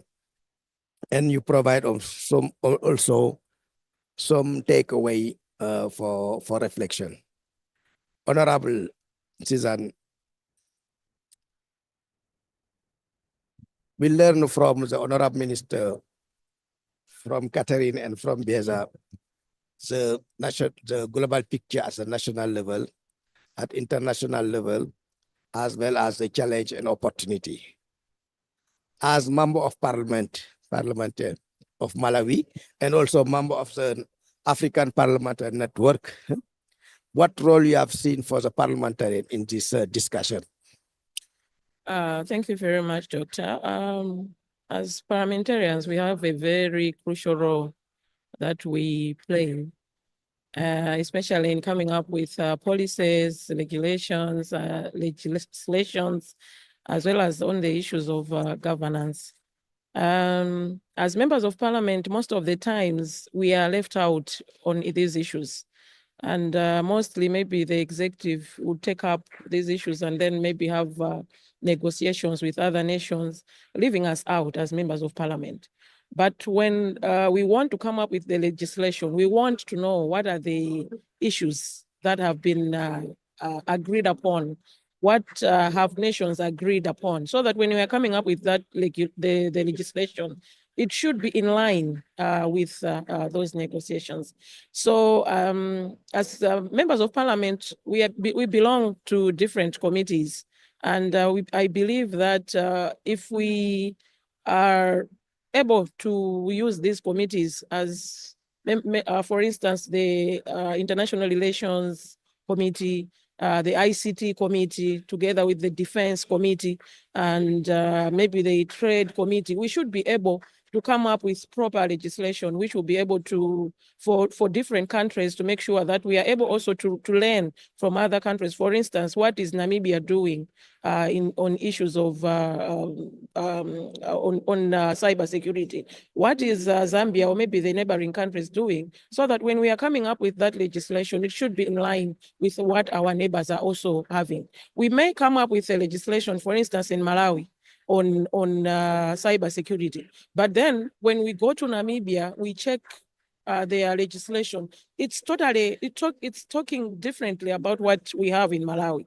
For instance, we are talking about cybersecurity. Most of the issues are happening not internally, but maybe outside Malawi. In that case, we would want Namibia to help us when those issues happen. How can we be able to come out to work with Namibia? We should be able to come up with a legislation which will can be maybe from both sides. It will be something that will work from both sides. If something happens in Namibia, we should be able to corroborate. We talk to Namibia and say, this has happened and we have noted this is coming from your country. Help us so that we can be able to maybe to curb these issues of cyber security. So for me, I would believe that it's not something that can be done by one stakeholder, but we need to work together with the executive, with CSOs and other non-government organizations to make sure that we collaborate and come up with the best for Africa. If we work in isolation, if we work, maybe the executive works on its own and then the legislators works on their own, then we will not be able to achieve what we want to achieve. So from my side, I would believe that we have the ball in our hands. We are the people that come up with the legislation. We have to be concerted. We have to be together in coming up with the best for Africa. We believe that as members of parliament, you have mentioned about APNIC. We are not only talking about one country in Africa. We are in all countries in Africa. And with that, we believe that we are representing the whole part, the continent of Africa. So we should be able to work together and make sure that every member of parliament, as we have come here, we have learned something, we have discussed this issue. We go out there, share with our colleagues what can be done, what should be done, what can we as legislators take home and then work together as Africa. Otherwise, I think from my side, that's what I can say. But we are very ready to come up with the best legislation. Namibia has mentioned here that they have come up with the best legislation on the same. So we should be ready to do that. Thank you very much. Thank you very much for that. I think you can start the discussion now. No, you highlight very important thing. Collaboration is a key now in this cyber diplomacy space. Now I'm going to Teresa. As a Global Forum for Cybersecurity Expert, you have a lot of initiative in cyber diplomacy across the world. And also you work with several organizations like UN Economic Commission for Africa. Can you highlight some key initiatives and their impact in the continent, and also what you plan to do with UNECA on this initiative for next year to support better African country? Over to you. Thank you very much for the question. In your intro, Mokhtar, you have mentioned a very scary number in terms of how much percentage cybercrime costs Africa, 10% of GDP. That is not a nice number. At the same time, we can observe that many digital projects that are being implemented in Africa, cybersecurity is still not as much, at the focus as it should be. So there seems to be a little bit of a disconnect. And if there is something that we, as the GFC, the Global Forum on Cyber Expertise, can do in this respect, we will happily do it. Then how? We are a global organization, now over 200 members and partners from various stakeholder groups. We have governments, we have civil society, we have academia, technical community, private sector. Because as you have also mentioned, dear colleague, involvement of various stakeholders in covering this issue, it's key. It's not just a question for governments. Now, to zoom in a little bit more, what we felt in the last year is that it's not us in the headquarters in The Hague who should be telling what countries need in terms of their cyber capacity building. So we are trying to decentralize much more and have a bit more demand driven to cyber capacity building, which practically speaking happened through the creation of GFC hubs, regional hubs. And in the context of this session, I of course need to highlight the hub, the regional hub that we have for Africa, whose director is Mokhtar Yedali, and also Martin Koyabe, who is here at the IGF, is working for the hub.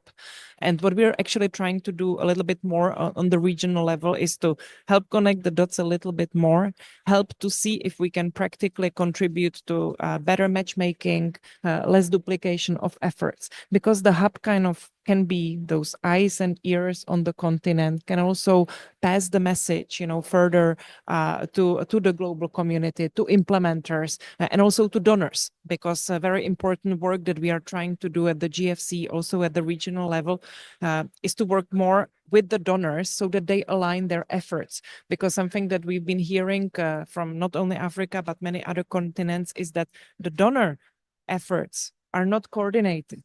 They are often ad hoc. They are not complementing each other as efficiently as they could. So that's a little bit on the context, but the bottom line is everything we do comes down to cyber capacity building. And cyber capacity building is connected to another issue, which is very simple, very practical, but also the hardest one, and that's the question of financial resources, because much more is needed. One concrete action that we are trying to do in this respect is throughout our efforts of the so-called Global Conference on Cyber Capacity Building, GC3B, which took its first edition place in Ghana, Accra, last year, and we will have the next one in Geneva in May.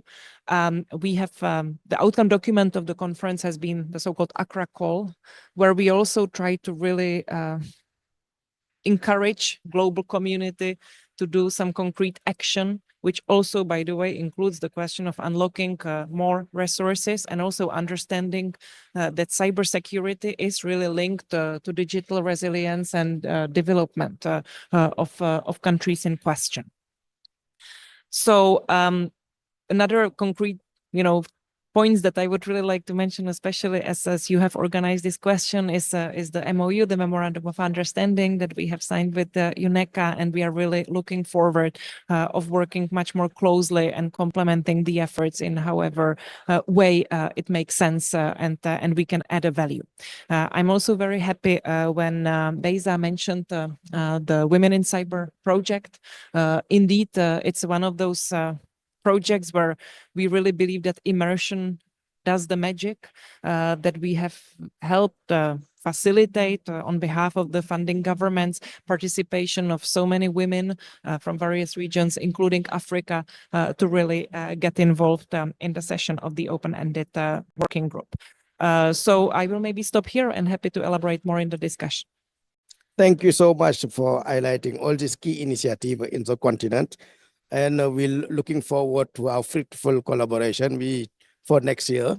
We already start in the establishment of the cybersecurity center in Togo also. We have to look at how we can include the cyber diplomacy component. Now let me open the floor for first round of observation or question. Don't hesitate, we have the expert here. You can ask any question, you will find the answer. Want to take the floor now for the first round of question. Check online if you have a question. Okay, you introduce yourself and the question. Yeah. Microphone for him, please.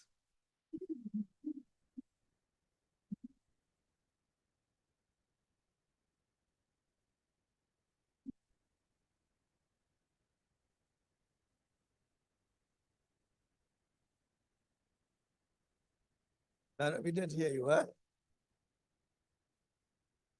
Okay. Hello? Yes, yes. Yeah. Hello, good afternoon, everybody. With all the points that has been raised so far. So actually, I'm very happy with all the points that's been raised so far. But I have one very good question, and the question goes like this. Since many African countries are highly dependent on foreign technology providers and their cybersecurity policies, this means that we are being shaped or influenced by external actors, including technology companies and foreign governments. What is Africa really doing to liberate himself from this autonomy in shaping its cyber diplomacy strategies and policies? Because I really want us to differentiate between collaboration and dependence. Thank you. Another question. It is a new subject. You have to ask us question to understand better. Thank you very much. My name is Francis Itati from Kenya, the Communications Authority of Kenya, which is the regulator. Very interesting discussion from all the panelists. My question is about the need to balance between the need, because cybersecurity issues are now matters of national. So between the Micro, we have a issue with the micro. how do you balance between the need to, safeguard your national security, but also engage different countries to collaborate on this cyber diplomacy matters? Where do you draw the line? Thank you. Okay, I think this question is for the minister. All right, let me take online. Did you have someone on? Eh? You finished? Dereje, yeah. He's finished. Dereje, you have the floor?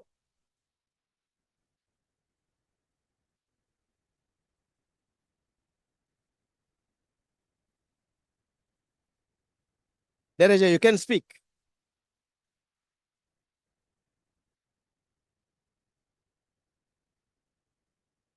Dereje. Okay, now let me give let me go back to the panelist, and after I will come back to you. Is there any other question here?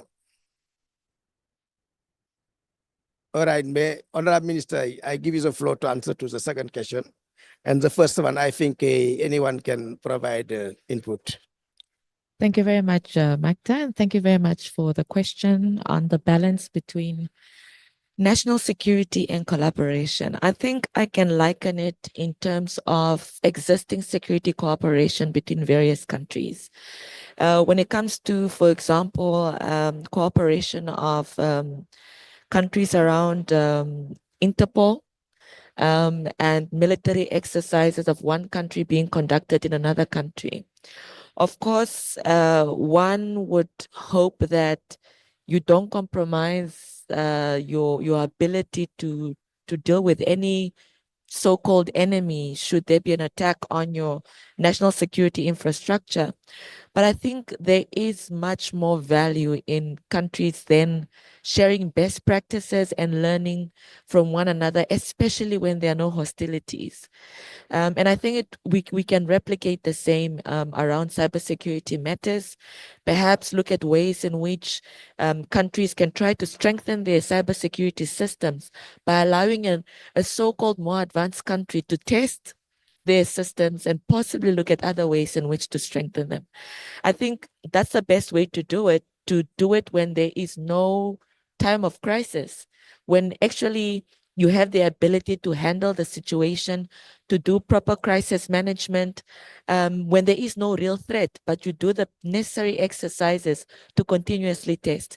It would be a tragedy for a country like Namibia to believe it has the best cybersecurity systems, and then one day there comes a real threat and we don't. I think I would rather know that we don't have the best systems because we actually tested upon the best who also believe they have the best security systems and we can test them. But I also wanted to add that in addition to cooperation with countries, it goes beyond national security matters. It also goes with legal matters. Imagine a hacker who has done significant damage in a country by hacking critical infrastructure, siphoning amounts of money, or putting the country's national security at risk. And this person is apprehended in Malawi. It would be best to have a legal instrument between Namibia and Malawi in terms of prosecution. Either this person is prosecuted in Malawi and then serves their sentence in Malawi, or there is some level of cooperation between our two countries for this cyber criminal to be able to come to Namibia and face the music in Namibia's prosecution courts and prisons. So I think those are some of the cooperations that go beyond just infrastructure and goes really around cooperation between our two countries, that if there is a cyber criminal in Malawi, Namibia must be able to claim that criminal so that he can face and face the law in Namibia. So I think those are ways we can cooperate without necessarily having the question of putting our national security at risk. Thank you. Magda. Thank you very much. For the first question, I think anyone can provide input. Let me start by Beza for the first question. Sure. For the first question, I think the importance in here is focusing on a multifaceted approach for self-sufficiency, because the question was about how to decrease dependency to other actors and states. So I think one way of looking at it is really strengthening regional cooperation and also empowering local capabilities.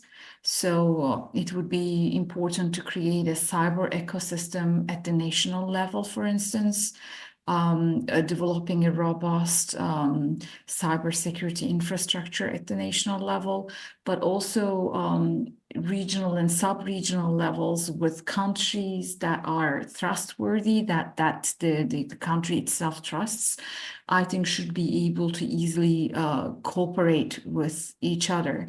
Another important element of that self-sufficiency and linked to that, creating that cyber ecosystem, is really the setting up the training and the education that is necessary for cyber professionals, and training the new next generation of cyber professionals. And I think there are non-state actors, I mean NGOs, I should say, not non-state actors. There are NGOs, there are academic organizations that could help with that capacity building to provide that training. So it doesn't have to be coming directly from another government or country or representative. It could come from the multi-stakeholder community, which is the good part of that discussion today, that like the role of the multi-stakeholder community.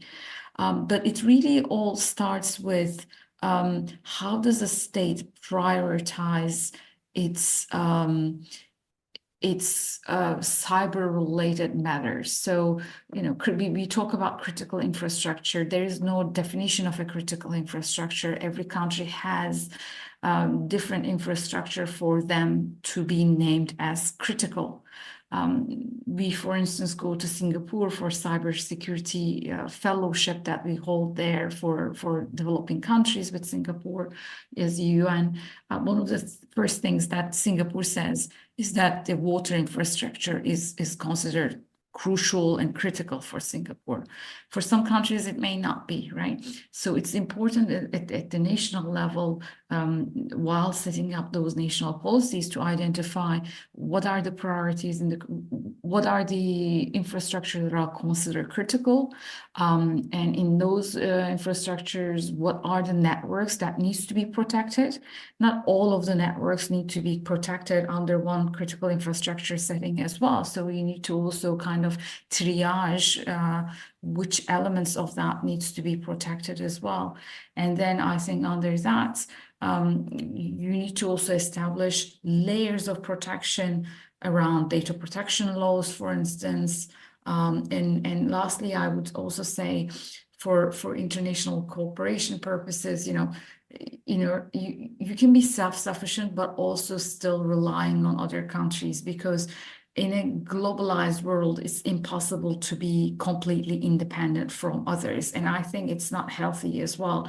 So as a country, it's important to establish clear boundaries in which areas to share information, for instance, for international cooperation purposes.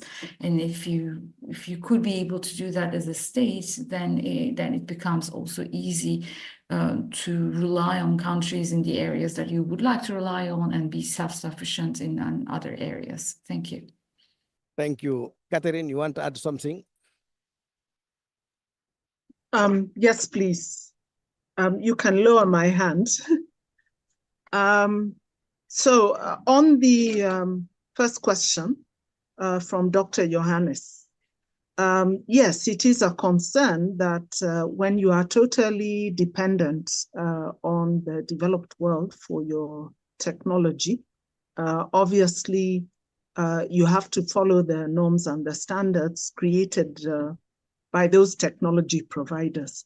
So I'd say there are three areas which I believe Africa still has a chance to assert itself, not only as a consumer of technology, but also somebody who drives technology.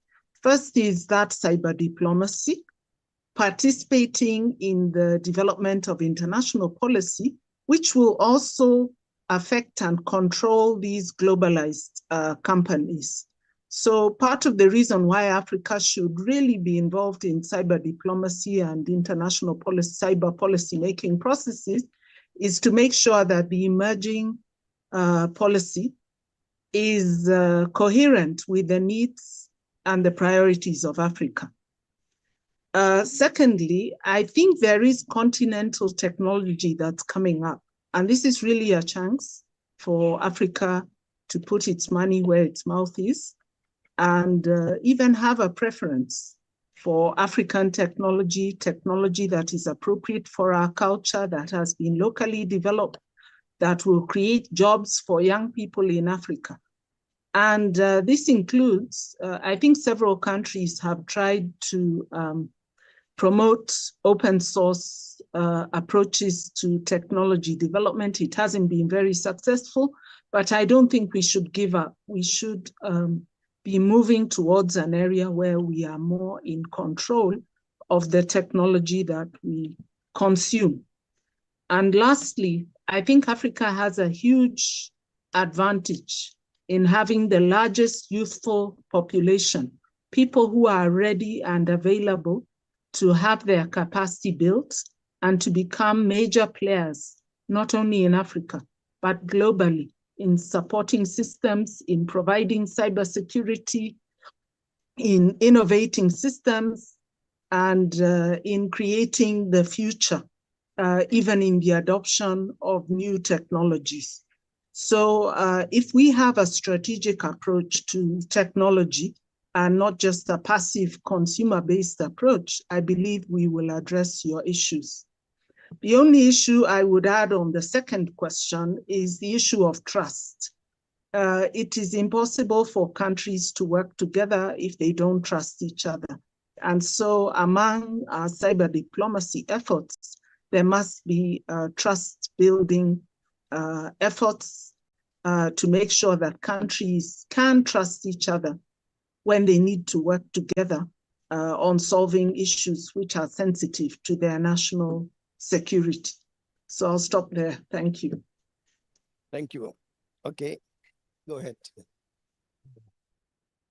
You just briefly, because what Catherine said really resonated in answer to the first question. If a country anywhere is dependent just on one donor, be it private sector actor or one government, it's a vulnerable position to be in. And that's why, again, back to the point I made at the beginning of this session, investing resources in cyber capacity building is our global responsibility.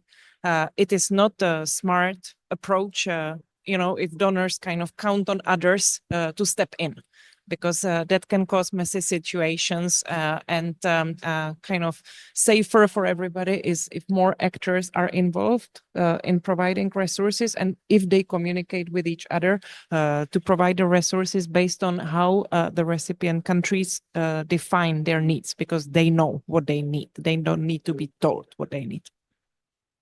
Thank you. There is Dereje, you have the floor. Thank you, Maktar. I was not allowed to speak previously. Thank you for the chance and for the floor. So very exciting to hear the success story of the Namibia. The Honorable Minister depicts the very initiative they are really doing on cyber diplomacy arena.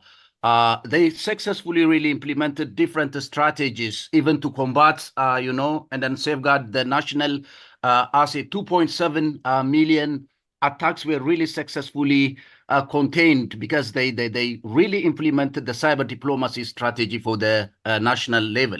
We know that cyber diplomacy is not about cyber security issues. It's all about international cyber governance, cyber security collaboration, and it's also digital rights and freedom. And it's also it's an issue of economic and technological negotiation. Honorable Minister, I think your experience will be really a lesson for the rest of the African countries. So we have a shortage of human resource and human capital, a skilled human capital in this emerging field. How did you manage to bring this skilled manpower so that you incorporated all these essential cyber diplomacy components on board so that your national sovereignty is protected? So that would be really a good lesson for the rest of the African countries. Thank you, Maktar. Thank you. You want the floor? Sorry. Okay, good afternoon, everyone. My name is Sorina Safa. I think my question is directed to Catherine. Having an experience as a government representative to be in this negotiation table, and as you know that I think only South Africa, Kenya, Mauritius, or Egypt, they are quite active in this diplomatic or UN norm setting process. What do you think we should have as an innovative solution, converting our ambassadors or existing diplomat to cyber diplomacy, and most importantly, bridging the gap from New York to Geneva and all the way to the Addis Ababa, the home of the African Union? What kind of capacity building strategy we should drive to ensure that with our limited resource, we are catching up with the rest of the world? Thank you. Thank you, Soreen. No, wait, please. Give him the micro.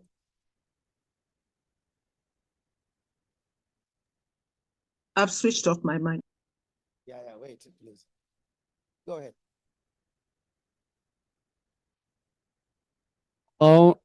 Thank you for giving the floor. My name is Issa Dia from Chad. I am Pan-African US Ambassador for Internet Governance at Pan-African US. I've been trained at Pan-African US for Internet Governance Fellowship, which has been initiated by my esteemed founder. Can you please clap for him? She has been able to train over 1,000 African so trained in internet governance firms. So my question is mainly focused on capacity building, as my founder mentioned it. So what role can international partnership play in strengthening African cybersecurity infrastructure? And how should African nations approach such partnership diplomatically? Thank you. Teresa, for the last question on capacity building, you can go. Thank you very much. I'll also try to be brief because I know we will soon have to end. What the GFC can offer is depends also on how many members and partners from the continent we have. So there are, of course, many African countries that are already members of the GFC, and there are many African organizations that are partners to the GFC, not many. If we also get more on board, we can try to bring more voices of the African priorities in cyber capacity building to the global audience and encourage international cooperation that you have mentioned in your question. I would suggest that talk to Martin, who has joined us, because he can tell you really so much from the Africa Hub point of view, how we can kind of, leverage the needs of the continent further. So I hope it's helpful for this stage. And I have to mention partnership and membership in the GFC. It's for free, yes. It's not like a paid partnership. No. But we do encourage to have more on board to kind of help us push the mission. Okay, Catherine, for Soren question, Catherine. Okay, thank you very much, Mokhtar. So thank you for that question, Sorin. The countries that participated, I think there are 8 over the years. So there were a few more than the ones you mentioned, such as Senegal was also there, Ghana, and others. So how can we leverage on the existing meetings? Firstly, I think there are people who are making efforts. GFC, who have just told us what they do, have done a lot of training, especially at the regional level. The Diplo Foundation also, supported by GIZ, German Aid, have also been training the regional bodies and also the AU to make sure that diplomats, because in many cases for African countries, you can't afford to send a fresh person. So it is usually the in-country diplomat who is already in the UN mission of that country who participates in that process. And if they're not well versed in cyber issues, of course, they will be handicapped. Many of them are also quite overloaded with work in many committees at the UN. So continued capacity building and support of the diplomats who are already at the missions could be an important strategy. And this doesn't always have to be done face-to-face, which is expensive. It can also be done through online trainings and courses which they can follow. We've also been trying to influence the foreign service academies, which they have in various countries, and get them to take up these kind of capacity building activities, whether they're drawing on the resources which have already been done by GFC or Diplo Foundation, or whether they are supported to develop bespoke courses which are relevant. So the foreign service academies are already there in country. So it will be a matter of building their capacity to also support their diplomats who are coming into the service in the area of cyber diplomacy. The third thing I'll mention is there usually has to be a lot of collaboration between the technical agencies such as the CERTs and the cybersecurity agencies, some of the ICT agencies in country, both in the public sector and private, and also the diplomats who are going to represent the country in these processes. So supporting in-country exercises and in-country trainings that bring all these agencies together so that they you familiarize them, you build trust between them, means that you will have higher quality representatives participating in these global processes, because they can also consult. If they know their colleagues at home in the technical sphere or in the diplomatic sphere, depending on who is representing the country, they're quickly able to get the kind of backstop support that they need as they participate in global processes. So those are just a few of the suggestions that I can make that would help us quickly get up to speed and to participate more effectively and even more aggressively in international processes. Thank you very much. Honorable Suzanne, any word before we conclude? Thank you very much. From my side, I think as parliamentarians, we have spoken more about capacity building. As parliamentarians who want to be capacitated with information on how best we can handle these issues. You have rightly said this is a new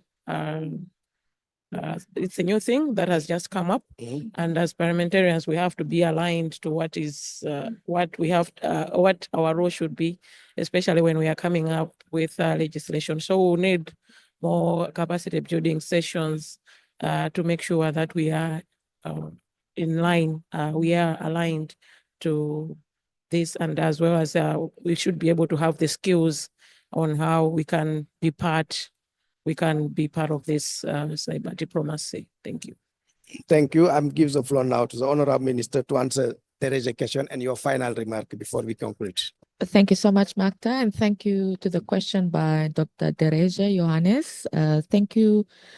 You asked how Namibia has, in the meantime, been able to defend off some of the cyber attacks, especially the ones we experienced last year, and of course, the one we're now able to handle that just came up with our largest telecommunication company.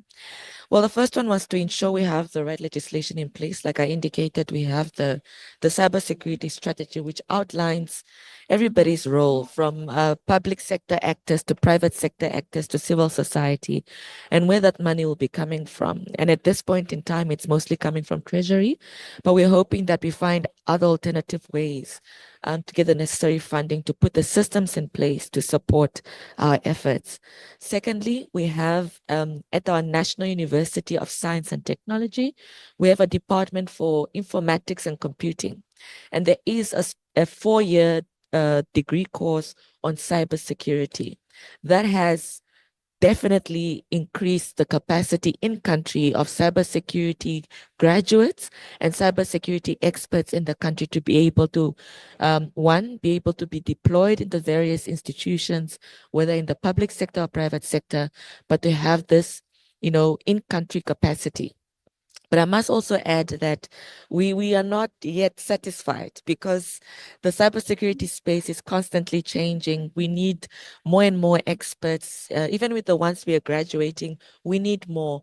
But we also need those that are able to handle the ever-changing landscape, which means we need more that will be working and others that will be continuously studying to ensure that they are constantly capacitated to handle these incidences. So we have mitigated the best we could now, but there is definitely more to be done, and it's a continuous process. Like I said, it's investment intensive. It requires one actively prioritizing that we're going to put X amount of million Namibian dollars to ensure that the necessary skill set in the country exist, and to ensure that we're able to mitigate any cyber incidences. And finally, I'd like to thank UNECA and all partners for convening this very important discussion. But I want to emphasize truly that when it comes to multilateralism and the global North and global South conversation about the financing of cybersecurity interventions, we must look at the various contributing factors as to why developing countries are unable to prioritize cybersecurity, where they're unable to put the necessary financing in place, where they're unable to put courses in their national universities with experts. And this comes down to the ability of those countries to service some of their international financing loans, which attract higher interests more than any other countries on the planet, and the ability for these countries to prioritize, because many times they are repaying loans as opposed to investing in areas that matter to protect their critical infrastructure. Thank you very much. Thank you very much, Honorable Minister. And we are at the end of this session. Now for takeaway, we agree during the discussions that cyber diplomacy, so the key objective is to enhance global security at the national level, regional, and the world level. It is one key objective of this cyber diplomacy. Also, to enhance this, to promote safeguard and in the cyberspace. It is something very important we discuss, as well as to safeguard human rights, because we have the direct link between cybersecurity and human rights. And for that, following the several discussion, we can have some key recommendation. First, for that, we need to put in place the right strategy, like what Namibia is doing now. Also, we have to foster in this regional collaboration, international collaboration, to increase the participation of Africa in the global discussion on the cyber diplomacy. Third recommendation, capacity building is a key. And we need to build the capacity of all actors, starting by the policy making, the parliamentarian, law judicial corps, all people involved in this digital space their capacity should be built. Another point, we have to build trust, because when we talk about international collaboration, without trust, it will not work. We need to build trust at the national level first, at the sub-regional and the continental level. And also, we need to improve the private, to make this collaboration between private and partner and public partnership. For this private and public sector, we need to collaborate together to put in place the right infrastructure, because we need also to develop the norm and the standard. It is very important in terms of cyber security. It is some key takeaway from this meeting, this session. I would like to thank all the panelists for their very good insight, and also I think you learn a lot from them. And thank you once again for the member of panel and round of club of them. Thank you also, participant, for your active. You were very dynamic, and it is a new subject, we understand, and I think for the next session we'll get more questions about this subject. Thank you so much, and see you later. Let's have a group picture. Thank you. We'll invite to have a group picture here.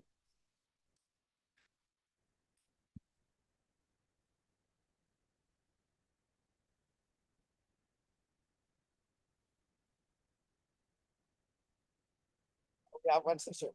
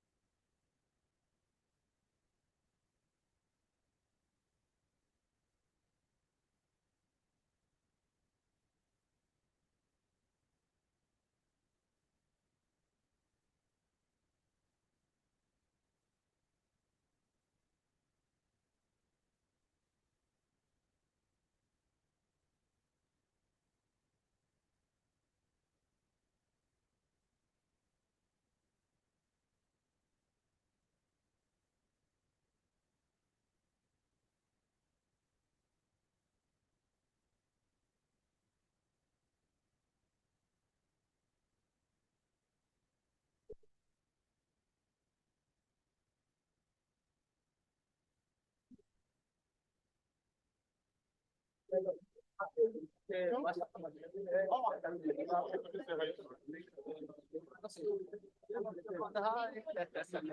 how are you? I'm really proud of you, really. Thank you so much. He's my boss, by the way. Oh, really? Yes. How are you? Okay, I'm good. How are you? Fine. From Chad. Yeah. Room 5.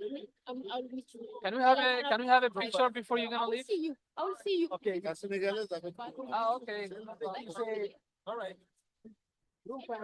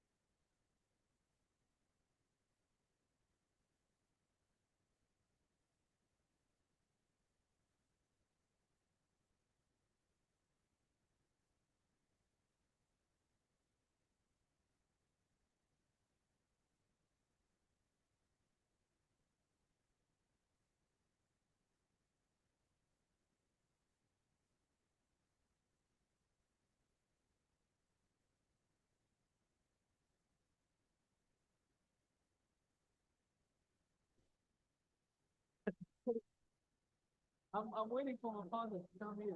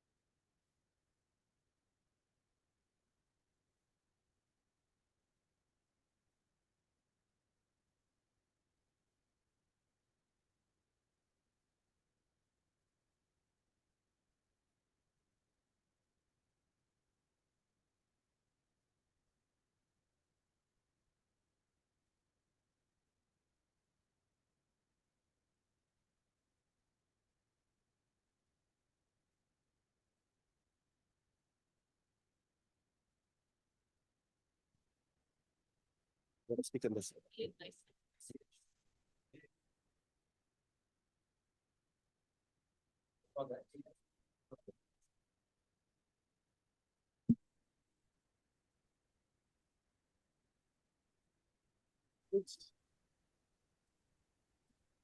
Audio is on channel 1, everyone. Audio is on channel 1.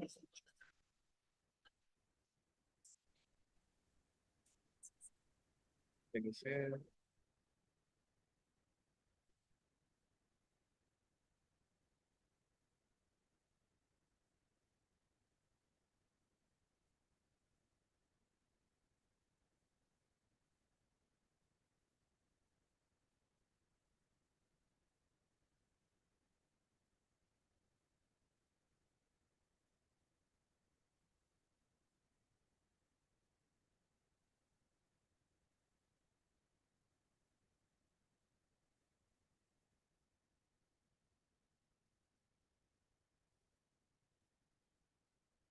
It's here and we're checking.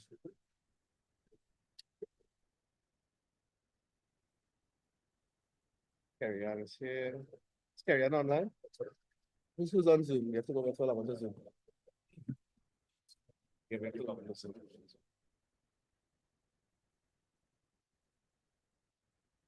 You're on Zoom. You don't. You have to log on to Zoom. Otherwise, you won't see anything. You won't see any questions. You won't see anything. Okay. Watch the screen. Won't tell you. Can you send me the link, please? It's on the.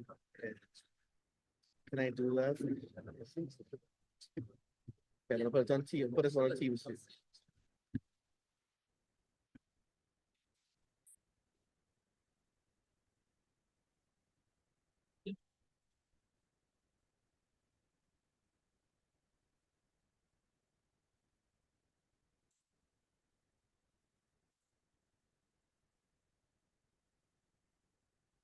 Start recording. All right, everyone. Ready to go ahead? Yep. Start recording.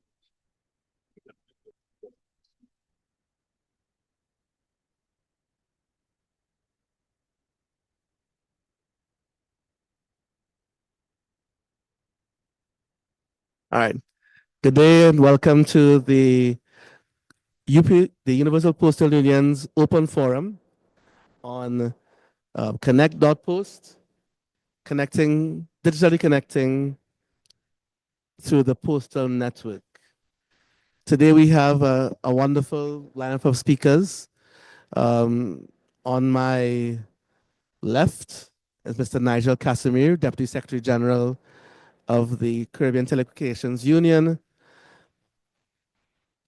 Right, 2 chairs away or 1 chair away. And there's digital inclusion expert from the Universal Postal Union. Directly across from me to my right is Mr. Danny Oak, Senior Advisor at the Internet Society. And let me get Yuping's actual new title. We have Yuping from the UNDP, and her title is Engagement at the Executive Office of the UNDP. Online, we have Miss Carrie Ann Barrett. I can't see online yet, so I hope I can see the Zoom room soon. Carrie Ann Barrett, Chief of Cybersecurity at the Organization of American States. Is Carrie Ann online? Carrie Ann, if you're there, can you just pop in and say hi? And as well, we have Mr. Rodney Taylor, the Secretary General, we can see physically, well, see virtually at, yes. And Carrie Ann says hello. And Rodney, welcome. We'll be seeing you. And he is the Secretary General of the Caribbean Telecommunications Union of the based in Trinidad and Tobago from the Caribbean. And we hope to hear some good stuff from Rodney today as we proceed with our open forum. So I'm going to not talk too much. Without further ado, I'm going to hand the mic over to Mr. Hernandez from the UPU, who will introduce the session to us and give us a quick presentation on the topic at hand. Kevin, over to you. Hello, everyone. Can you hear me? Okay. Sorry about that.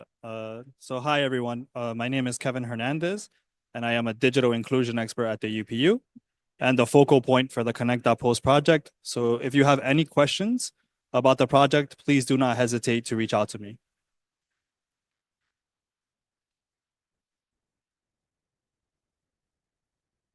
So Connect.Post is a project led by the Universal Postal Union, which aims to maximize the sustainable development contributions of the postal sector and to help foster more inclusive and sustainable digital transformations that leave no one behind. And among those contributions are bridging the digital divide and promoting social, economic, and digital inclusion. So very briefly, I think it's important to make a clarification about what we mean when we say bridging the digital divide and promoting digital inclusion. Because although these concepts are often used interchangeably, in reality, they actually mean two different things. So when we mention bridging the digital divide, we are talking about gaps in digital access. On the other hand, when we speak about digital inclusion, we are referring to people's abilities to fully participate in societies as they undergo a process of digitalization. And the important thing to note about these two concepts is that the digital divide can contribute to digital exclusion, but does not automatically cause it. Instead, digital exclusion occurs when there is a digital divide present and opportunities and services can only be accessed digitally. In those situations, those without access or who lack digital skills end up being left out and are put at risk of being falling behind. And we believe that a connected global postal infrastructure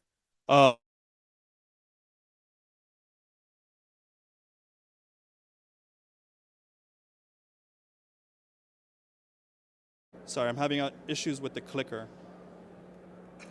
Next slide, please, if you can control it. Okay. So connecting a post office can contribute to bridging the digital divide.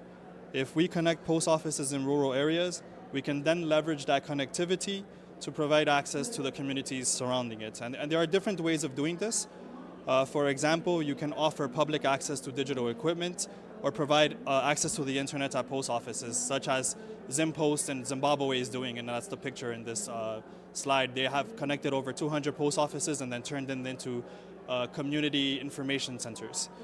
Or post offices can even host a community network, meaning that post offices can become an internet service provider for their surrounding communities. Now moving on to digital inclusion. So as I mentioned earlier, the digital divide does not automatically lead to digital exclusion. Instead, it's a combination of the digital divide and when opportunities and services are only accessible through digital channels that leads to digital exclusion. And unfortunately, this trend has become widespread across the world. For example, the 2023 UN World Public Sector Report found that too many countries and service providers were taking a digital-only approach, which was then resulting in the digital exclusion of marginalized groups. And this has led many governments to rethink this strategy. And they stressed, the report stressed that, quote, a just and inclusive digital transformation that leaves no one behind includes hybrid models of service delivery, including blended or multi-channel service delivery. And some governments try to provide multi-channel service delivery by setting up in-person one-stop shops. We went too far. Okay. So some governments try to provide multi-channel service delivery by setting up in-person one-stop shops or service centers, where people and businesses can access a wide range of digitally enabled services from a single location. Unfortunately, as an FAO report released earlier this year found, service centers are often few in number, and they tend to be concentrated in urban and densely populated areas. So then this means that they are not easily accessible for people in rural areas who end up continuing to be at risk of exclusion and being left behind even when service centers are introduced.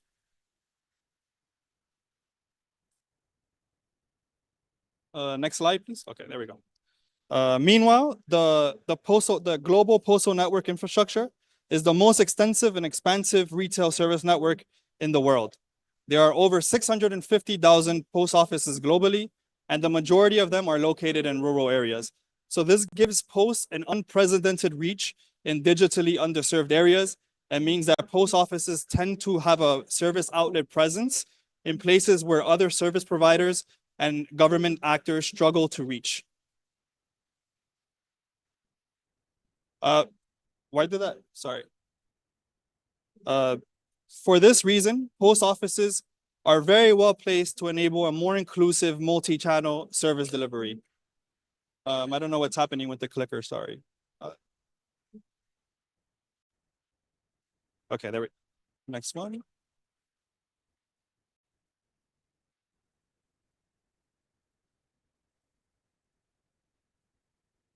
Anyway, I'll continue without the next slide, please. Next one. Next one. There we go. So for this reason, post offices are very well placed to enable a more inclusive multi-channel service delivery. And this is not just a concept, but something that is already happening in several countries. So the graphic on this slide is from Poste Italiane, who have connected 7,000 post offices in rural areas to high-speed internet, and then leverage that connectivity to transform their post offices into one-stop shops for digital government services. And this allows their rural residents to access digital government services across multiple channels, including the post office counter, through electronic kiosks, through advanced ATMs, through a call center, and through the web. And this makes these services more easily accessible to people in rural areas where the post office is often the only public institution with a presence in those areas. And this is the kind of use of the postal infrastructure which we want to promote at Connect.Post. So in summary, the goal of Connect.Post is to connect all post offices in the world to the internet by 2030. And we have created a workflow to get there, and I don't really have the time to get into that. But a key point to highlight for all you is that making this vision a reality requires collaboration with governments, international organizations, donors, the private sector, civil society, and of course, designated postal operators. And we are currently working on building a coalition of actors to make this vision a reality. And we are very keen on building and exploring partnerships so that together we can help maximize the potential of the postal network to facilitate more inclusive digital transformations and to help bridge the digital divide and to promote economic, social, and digital inclusion. Thank you. Thank you very much, Kevin, for that brief but very enlightening introduction on Connect.Post. And I hope everybody got a sense of what those are and how we are to move forward with this project, which really is ambitious in its scope, trying to ensure that the postal community, the post offices, and the stakeholders involved are connected via this network.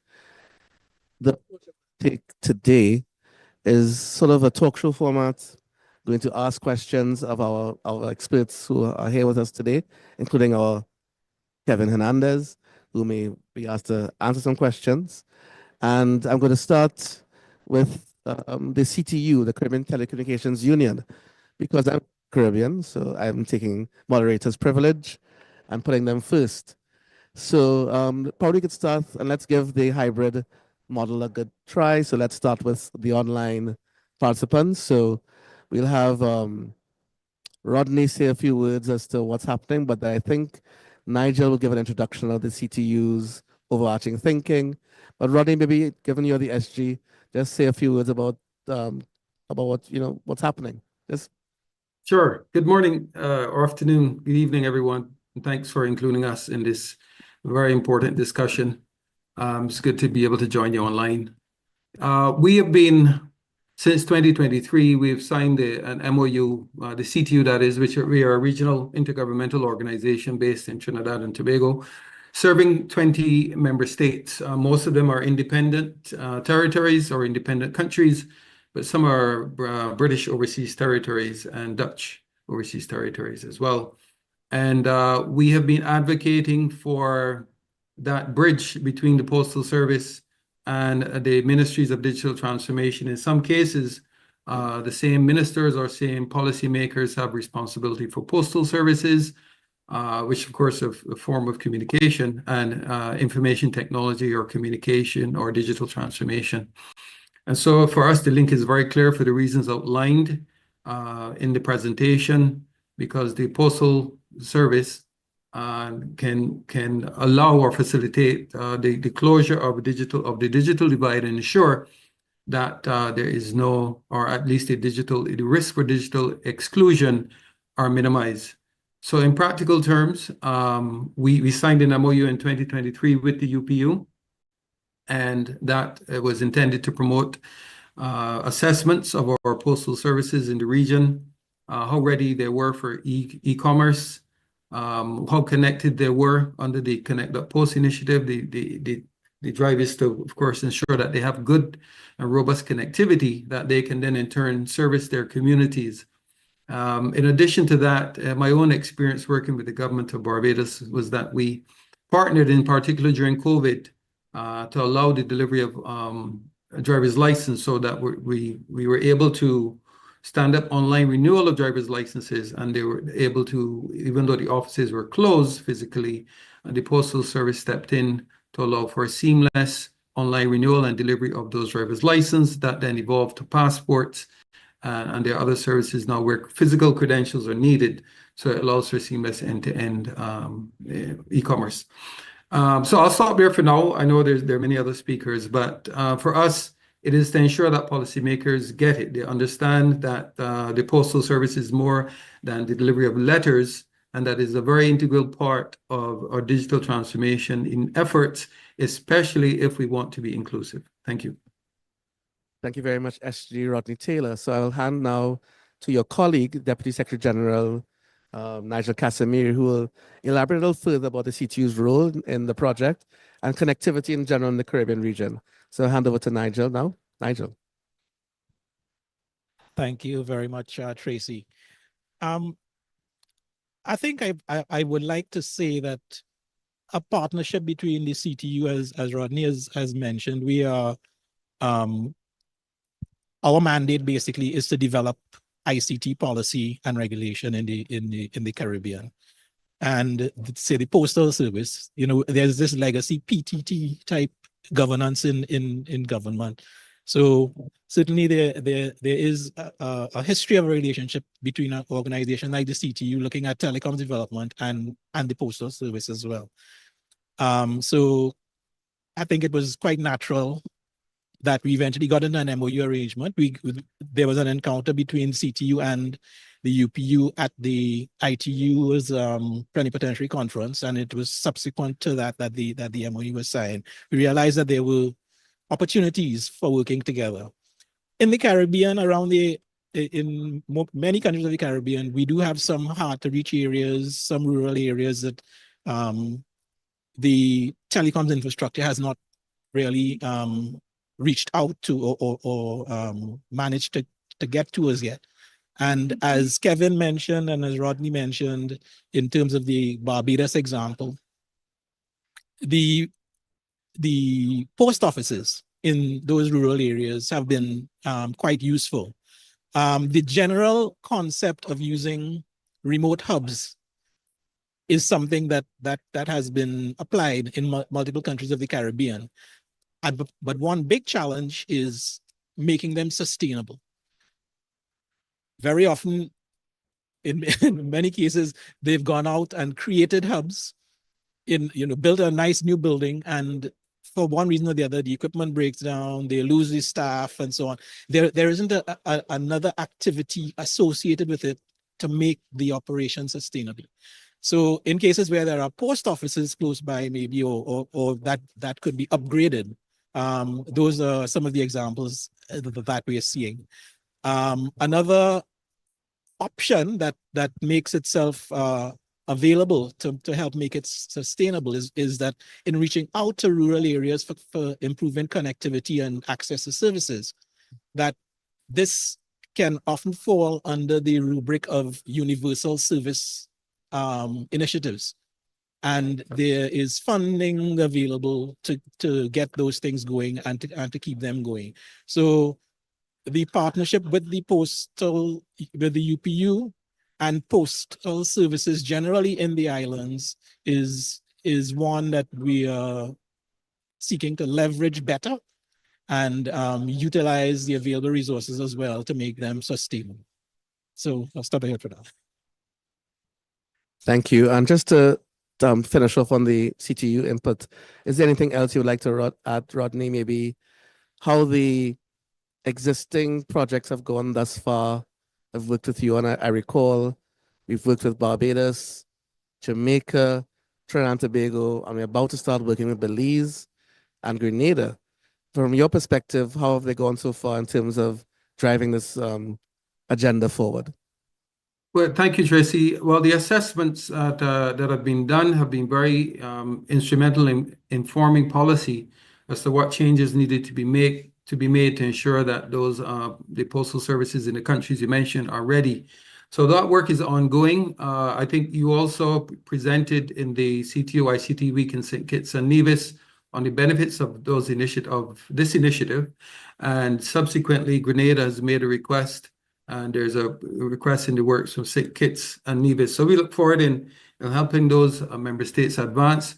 Since then, we've also assisted the Caribbean Postal Union in the registration of a .post domain for its operations, so that it can benefit from the other service offerings under that .post initiative. We're advocating also for all of our member states to go ahead with the registration of the .post domain for security purposes, for cybersecurity purposes, and also to benefit from the suite of services that are being offered by the UPU.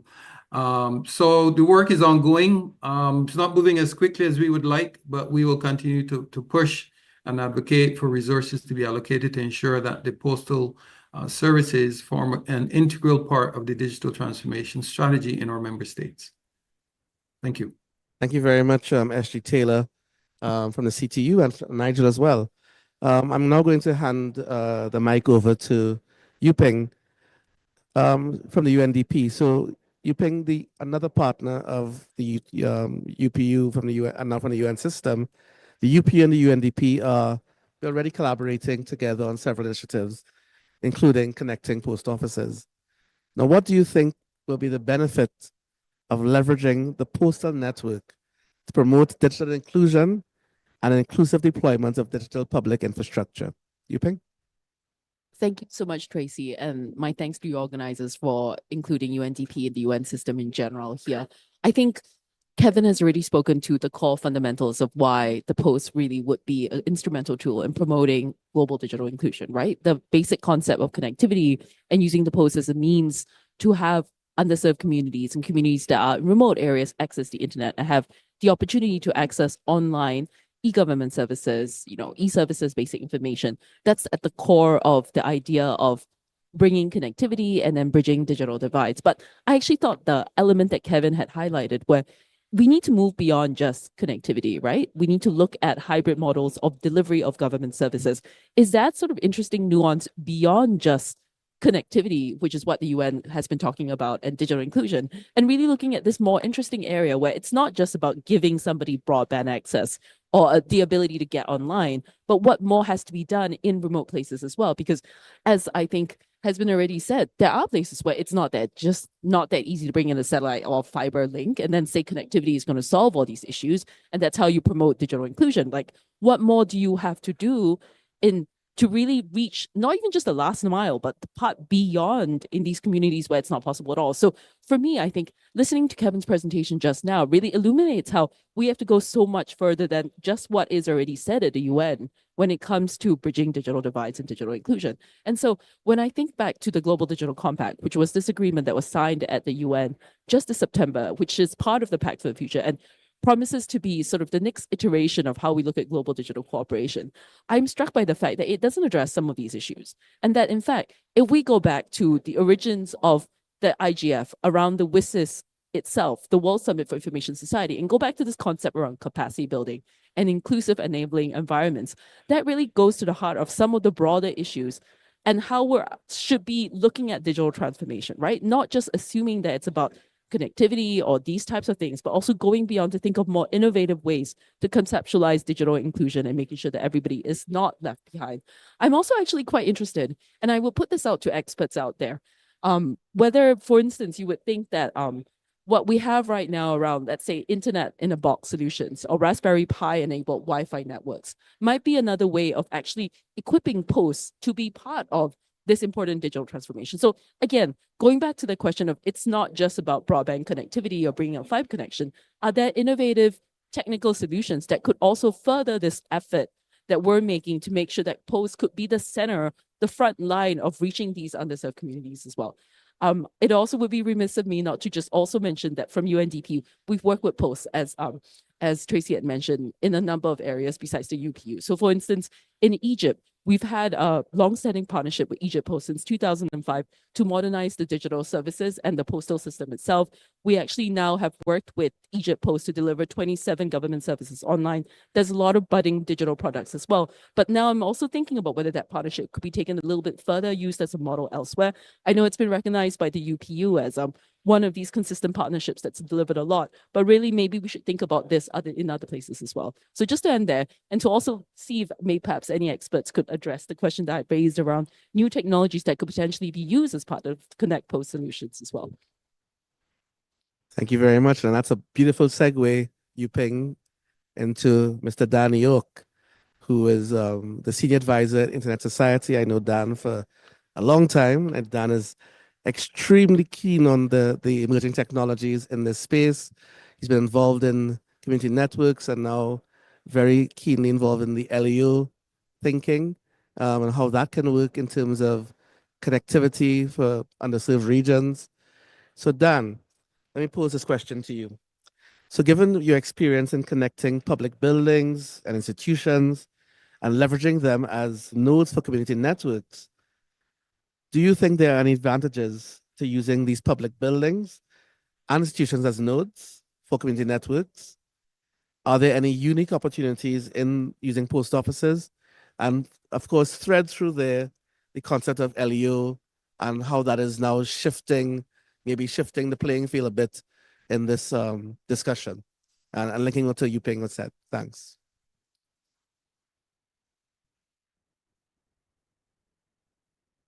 So wait, Tracy, we only have how much for this session? We have 10 hours. Okay. You just added me a lot. So maybe let me back up and for folks who aren't aware, the Internet Society is a 30-year-old charitable organization. We've been around and we have a vision that the internet is for everyone. And that's really our focus and our goal. We have about 132,000 individual members. I know Tracy is one of them. And we have 120 plus chapters out there, including you were in Trinidad and Tobago, and that's where we know each other for so many years. We also, I know you were involved with our fellowship program and other pieces like that. And anybody here is welcome to go visit our booth. We have a whole bunch of information there.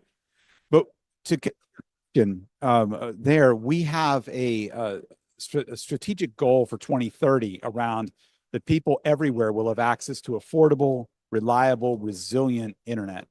And this comes to what we're talking about here. I have to say, honestly, and this is why I ask you why you invited me here on one level, is because we have not done work yet with post offices.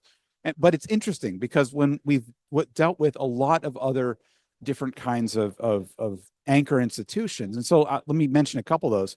We've worked with, to date, around 85 different community networks spread out across the world. We've given over $3 million in grants out to these organizations through the Internet Society Foundation. We're working with UNICEF and the ITU, the Giga Project, looking at how to go and connect schools, part of Partner to Connect and some pieces there.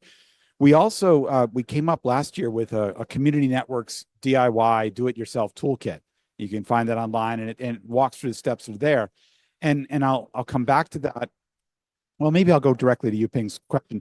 So often, one of the challenges, and you said it when you said about LEOs, low Earth orbit satellites, we jump to the technology, but Nigel's point is really the key one.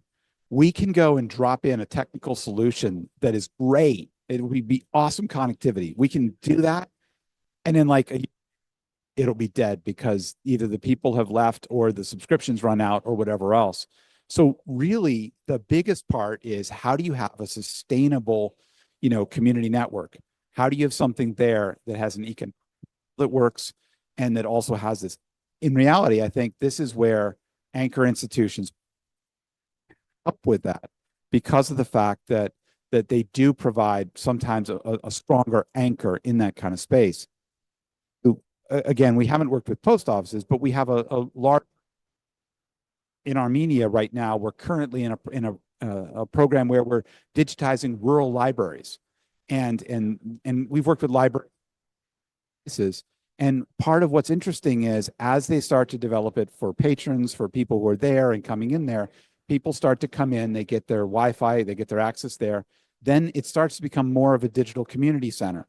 People come in there and they're having meetings, they're going in there to study, they're doing stuff like that. And so it becomes this kind of home. Similarly, in Paraguay, we were working with a hospital that went and was adding connectivity and doing that. In Winnipeg, up in Canada, we were doing a project that was going and taking a community center and giving it that connectivity. It became a social hub. It really brought people in a way that was different. In Rwanda, we did a school, actually our chapter there helped build a building that would be able to go and help the school provide a computer lab and connectivity and pieces. What they found though, of course, was that then other people started to show up in Wi-Fi and they were able to go and work with that. All of these, I think, are great examples of the kind of would also be would be part of that. One key factor, if you look at them all, is maybe we should swap mics because this one's fading in and out. So one key thing is that what we've seen in many of these places is these anchor institutions, in some way, have a sense of resilience that is stronger than other locations. In some cases, it may be that they're economically sustainable, that they're perhaps funded by the government, that they have some other elements around that. Often they're housed in a place that has additional electrical resilience, might have generators, might have solar panels, might have something like that. Another just basic factor is that people know where it is. They know where the post office is. They know where the hospital is. They know where that is. So it's a beacon where people can come there and be engaged with the digital life in some kind of way.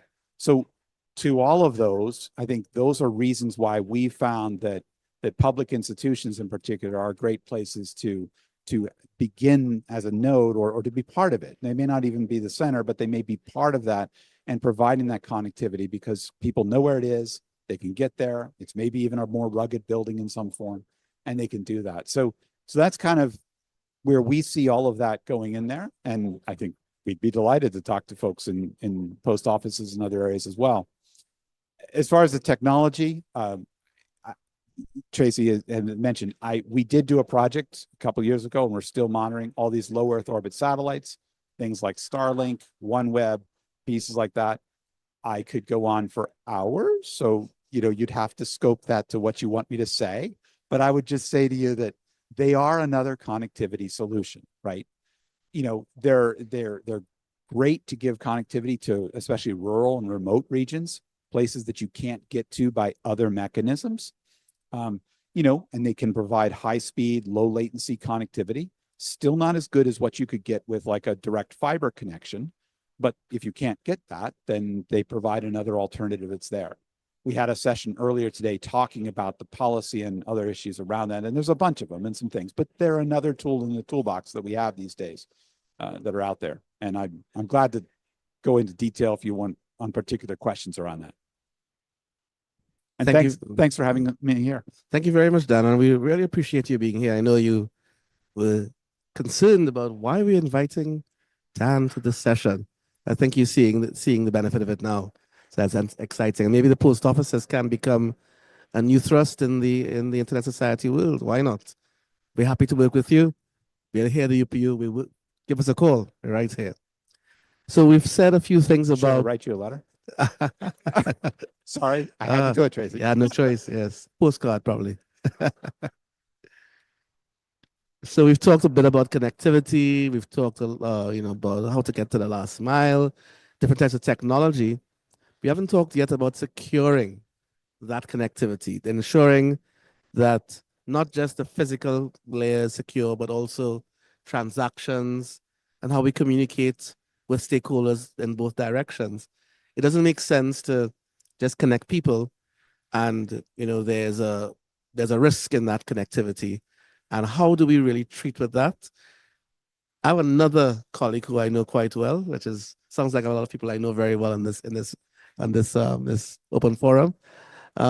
Ms. Carrie-Ann Barrett. She is also from the Caribbean, surprise, surprise, from Jamaica, but now she's based at the Organization of American States. and she is the chief of the cybersecurity division there. So, Carrie-Ann, I have a question for you. Maybe this is something that you can help us with. What are the cybersecurity implications of connecting postal infrastructure, and how can countries best equip themselves to be more cyber resilient? Would you consider posts to be critical infrastructure for that matter? Over to you. Thanks for that, and thanks to all the speakers who went before me. Thanks to the UPU for inviting OAS.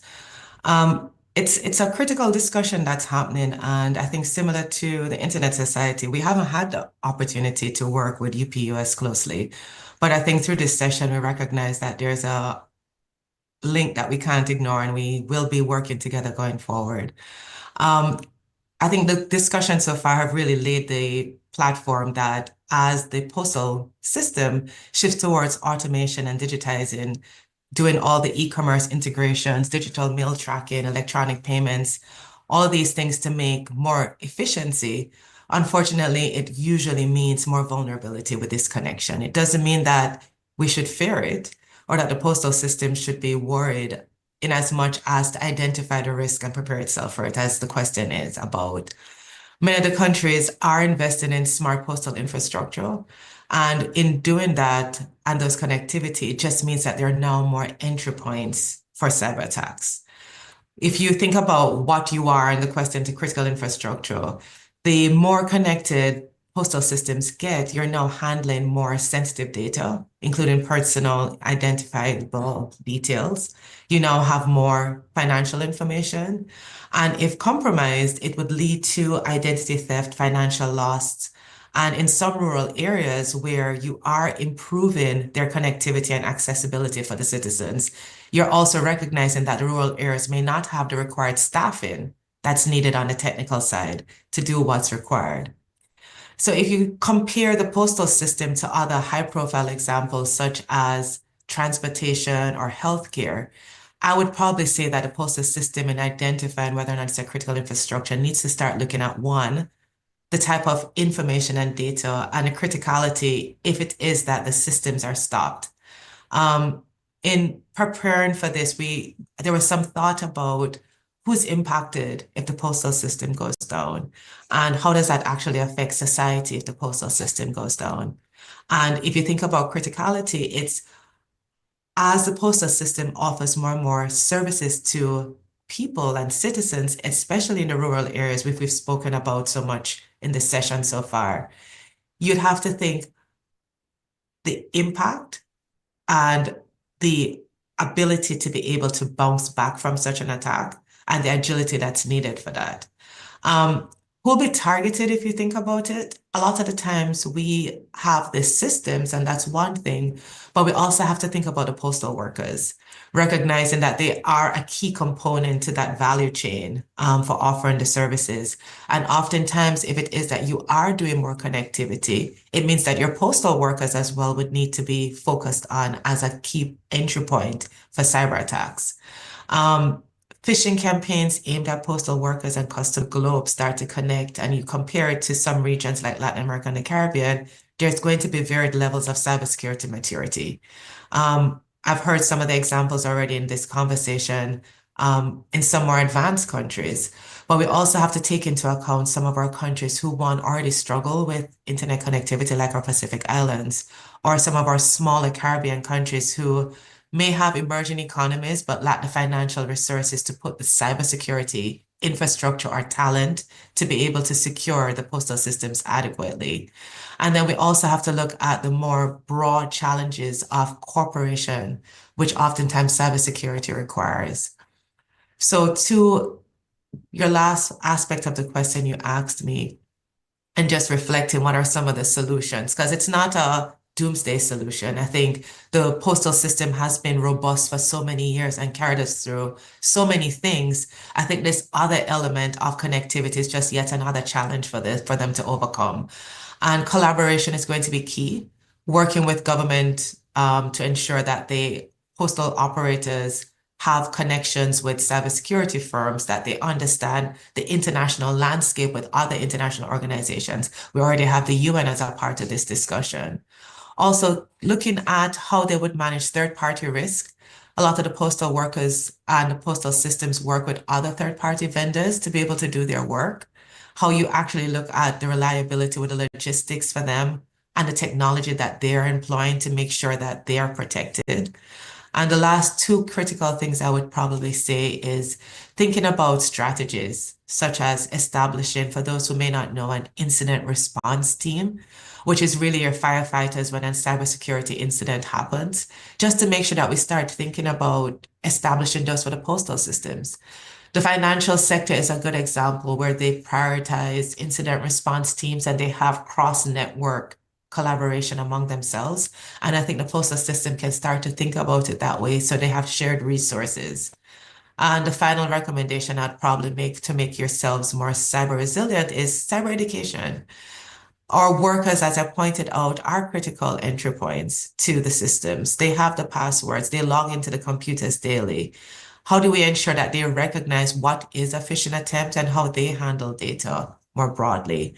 And I'll probably stop there, so at least we could continue the discussions. And I hope that some of these thoughts would be talked about throughout the session. Thanks, Tracy. Thank you very much, Carrie Ann from the OAS. I'm seeing a lot of comments coming in from Rodney in the chat, giving some information, some links. And just putting back to Carrie Ann's point about cyber resilience and the second last point you made about CSIRTs. I'm going to make a plug here for what we are doing at the UPU. We're establishing an Information Sharing and Analysis Center, an ISAC, which will be global for the postal sector. That's currently underway. We're in the last stages of our design, and we expect to have that up and running, if all goes well, next year in 2025. In addition to that, we're also implementing a secure.post platform, which would allow the postal, as you said, the postal employees, their stakeholders, to get, I would call, user-friendly access to information, education, training, awareness, resources generally about cybersecurity and how to become more cyber resilient. So I think from where we sit, we are trying to do the very best in ensuring that the sector becomes more resilient. And I would be remiss if I didn't mention, of course, the fact that we also run the .post top-level domain, which we'd like to think is one of the most secure, if not the most secure, top-level domain on the internet, and encourage all stakeholders who are interested in this sector to look into what that brings to the table, as well as the services we offer with that. So while I have just given a plug for ourselves, I'm going to pause now to an open forum and ask the audience if there are any questions, any thoughts. I'm seeing 2 hands already going up, so I would maybe pass the mic. Is there the third mic? The third mic, mic number 3. Yes. And I saw gentleman in the red jacket first. Introduce yourself and let us know who you are.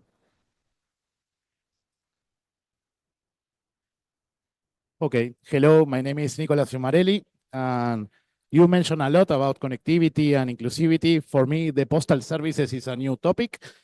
You also address about cybersecurity, but we are talking here about digital transformation as well. So I like to touch on the role of emerging technologies in the postal services, right? For example, in the UK, in the USA, they are using drones for postal deliveries in remote areas.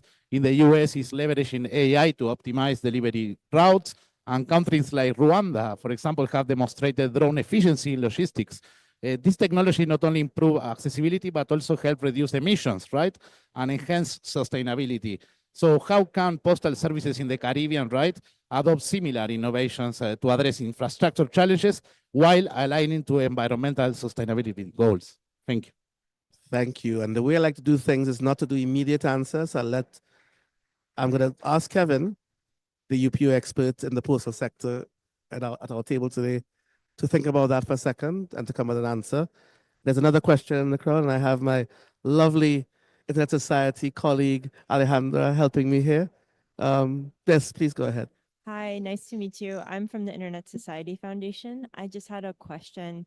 You mentioned that a lot of these post offices are rural, and Kevin mentioned the emerging e-government services. So my question is, are there any plans, or does this program include any kind of digital literacy training for people? I know that we currently have a chapter that's doing training in rural areas so that people are able to use e-government services, but also thinking of it from in terms of cybersecurity or cyber literacy, cybersecurity literacy. Thank you. And Nigel, did you have a question? I saw your hand go up. Yes, my hand did go up, but I think the question I had has come up. So excellent. Third question. Okay.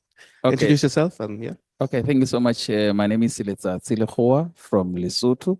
I'm the president of Internet Society Lesotho. And I'm working as the system librarian. So I'm wondering if this concept we can go into the digitization of the library and bring in the library to the people, not people come to the library. Thank you. All right, thank you very much. So I think all three questions seem like they can start with a response from the UP, but I'll also ask other colleagues to be able to give some responses. No, but let's start with our expert from the UPU, Kevin. So thank you very much for the question about drones. I think, yes, 100%. I think with drones especially, it's a very particular case because I think this also democratizes delivery to rural areas. Why am I saying that? Is because when you've seen pilots for drone delivery, they've tended to be concentrated in rural areas because this is something that's very hard to make work even in urban areas. So I think it's actually one of the rare emerging technologies that works better in rural areas than it does in urban areas for delivery. So I think there's a lot to explore there. And also at the UPU, we've recently did a survey where we've asked all the, over 150 postal operators about their use of emerging technologies. And drones were one of them, but we asked about a very wide variety. There are even some using things like exoskeletons and other really out there emerging technology. So there is actually a lot of use of emerging technologies by postal operators, but I haven't done the analysis yet, so I can't tell you which ones are the most used yet or not, but that will be coming out in the near future. And then there were two questions that kind of were about digital literacy programs. So the reason why I came back to this slide is because this is the kind of thing that happens in this setup. So it all depends. Everything is context specific. So in some countries, you'll have postal operators who will set up this kind of community center inside the post office, and that's what you see here. And the post operator will offer digital training to its citizens. But in other places that might not work. And in other places, I think you made a great plug when you were speaking about libraries. So actually, Maria was here earlier from the IFLA, so the International Federation of Library and Associations. And we're actually at the moment trying to formulate a MOU to kind of determine whether there are any potential or there is any potential to create ecosystems of digital inclusion where maybe citizens go to the post office for one type of service and then maybe they go to the library for another type of service. Because although in this example, in this context, this works very well, in other contexts, the post office might not be set up to offer the digital literacy training. It might be, we might be better off having the like e-government services and these kind of transactional services happening in the post office, and then maybe some more of the digital literacy type programs that you were explaining happen in the library. But the thing that we find is that this sometimes happens, but it happens informally. And we're trying to find to see if there is any potential to formalize these kind of relationships between post offices and libraries so that, people can be sent from one to the other and quite seamlessly instead of, an ad hoc fashion. Thank you. And I know you've done a lot of work with libraries. I don't know if you want to pick up. Well, yeah, I mean, it actually kind of speaks to the more that, we talked about the sustainability of community networks, and part of it is the financial aspect, right? And that was the part I focused on in my earlier remarks. But you really have a much broader sense, which is that they need to be human sustainable as well. That digital skills training, that digital literacy, that ability to know and do that is so critical, because otherwise you don't have a system that's long-term sustainable. One of the things we found is that this community-centered model that we're talking about here and that we've been working on really is the way to deploy this, because it's bottom up, it's coming out of the community. And this is where I would say, as you look at your systems, what we found works is that when it's really of the community and by the community, then the people are bought into it and working with it. It's not imposed by some central entity. It says, wire up every, put this in every post office, something. But it's more of, the communities that are around that are wanting to build that connectivity. They're using the post office or other entity as that hub, and they're working with it in that way. But we found that when communities do that and build that, they develop the expertise, they develop the ability to create this. And that means that they're much more invested in it. They also have that human resilience, the capacity to understand what it is, how it works. They're able to ensure that it keeps on working, through in the Caribbean, the next hurricane or whatever, the recovery time, the ability to do that. So that digital skills and building that human capacity is vital to have sustainable, community-centered connectivity in so many different ways. Thank you very much. Before Yuping, I think you have some responses, but let me see if any of our colleagues online have a response. I see Carrie Ann, her hand is physically up, Carrie Ann, yes. Yeah, I think the questions are really good. And I think what's important as we even look at the efficiency, anything that is an IoT, whether it be a drone or any other smart postal infrastructure that's implemented, I think the last speaker in terms of highlighting the need to have the digital skills is critical. It's just always to keep in mind that the more connected that they get, it's another surface or another attack point in which a cyber criminal can enter.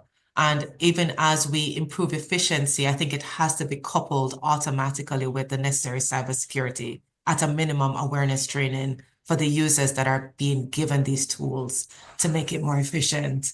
The idea of digitizing and improving or closing the digital divide for many persons and making these services more accessible, it's also informing the users of these services, recognizing that if they are more sensitive to some of the risks that could happen, they would be able to partner with their service providers in rural areas, et cetera, to be able to keep their data more secure and their information more secure. So I just wanted to highlight that it's one of those things that has to be a coupled approach, making sure that you kind of think about all the risk factors at the same time and ensure that not just standards are implemented, but that persons have the ability to implement the standards.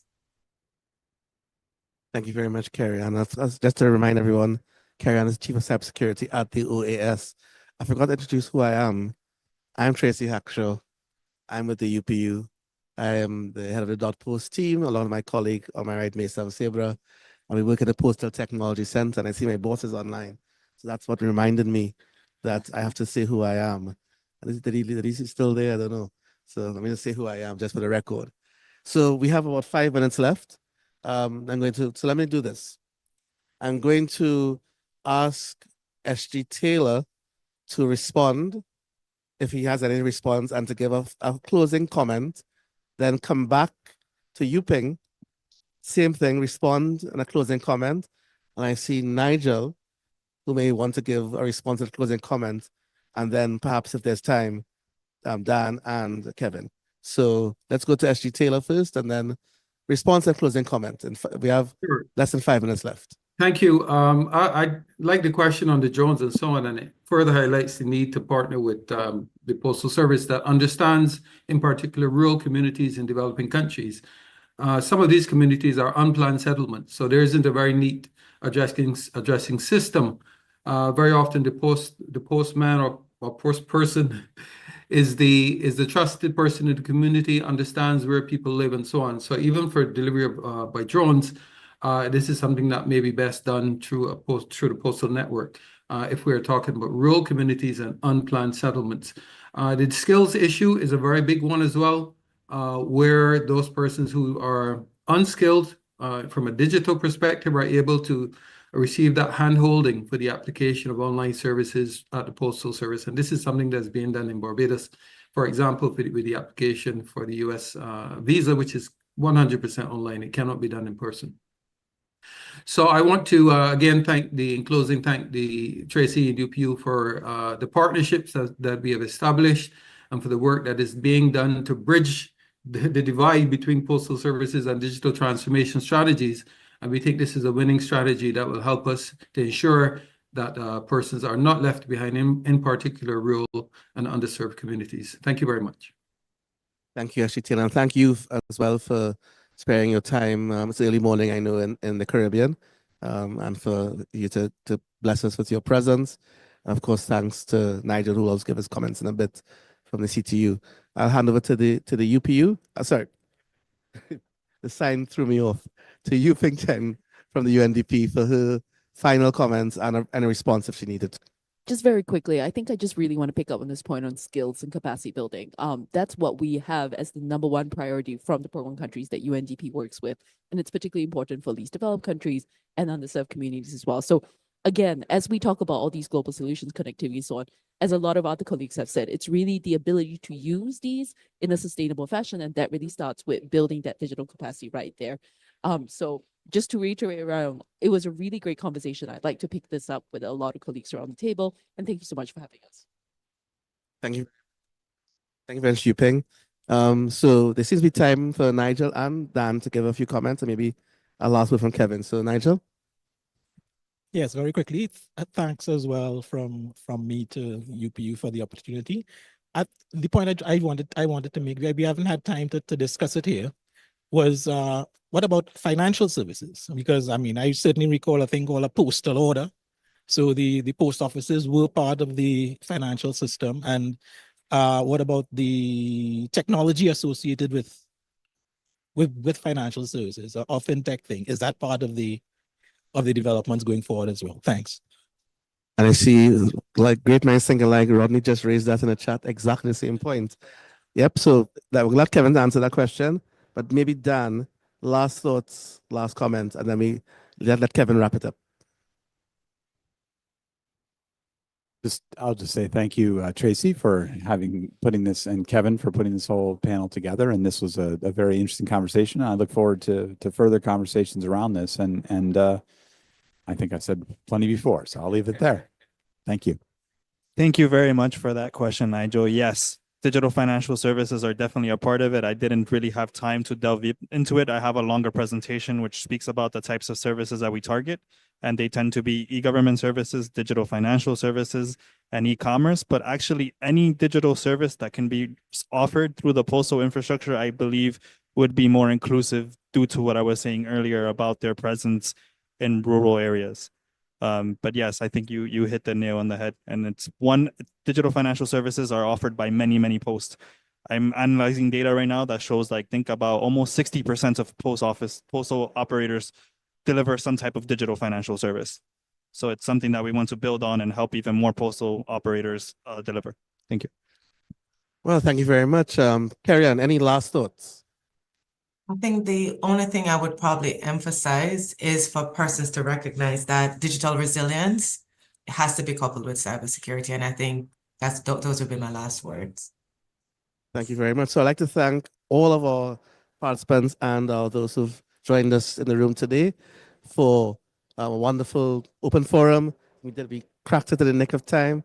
So thank you to Kevin, to Dan, to Yu Ping, to Nigel, to Rodney, to Carrie Ann, and Mesam in the room, and everybody online, and everybody in the room.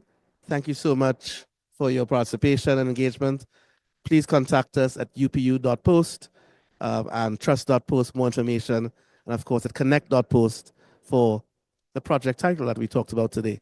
So it's pretty obvious, right? Connect.post. Thank you very much, and see you somewhere else somewhere soon. Kevin, you wanted to say something? Yeah, connect.post is also our URL. So you can just type that in your browser and you will find us. And that is the most brilliant thing I've heard so far. Thank you.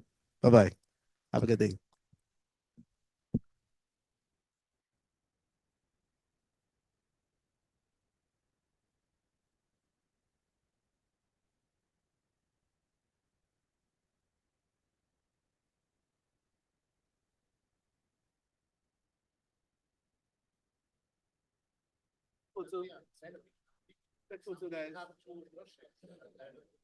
Hi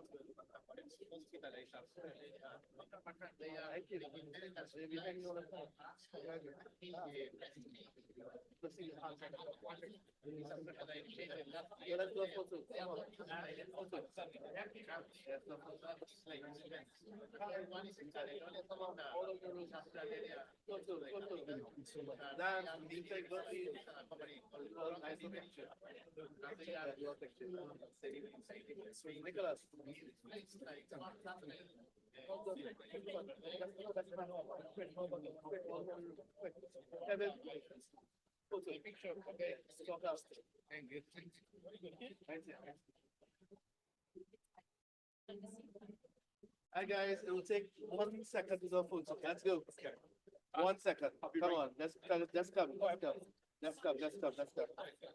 Let's come. Let's come. Let's come. Bye. All right, well,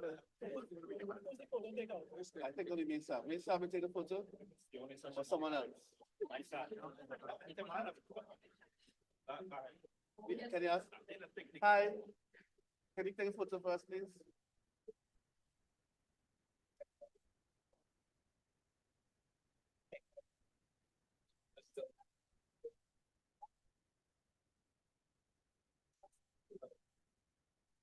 Once you don't block the lens, let me stop. Small up, small up, small up, small up, small up. Yeah. Everyone look at the camera. 1, 2, 3. Yeah. I said wave now.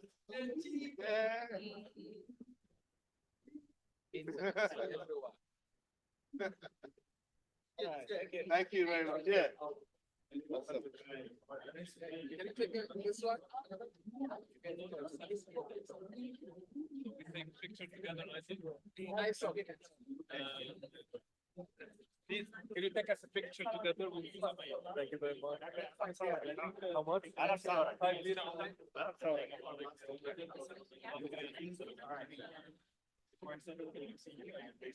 Thanks both ways.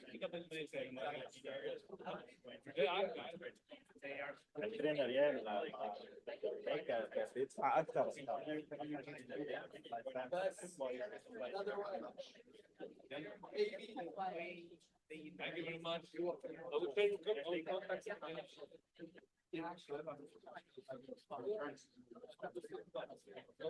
We should get this. See if we could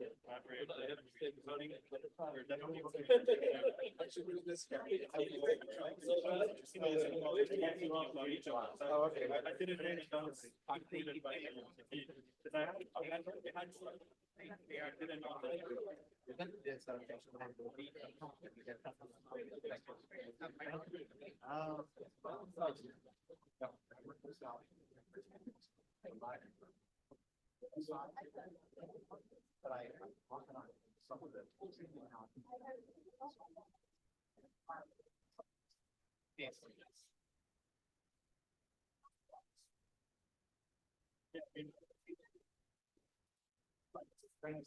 Maybe I should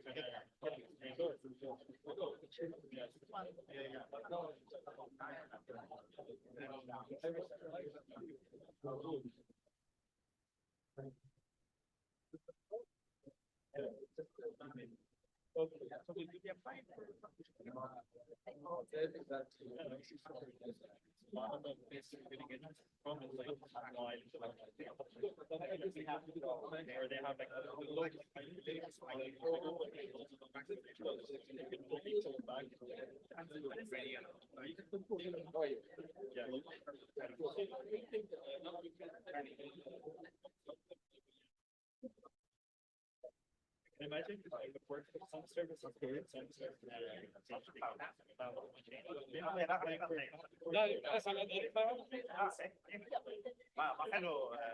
Exactly.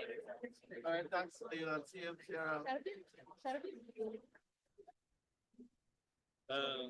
No, I think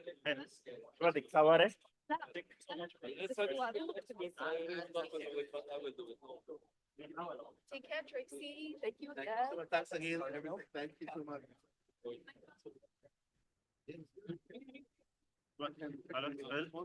خلاص enough, we can go. Thank you for coming. أنا جيت على السيشن تاعي. What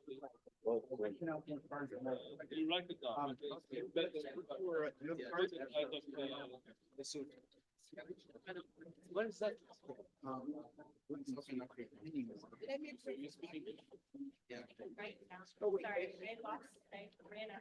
would say hi, say send me a hi, and I will send you should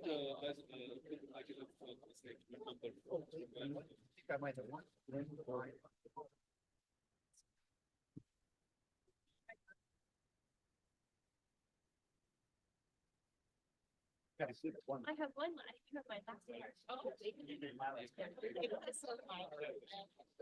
Okay, I have to do that. Thanks. Yeah. Thanks a lot. All right. I'm sure it's speak further. هلا عندي بعد نحن.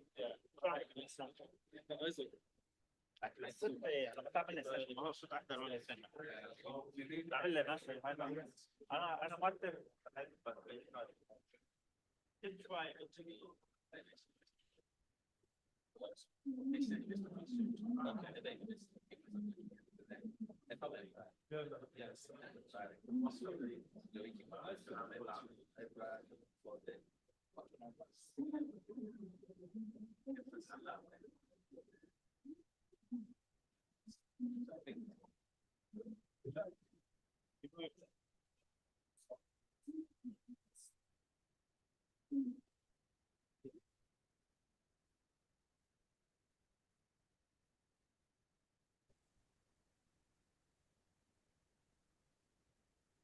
Hello.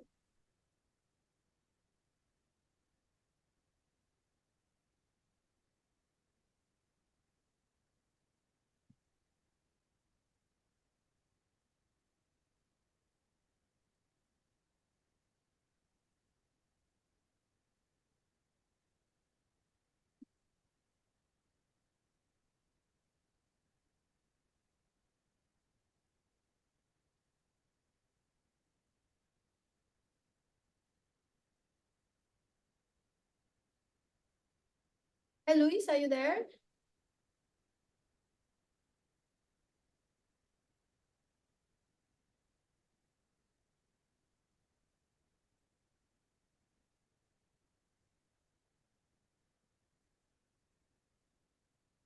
Hi, Beth. Elizabeth? Sorry, you can't speak. I mean, unmute. Hi, Elizabeth. I unmute you. Did we make our interpreters co-hosts? I can't start my video, just so you know. Okay, let me. Elizabeth, where are you? Mute, allow. Wait, how do I?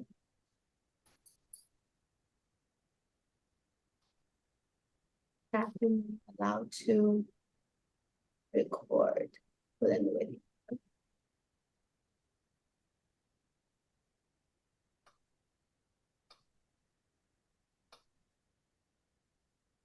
No, still not working. Wait just a second. I'm working on. Hello. Hello. Hi. Hello. Who's speaking? Can Hello. you Hello. Hello. you let I don't know how to turn down Elizabeth's video. Check.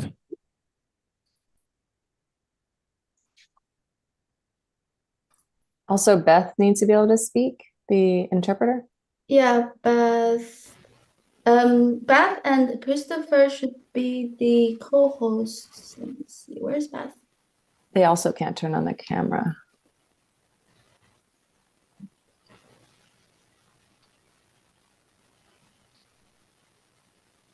I can turn my camera, but I can't seem to get over it.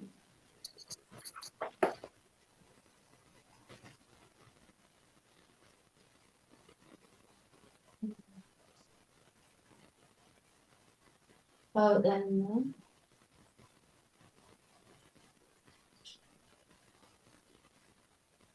Check. Check. Check. Hey. Hey.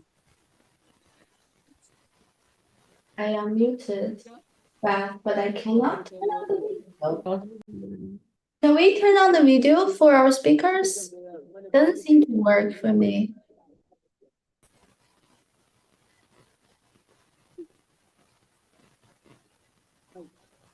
Action. Leave it. Check. Not Not working. Check. It's unmute there. It's off, right? Luis, are you there? Check. Can I Check. show you for Elizabeth and our speakers? Check. Hey, Mama. Got it?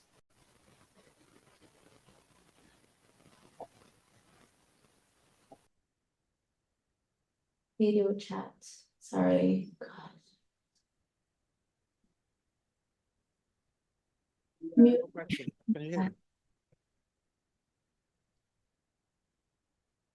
Howie, I have a question. Can you hear me? Yes, I can. Yeah. Well, hello first. Hello. Yeah. Quick question. Are you going to moderate the online space? Yes, I'll be monitoring that. And then I Okay. can hand over the questions to you. Okay. Sounds good. Yep. Yeah. Oh, Thanks. your video's on. Yes, it just worked. Has to start video. Okay. Captioner? No, wait. Who else? Video. Unmute. Has to start video. So I did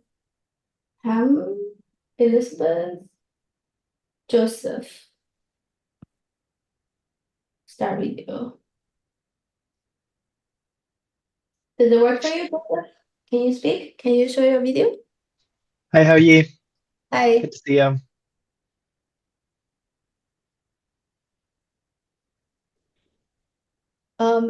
Are our interpreters okay with the video and also the co-host spotlight? Good morning. I can use my audio now, so that works, but I don't work without Chris. Where's No. Chris? Because I work from English to ASL, and then he works from ASL into International Sign.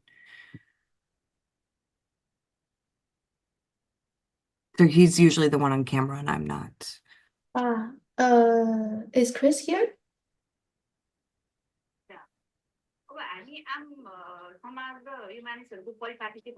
No. यो पनि गर्नु थुप्रै तर हामीले विद्यार्थीले त्यसरी orient गर्नु knowledge सबैको राख्नु पर्यो मेन भविष्यमा चाहिँ केमा चाहिँ म फाइदा खुट्टा चाहिँ टेक्ने त त्यो त हामीले विद्यालयमै विद्यार्थी भाइहरूलाई सिकाउनु पर्छ नै भन्ने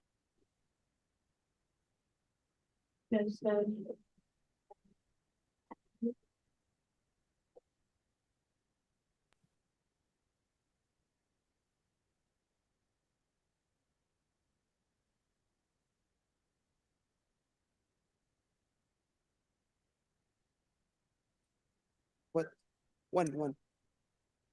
Yes. Wait a minute. Wait. Hello. Hello. Good evening, everyone.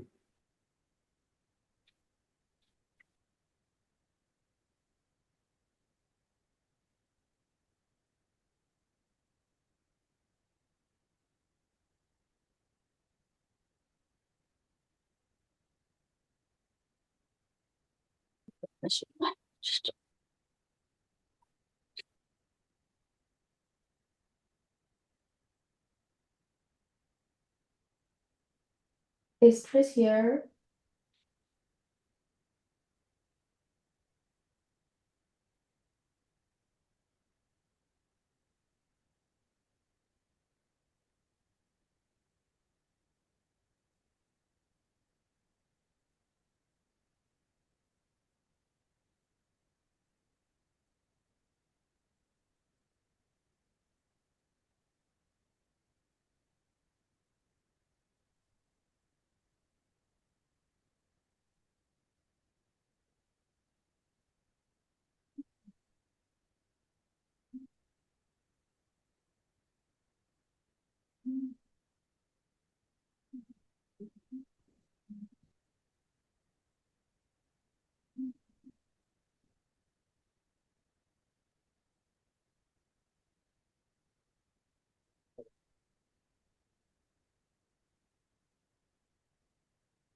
We can start. Good evening, everyone. My name is Papa Sek, and I'm the Chief of the Research and Data Section at UN Women. I'm also wearing another hat today as a member of the steering committee of the Collaborative on Citizen Data. The collaborative was established last year to foster partnerships, build capacity, and promote the responsible use of citizen-generated data for inclusive and sustainable development. UN Women was the inaugural chair of the collaborative together with the UN Statistics Division. And we're really happy to organize this session today. Colleagues, in the digital era, the participation of citizens in data-driven processes is essential for fostering inclusive, equitable digital environments that can serve the diverse needs of all community members. Since Sunday, day 0 of this forum, we've heard repeatedly the reasons why the data that feeds AI algorithms, for example, needs to be representative, but also needs to be scrutinized. And this absolutely necessitates citizens' inclusion and engagement. The newly adopted Global Digital Compact considers inclusivity as a cornerstone for a fair and equitable digital future. Meaningfully engaging all citizens in the data production and use is important to ensure that digital systems and policies reflect their unique experiences and priorities. And this paves the way, of course, for a more inclusive digital transformation. And if we put that another way, there will be no transformation without inclusion and diversity. And this panel today really reflects that. So we have distinguished speakers from civil society, Human Rights Institute, National Statistical Office, and the private sector, who will share with us their experiences today on the ways citizen data, the citizen data movement, can really help foster inclusion and human rights in public services and policies in the digital age. So the session will also explore how the recently launched UN Collaborative on Citizen Data and the Copenhagen Framework on Citizen Data could support marginalized individuals and communities in this endeavor. So we have 5 distinguished speakers today. We have Lynn Garaf Rasmussen, who's the Senior Advisor on Human Rights and Tech at the Danish Institute for Human Rights. Joining me in the room is Bonita Namware, who's the Research Director of Policy. And online again, we have Elizabeth Lockwood, who's the representative of the UN at the UN of the stakeholder group of persons with disabilities for sustainable development. We have Dr. Hemraj Regmi, who's the deputy statistician in the Nepal National Statistical Office. And last but not least, Mr. Joseph Hassan, who's at google.org and is AI for social goods at google.org. So let me first start with Lina, let me start with you. We will start with a round of just 2 questions, 1 question for each of the panelists.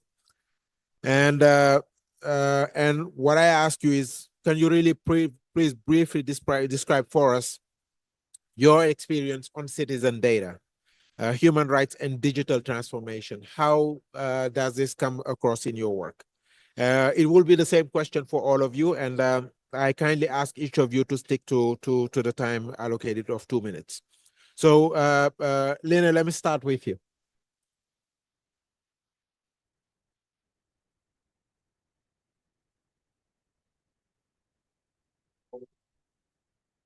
Lena, can you hear me?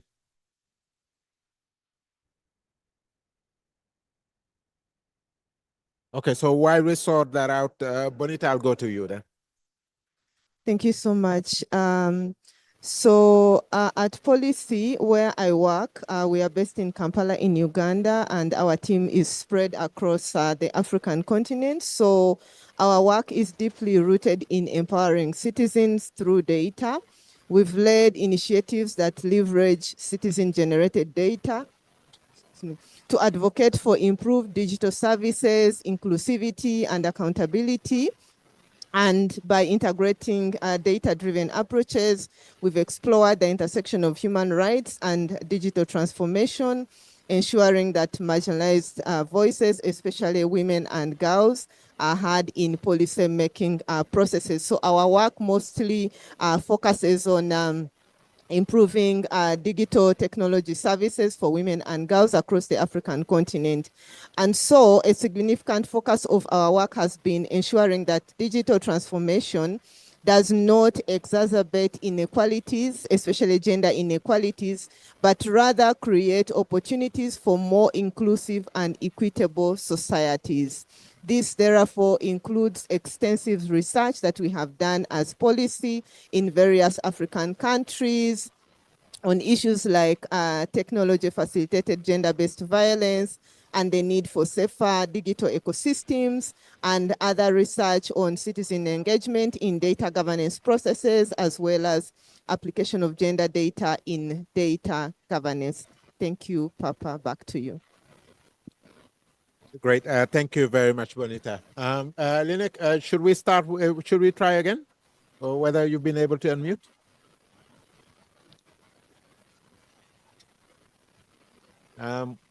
We still cannot hear you, but let me see if we could try to fix it with the technician in the room. So in the meantime, then let me go to you, Elizabeth.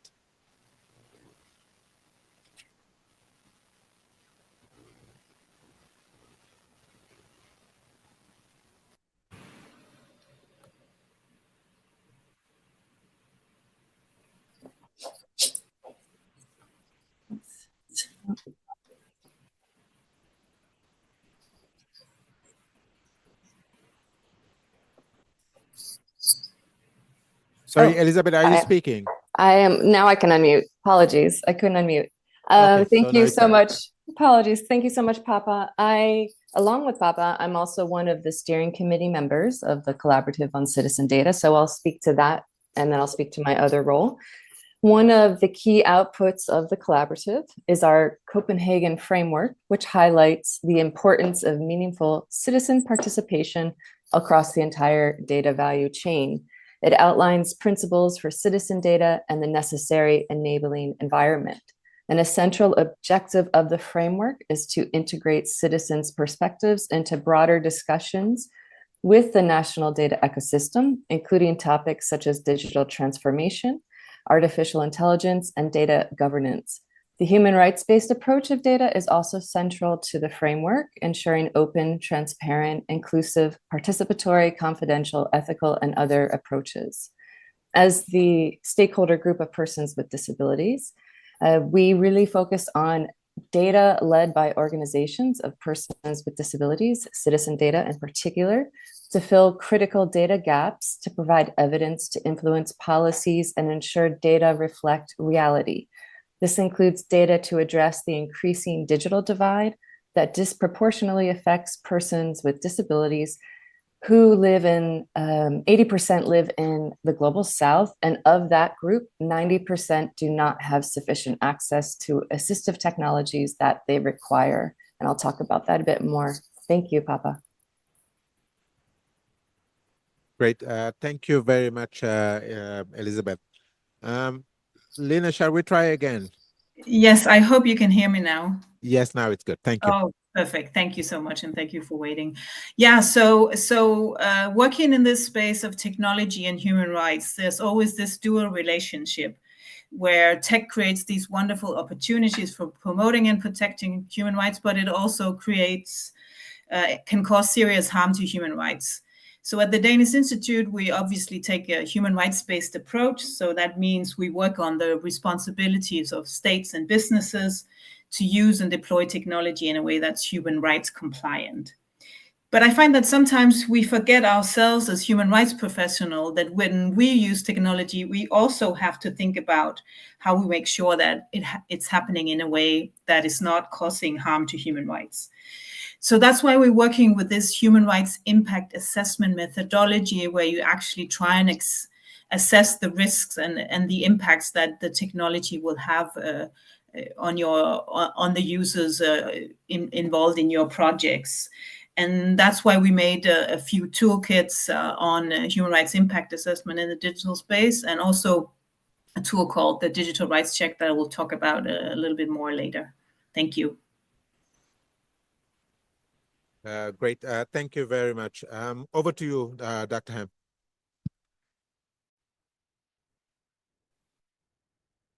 Thank you, Chair. Distinguished delegates, ladies and gentlemen, good evening to everyone. Yes, we all know that these data are required for almost everyone, from individuals to the governments, policy makers to the decision makers, researchers to the business people. We also know that these data don't come automatically. We need to invest a lot in the production of the data. Some data can be produced with a little bit less efforts, like managing administrative data or MIS, Management Information System. But the data outside the system are quite costly, particularly the censuses or surveys or even the studies. Even the governments like Nepal have not been able to fund sufficiently to produce sufficient amount of the data to monitor national plans, as well as to report for the SDG indicators, which are the international obligations agreed by the governments. So we are looking for the alternative data sources, which may be a little bit cost effective, which may be more reliable, which may be more representative. These non-traditional data sources may be different types. For example, big data may be there, supported by the AI, and then all these computers, and then with high velocities. But the capacity is always limited to manage this big data. That's why the best alternative data source that we assume may be the citizen-generated data. Within these constraints, the citizen-generated data may be the best alternate for the data production, for the data users, not only for the governments, even for the broad data user society. That's why we have collaborated with the UN Citizen Data Generated Group to focus to produce some data, not all, maybe some data, particularly on the social side. For example, the violence, the household level violence, even the gender-based violence, which are quite common. Then to report that type of the information, or maybe the disaster related information. If disaster occurs in any place, for example, Nepal is prone to many types of the disasters. And in that situation, if we can develop some mechanism to report these data from the citizens, or the issues that we are discussing over here, like human rights violation, or maybe the issues related with the human rights, then these data sources may be invaluable for the governments, even for the National Statistics Office, so that we can claim that we have been able to provide the data to the data users, the national data users, the global data users, as well as those who are living behind, as per the theme of the SDG. That's why we are collaborating with the Citizen Data Forum, or the trying to advocate this Copenhagen framework. A little bit issues are already there in the Statistics Act of Nepal. So, yes, I can go later on, Papa. Thank you. Dr. Ham, This exactly. much for Thank you now. very much. Sorry, we're a little bit limited in time, but I'll come back to you with the second question. So last but not least, over to you, Joseph. Thank you. Thanks for having me today. I'm grateful to participate. And so in my role at google.org, I look at this from the lens of a funder and external partner, where from Google's philanthropy, I'm responsible for helping nonprofit organizations and civil society leverage AI and technology toward digital transformation and ultimately toward more positive societal outcomes. Specifically, my team funds nonprofits to build with AI in fields like health, where AI can accelerate diagnostics, education, where it can be a supportive tool for teachers, or food security, where AI can help predict famine to enable earlier, more effective response, just as a few examples. All of this work requires data, data that is accurate, accessible, inclusive, And thus, we also fund work to encourage a more open data ecosystem as a whole, such as through our partnership with the UN Statistics Division to build UN Data, which is a tool that uses Google's Data Commons to build an open source platform for understanding vast amounts of UN data in a single interface with natural language search functionality. So these types of projects are really all towards that goal of a more open data ecosystem that provides us a more clear and accurate understanding of the world and the challenges we're facing. So I'm looking forward to talking more about this work and how it connects to the work that some others have mentioned by the Collaborative on Citizen Data as well. Thank you for having me. Great. Thank you very much, Joseph. And really, thanks to all of you. I think, again, each of you has highlighted really one area just as examples of, why the work on citizen data is really so rich. So, well, for the second round of questions, I'll have specific questions for each of you. And in 5 minutes, Lena, can you tell us a little bit more about, deeper about what you've shared with us? You've touched upon some of the tools that the Danish Human Rights Institution offers to prevent and mitigate human rights risks related to digital projects and solutions. In the citizen data context, can your tools be used to assess whether data collection using mobile apps or the development of platforms to showcase data are in risk of violating human rights? Over to you.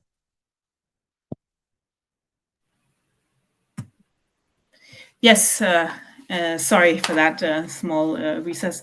Yeah, definitely, indeed. We do develop these tools. I shared in the chat a link to what we call the digital rights check.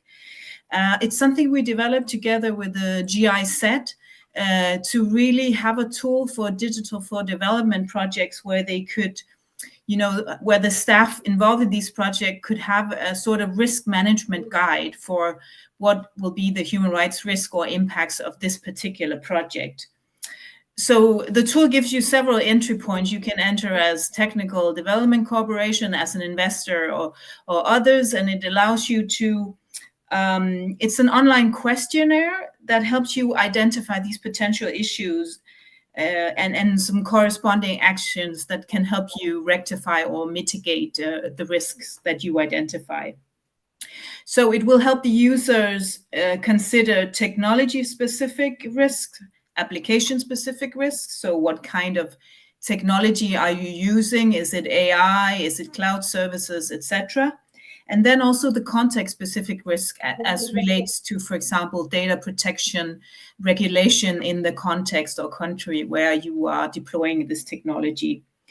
It also, as a human rights-based tool, has attention to vulnerable and marginalized groups and makes you consider also accessibility issues. So it really gets you around the whole process of identifying the different risks, and also it makes you consider stakeholder engagement and how you think about transparency and accountability.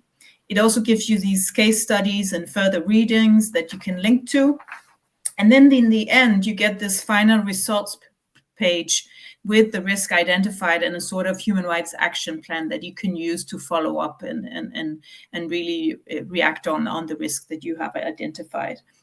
This is an open source tool that is open to everybody. So if anybody would like to adapt it to their own context, their own projects, that's perfectly feasible. And in the true spirit of privacy by design, the data is also for many of your projects. Thank you. Great. Thank you very much, and thank you also for sharing the tool. And I've looked at it myself, and it's really, I think, an excellent product. So I encourage you, all of you, to do so. So now over to you, Bonita. You've extensively researched the intersection of women, girls, and technology. Could you please share your insights on why it is essential to involve women and girls in data governance practices? In what way can they be meaningfully involved? Thank you so much, Papa. So involving, excuse me, women and girls in data governance is essential because their perspectives, their needs, their experiences are oftentimes overlooked in decision making, and yet they are very important.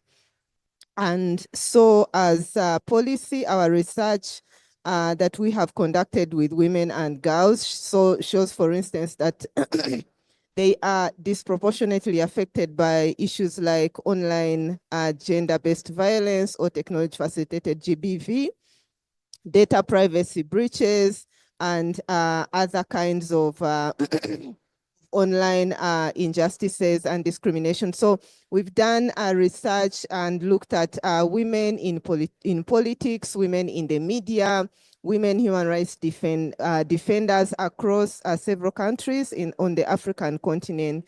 And so why they need to be involved in these processes is one, involving them helps to identify and address systemic biases, ensuring fairer systems and policies, including their perspectives also ensures that their unique challenges, such as the ones I've already mentioned, TFGBV, algorithmic discrimination, are not overlooked, but rather prioritized in governance practices as well as safeguards developed for them.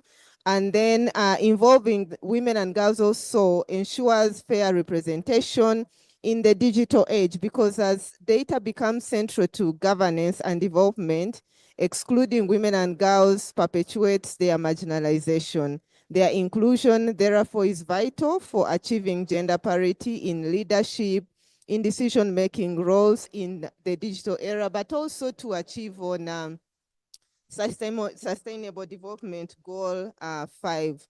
And so how do we involve the women and girls in a meaningful way? So meaningful participation for women and girls can take various forms, ranging from involving them in participatory workshops where women could design as data governance stakeholders on data governance policies, ensuring that solutions are truly reflective of their realities. And we have done this as policy with women politicians, with women in the media on our different programs. We have a program for women politicians called Vote Women that we have implemented in Uganda, in Tanzania, and in Senegal. And we have seen their involvement help to protect them online, but also improve their well-being in digital spaces. We also have had another program which is still running, Future of Work for Women in the media, where we are also creating their resilience in online platforms, but also to see that their voices are amplified. Then the other one on meaningful involvement of women is need to invest in digital literacy programs to improve their digital skills, because our research also has shown, different researches we've done, that women lack digital skills. So involving them through capacity building, especially on digital literacy and skills building initiatives, will enable their participation in any online programs. Then also the other one is to ensure that their representation in data policy boards and leadership and decision-making bodies is also improved, which will further ensure that they are key stakeholders in decision-making processes, whether at community level, national or global level. So it is important that women and girls are also involved in the decision-making processes at different levels. Then the other one is to create safe spaces for dialogue where their voices can influence both national and global data governance policies. And these are some of the spaces for dialogue, like here where we are at IGF and several others. And so, and we have seen involvement of women in these spaces actually improve their participation and amplifying their voices in data governance. And then meaningful involvement also requires removing barriers to participation by embedding gender and intersectionality lenses in every stage of policy development and digital transformation.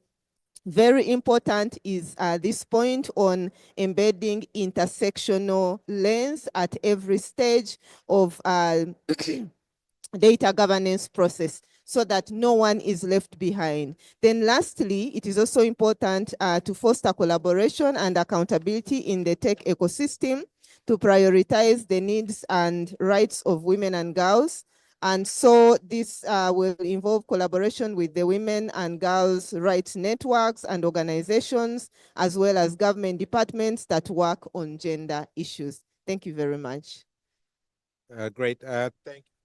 Thank you very much, Bonita. And at UN Women, and this was tasked by the UN Statistical Commission to several agencies recently. We are developing a new framework for the measurement of technology facilitated violence. So, and I'm increasingly convinced that citizen data has to be central to this because it takes so many different forms. And I think at this IGF, we've heard several examples of that where measurement becomes really tricky if you don't have inclusion. So thank you very much. And I will definitely be looking at some of the tools that you and some of the work that you've done in this area, because I think, you know, this again has to be part of our global efforts to develop meaningful measurement of this phenomenon. So, Elizabeth, we turn to you. With your work on disability statistics, could you give us an example on how citizen data help to ensure that the digital tools are inclusive? Yes, thank you, Papa. I have 3 brief examples from partners. First, during the COVID pandemic, we had very little data on persons with disabilities and their experiences during the pandemic globally. So as a result, NGOs, organizations of persons with disabilities, gathered data themselves using citizen data to understand the barriers and solutions for persons with disabilities. And the findings that the stakeholder group of persons with disabilities collected indicated that persons with disabilities face barriers in accessing digital technology in many vital areas, and this was critical for their survival in many cases, actually. And this included lack of access to fast internet connection, lack of financial means to purchase data packages for devices, and lack of captions and sign language interpretation for those daily news briefings that we had. And what happened, since governments really weren't supporting this, organizations of persons with disabilities came in and they supported their members, they shared the information, and they advocated to their governments. And in the case of deaf organizations, captions were added, national sign language was added in many cases, and still continue today in emergency settings. This isn't universal, and there are still many hurdles to jump for this, but it's important to recognize this. And then another thing that's interesting is digital platforms such as Zoom increased for persons with disabilities in terms of accessibility, but when the pandemic lessened, this actually got worse because it wasn't a priority for the general population. So it's an interesting point to add. My second example is a large-scale example. It's called the Digital Accessibility Rights Evaluation Index. It's a benchmarking tool developed by the Global Initiative for Inclusive Technologies for advocates, governments, civil society, and others to trace ICT that's accessible in different countries around the world. The data collection is based on a set of questionnaires and was done in cooperation with Disabled Peoples International and along with other organizations of persons with disabilities. It has been documented in 137 countries in 8 regions in the world, representing 90% of the world. Their findings from 2018 and most recently 2020. And if you look at the index score, the very nice platform online, you can see global and regional ranking, peer economic development group ranking, and implementation ranking. And for many countries, you can compare 2018 to 2020. Most countries have improved, but not all. And so that's something I really recommend you look at. And then my final example is from the European Blind Union that has done significant advocacy around accessible voting. Feedback was collected from blind and partially sighted members, individuals on their barriers using digital voting systems and election materials So this turned into advocacy campaigns. And as a result, this advocacy has included improved compatibility with screen readers and other accessibility enhancements in voting in the European region. And in closing, it's only by ensuring that organizations of persons with disabilities are leading or co-leading citizen data initiatives that digital tools will be inclusive, reflecting the reality and needs of the communities themselves. Thank you. Great. Thank you very much, Elizabeth. Great work. I've followed this, and I think you and I have also had conversations on some of the work that we are doing, because I think, in the space of statistics, there's still more that can be done, particularly on disability. And we've had several of these conversations, and I think the collaborative is definitely well placed to enrich that work. So, Dr. Hem, over to you. You are considering, as you mentioned, the use of digital tools to collect data on gender-based violence, as an example. Could you please let us know how you plan to engage with the communities to ensure that the tools are inclusive? But also, I would add, in this space, obviously, there are lots of ethical concerns when it comes to collection of data on gender-based violence, and how do you aim to address those concerns? Thank you, Papa, once again. The statistical system in most of the countries has been governed by the fundamental principle of official statistics since last many years. The Statistics Act, rules and regulations, they are particularly based on those principles, which were promulgated by the UN last 20-30 years ago. Now the situation is getting changed, and then we need to change our statistical system to include other dimensions, particularly the citizen generated data, for example. Luckily, in Nepal, we promulgated a new Statistics Act in 2022, almost 2 years ago, and then there are few provisions where we can use such type of the data as an alternative data source, though it's not yet streamlined, but it can be an alternative what we are producing right now by different censuses, surveys, and studies. There is a provision of the data, like survey kill range system, called survey kill range system, which is almost similar to that Copenhagen framework, where the different modalities has been suggested to produce the data by the either led by the CSOs, the civil society organizations, or in collaboration with the NSO and CSO, or even led by the NSO. These formalities are over there, these frameworks are over there, and similar, not exactly similar, but up to similar modalities are there in the Statistics Act of Nepal that was promulgated in 2022. We plan to use those modalities to generate the data in the future. For example, the data of the marginalized people, the data for the sector where there is a data gap exists. If there is a data gap, and then the national level surveys or the studies, they are not able to produce the data at that level for those marginalized people that we are discussing over here, for those areas which are quite remote, or for that particular segment of the society which are marginalized. Then in that situation, we plan to use that Copenhagen framework to produce the data of the different sectors. And then recently we did one national level workshop to implement this citizen generated data, and we have decided these two areas that I mentioned in my previous statement also. One is on the violence, particularly the gender-based violence, the domestic violence. And the other one is the disaster, particularly the impact of the disaster, not on the hazards and risks. When that disaster occurs, then the economic impact, or the impact on the livelihood, and the impact on the life of the people, or even crop, livestock, or infrastructures. These two areas may be like piloting on the implementation of that Copenhagen framework in Nepal.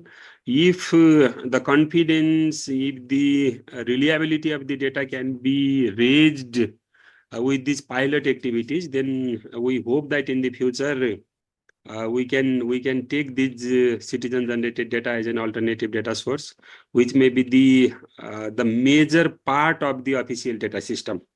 Like the census survey and official MIS has been the major part of the official data system right now. This citizen generated data may be the another source of the data systems, which can help us, particularly for the marginalized people, for the women, children, displaced people, people affected by the disasters. Yes, that's the plan, Papa. Great. Thank you very much. I really look forward to seeing this work, and I think one piece of advice I can also offer is that there's a lot of work on citizen data and violence that has been done in Ghana, in particular, and I would definitely advise you to also talk to them and also learn about their experiences, and I'd be happy to make the connection. And Joseph, again, all our gratitude for the strong support to the work of the collaborative on citizen data. With that, my question to you is, what motivated you to invest in this space? What social challenges in the context of technological innovation do you hope to address through your investments in citizen data? Thank you. And we're thrilled to be able to support. So grateful to be part of this work in a small way. I can zoom out a little bit. So Google.org's work on data has historically focused on two things: data that enables more informed policymaking or decision making, and data that enables more accurate and inclusive AI tooling, sometimes both. So the funds that we provide might be used to build a new data analysis platform, create advocacy tools that allow folks to communicate with policymakers on critical issues, or collect data in different languages and contexts in order to improve the accessibility of AI models. Citizen-generated data, in particular, is foundational to all of these efforts because at the end of the day, it helps give us a more inclusive and accurate picture of the world around us, which is critical for any tooling that is built upon that data. At the same time, the data is only helpful if it's used to inform some action through new understanding of a community or a problem.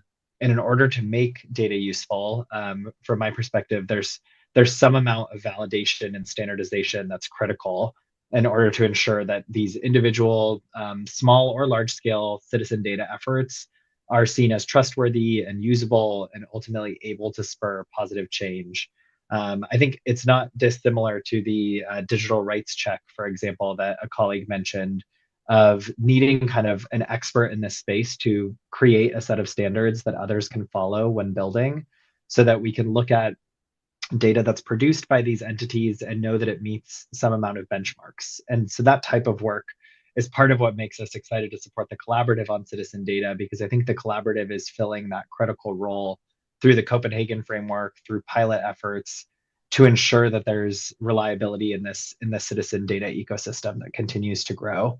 So we view that kind of central leadership as really critical to build capacity and create standards in the space, and thrilled to be able to support the collaborative to continue to build upon that. Great. Thank you very much, and again, thanks for your strong support. So we still have some time, and I would like to now open up for questions, both from those in the room, but also online. Yes, please, and please introduce yourself.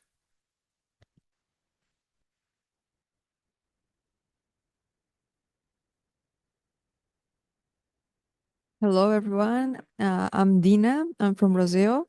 And first of all, thank you for this amazing meeting and other information shared. And my question is, how can data-driven human rights initiatives also include children and other adults? Because it was mentioned about women and people with disabilities, but I would like to also know about these initiatives, and would be amazing if you can also mention inspired examples regarding these communities. Thank you. Thank you. Yes, please.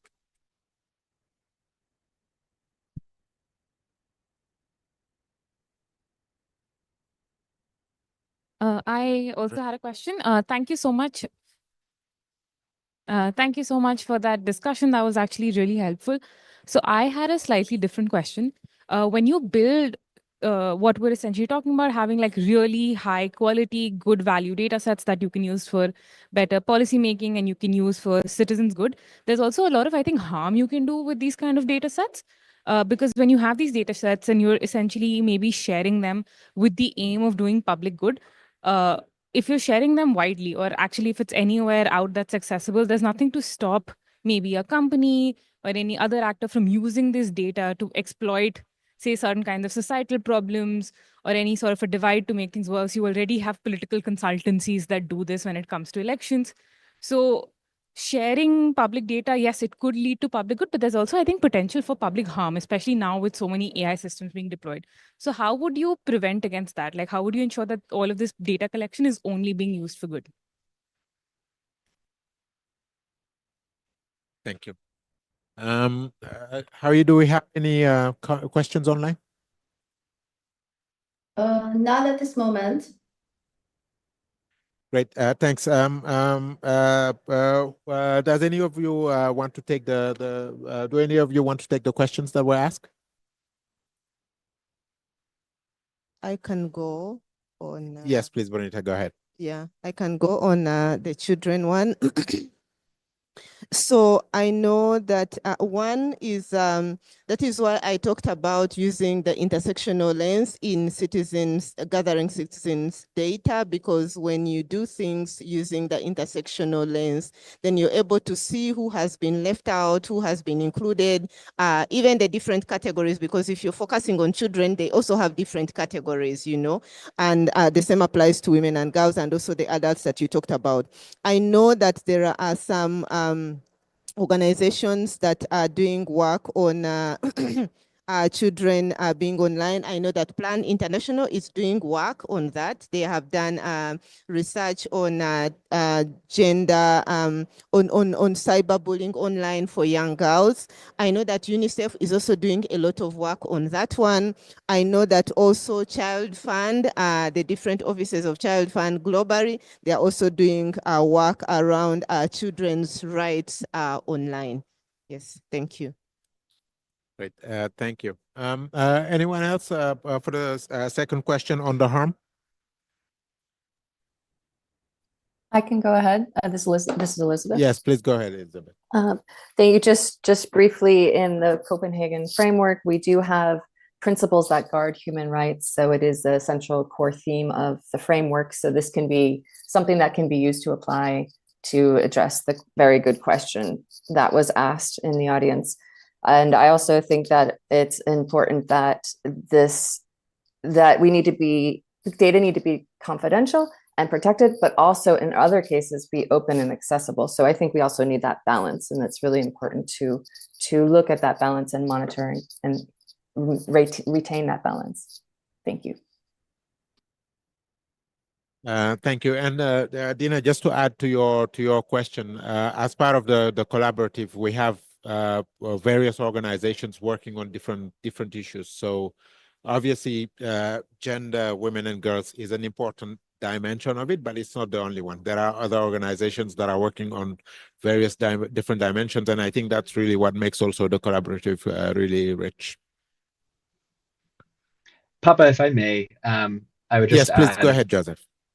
Just one point to the second question. I think there's some organizations doing really interesting work in ensuring that data collection efforts are equitable and fair. I think in particular areas that I've seen, such as, for example, Indigenous language, these are areas where Indigenous communities can benefit from leveraging AI tools, but they're often not available in native languages. At the same time, AI could be a tool for preserving native language, many of which are unfortunately becoming extinct in the US and elsewhere. But of course, that has really meaningful risks associated with ownership of that data, whether these communities want their data ingested by systems. So I think these questions take place at a large scale, but also at a more issue-specific scale, where it's how do we make the data appropriate and safe in this particular instance. And I've spoken to some organizations who are for example, leading efforts on, if you're collecting Indigenous data, here's kind of a charter and a constitution of how that data can be used, how communities should be compensated, how they should be included in the process, and what ownership they should have of data moving forward. And I think work like that is really critical to that second question of how we avoid some of the risks here. Great. Thank you. Thank you very much, Joseph. So we have time for just one final lightning round for all the panelists. Just I think in no more than a minute, what would you advise the collaborative to do to enrich its work in the digital space? Just a piece of advice for the collaborative that we can take into consideration. So let's start with Line. Yes, thank you. One piece of advice, that's hard, but I think one thing we have to realize is not just consider the end result. So we might have great citizen data that's inclusive and that really reflects the society we're in, but we also have to get it in a way, the process has to be human rights based as well. And that means that we have to think about the human rights based principles of participation, accountability, non-discrimination, empowerment, and legality. And also remember that this human rights due diligence, if you want to call it, is ongoing. It's not something you do once and then you're sorted and then the rest you do for the next 5 years is fine. You have to keep doing it and keep assessing who might be harmed by the products or services that you're using and how you're using. And then one final thing is maybe also this thing about considering offline alternatives as maybe the only option for some people to participate in and be empowered by this, that we cannot, just, even if we have like universal access, even if it's affordable, there will be people that we cannot reach online. So we have to think about and be serious about offline alternatives as well. Thank you. Yeah, thank you. The point about the digital divide is actually, I think, quite central to, I think, all of the discussions in order to make sure that we don't leave anyone behind. Bonita, can I go to you? Thank you, Papa. So for me, my final, I think one piece of advice would be that all key stakeholders within doing work in the digital ecosystem, looking at all these issues, should not work in silos. They should work together. Because you find government is doing this, the same thing civil society is also doing, the same thing that private sector is also doing, but instead would all work together, leverage on each other's efforts, leverage on the structures and the systems that each of those stakeholders have to be able to address some of these issues. For instance, the safety issues that one of the participants has asked about, it would be, looking at what does government have, what does the tech companies, what do civil society have, and then working together to sort most of these issues, and then also to ensure that we do not leave anyone behind, because working in silos, we may forget some people, but working together, we will not leave anyone behind, plus all the categories that have been talked about, the women, the girls, the children, the adults, the persons with disabilities. Thank you. Great, thank you very much. Elizabeth, over to you. Thank you, Papa. I think the collaborative needs to be in the conversation. We need to be part of this work and meaningfully part of this work. One way is to engage in the monitoring implementation of the Global Digital Compact. I think that's a very, very good way that we can really be part of this as a collaborative, and then strengthen the capacity and invest in inclusive citizen data and participation in the digital space, especially for marginalized groups, which we've been talking about. And I also echo that we should work cohesively and collaboratively instead of in silos. Thank you. Great, thank you very much. Dr. Ham.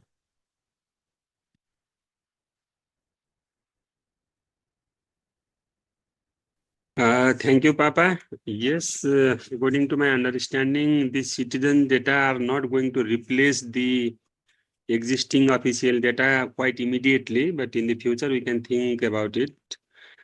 So the focus should be on those areas where there is a data gap. Since COVID, the data collection system for the official data has already been changed. We have already transferred from PAPI, the paper-based approach, to the CAPI, computer-based approach, and even the telephone surveys has become quite common, where we can link those information with the digital world. My idea is that let's start from a small area, maybe from a municipality, or with a small theme, or maybe for a district, or maximum for a province. Let's not focus at the national level immediately, that citizen generated data can fulfill the gap at the national level. Let's start from the municipality, or let's start from some marginalized areas, from marginalized communities, from some societal segments, a particular caste, ethnicity, or women, children, or elderly. Then we can integrate this data with the national data system. And then they will be available digitally and then in different forms. Yes, that's my opinion, Papa. Great. Thank you very much, Dr. Ham. Joseph, over to you. Thank you.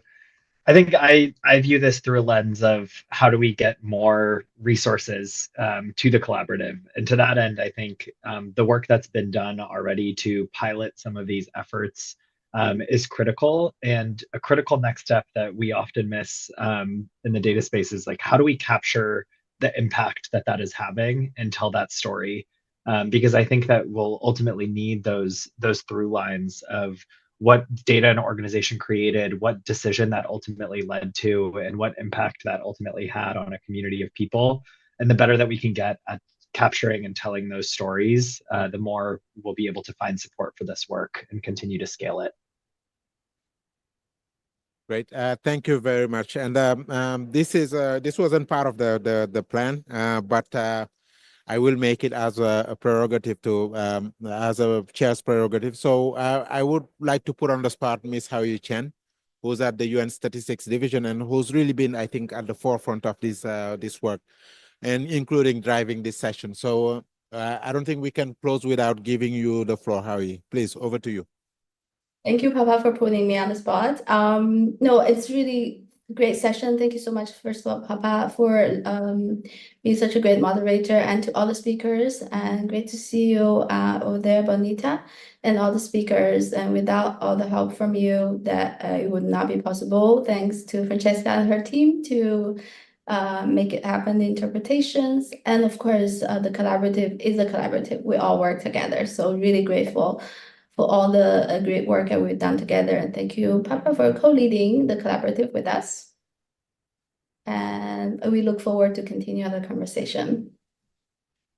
Great. Thank you very much, Hao-Yi. And really, again, thanks to all of you for a rich conversation. There are many takeaways, and obviously I won't summarize, but I think for me, just some of the key points that came up really are around meaningful citizen participation in the data value chain, and ensuring that digital systems and policies address the diverse needs of marginalized and underrepresented communities. We also need to foster inclusivity and equity in the digital era. Citizen data initiatives, as we've heard, such as the Copenhagen framework, are vital for integrating citizens' perspectives into digital transformation. We also need them for promoting transparency and safeguarding human rights in data governance processes. We've heard, really, I think, how, and seen also how partnerships between civil society, national statistical offices, human rights institutes, and institutions, academia, and the private sector can really help to identify amplify the effectiveness of citizen data in creating innovative policy and policy solutions. And here, again, I think given the richness of the work in this area, I think, the sky is really the limit. In terms of action points, three of them, I noted. One is promoting and encouraging the adoption and implementation of the Copenhagen framework on citizen data to ensure meaningful citizen participation and integration of marginalized communities in data governance. We need to develop and promote tools such as those that were highlighted here today. and include really relevant stakeholders to ensure both compliance with ethical and human rights standards, but also data standards as well.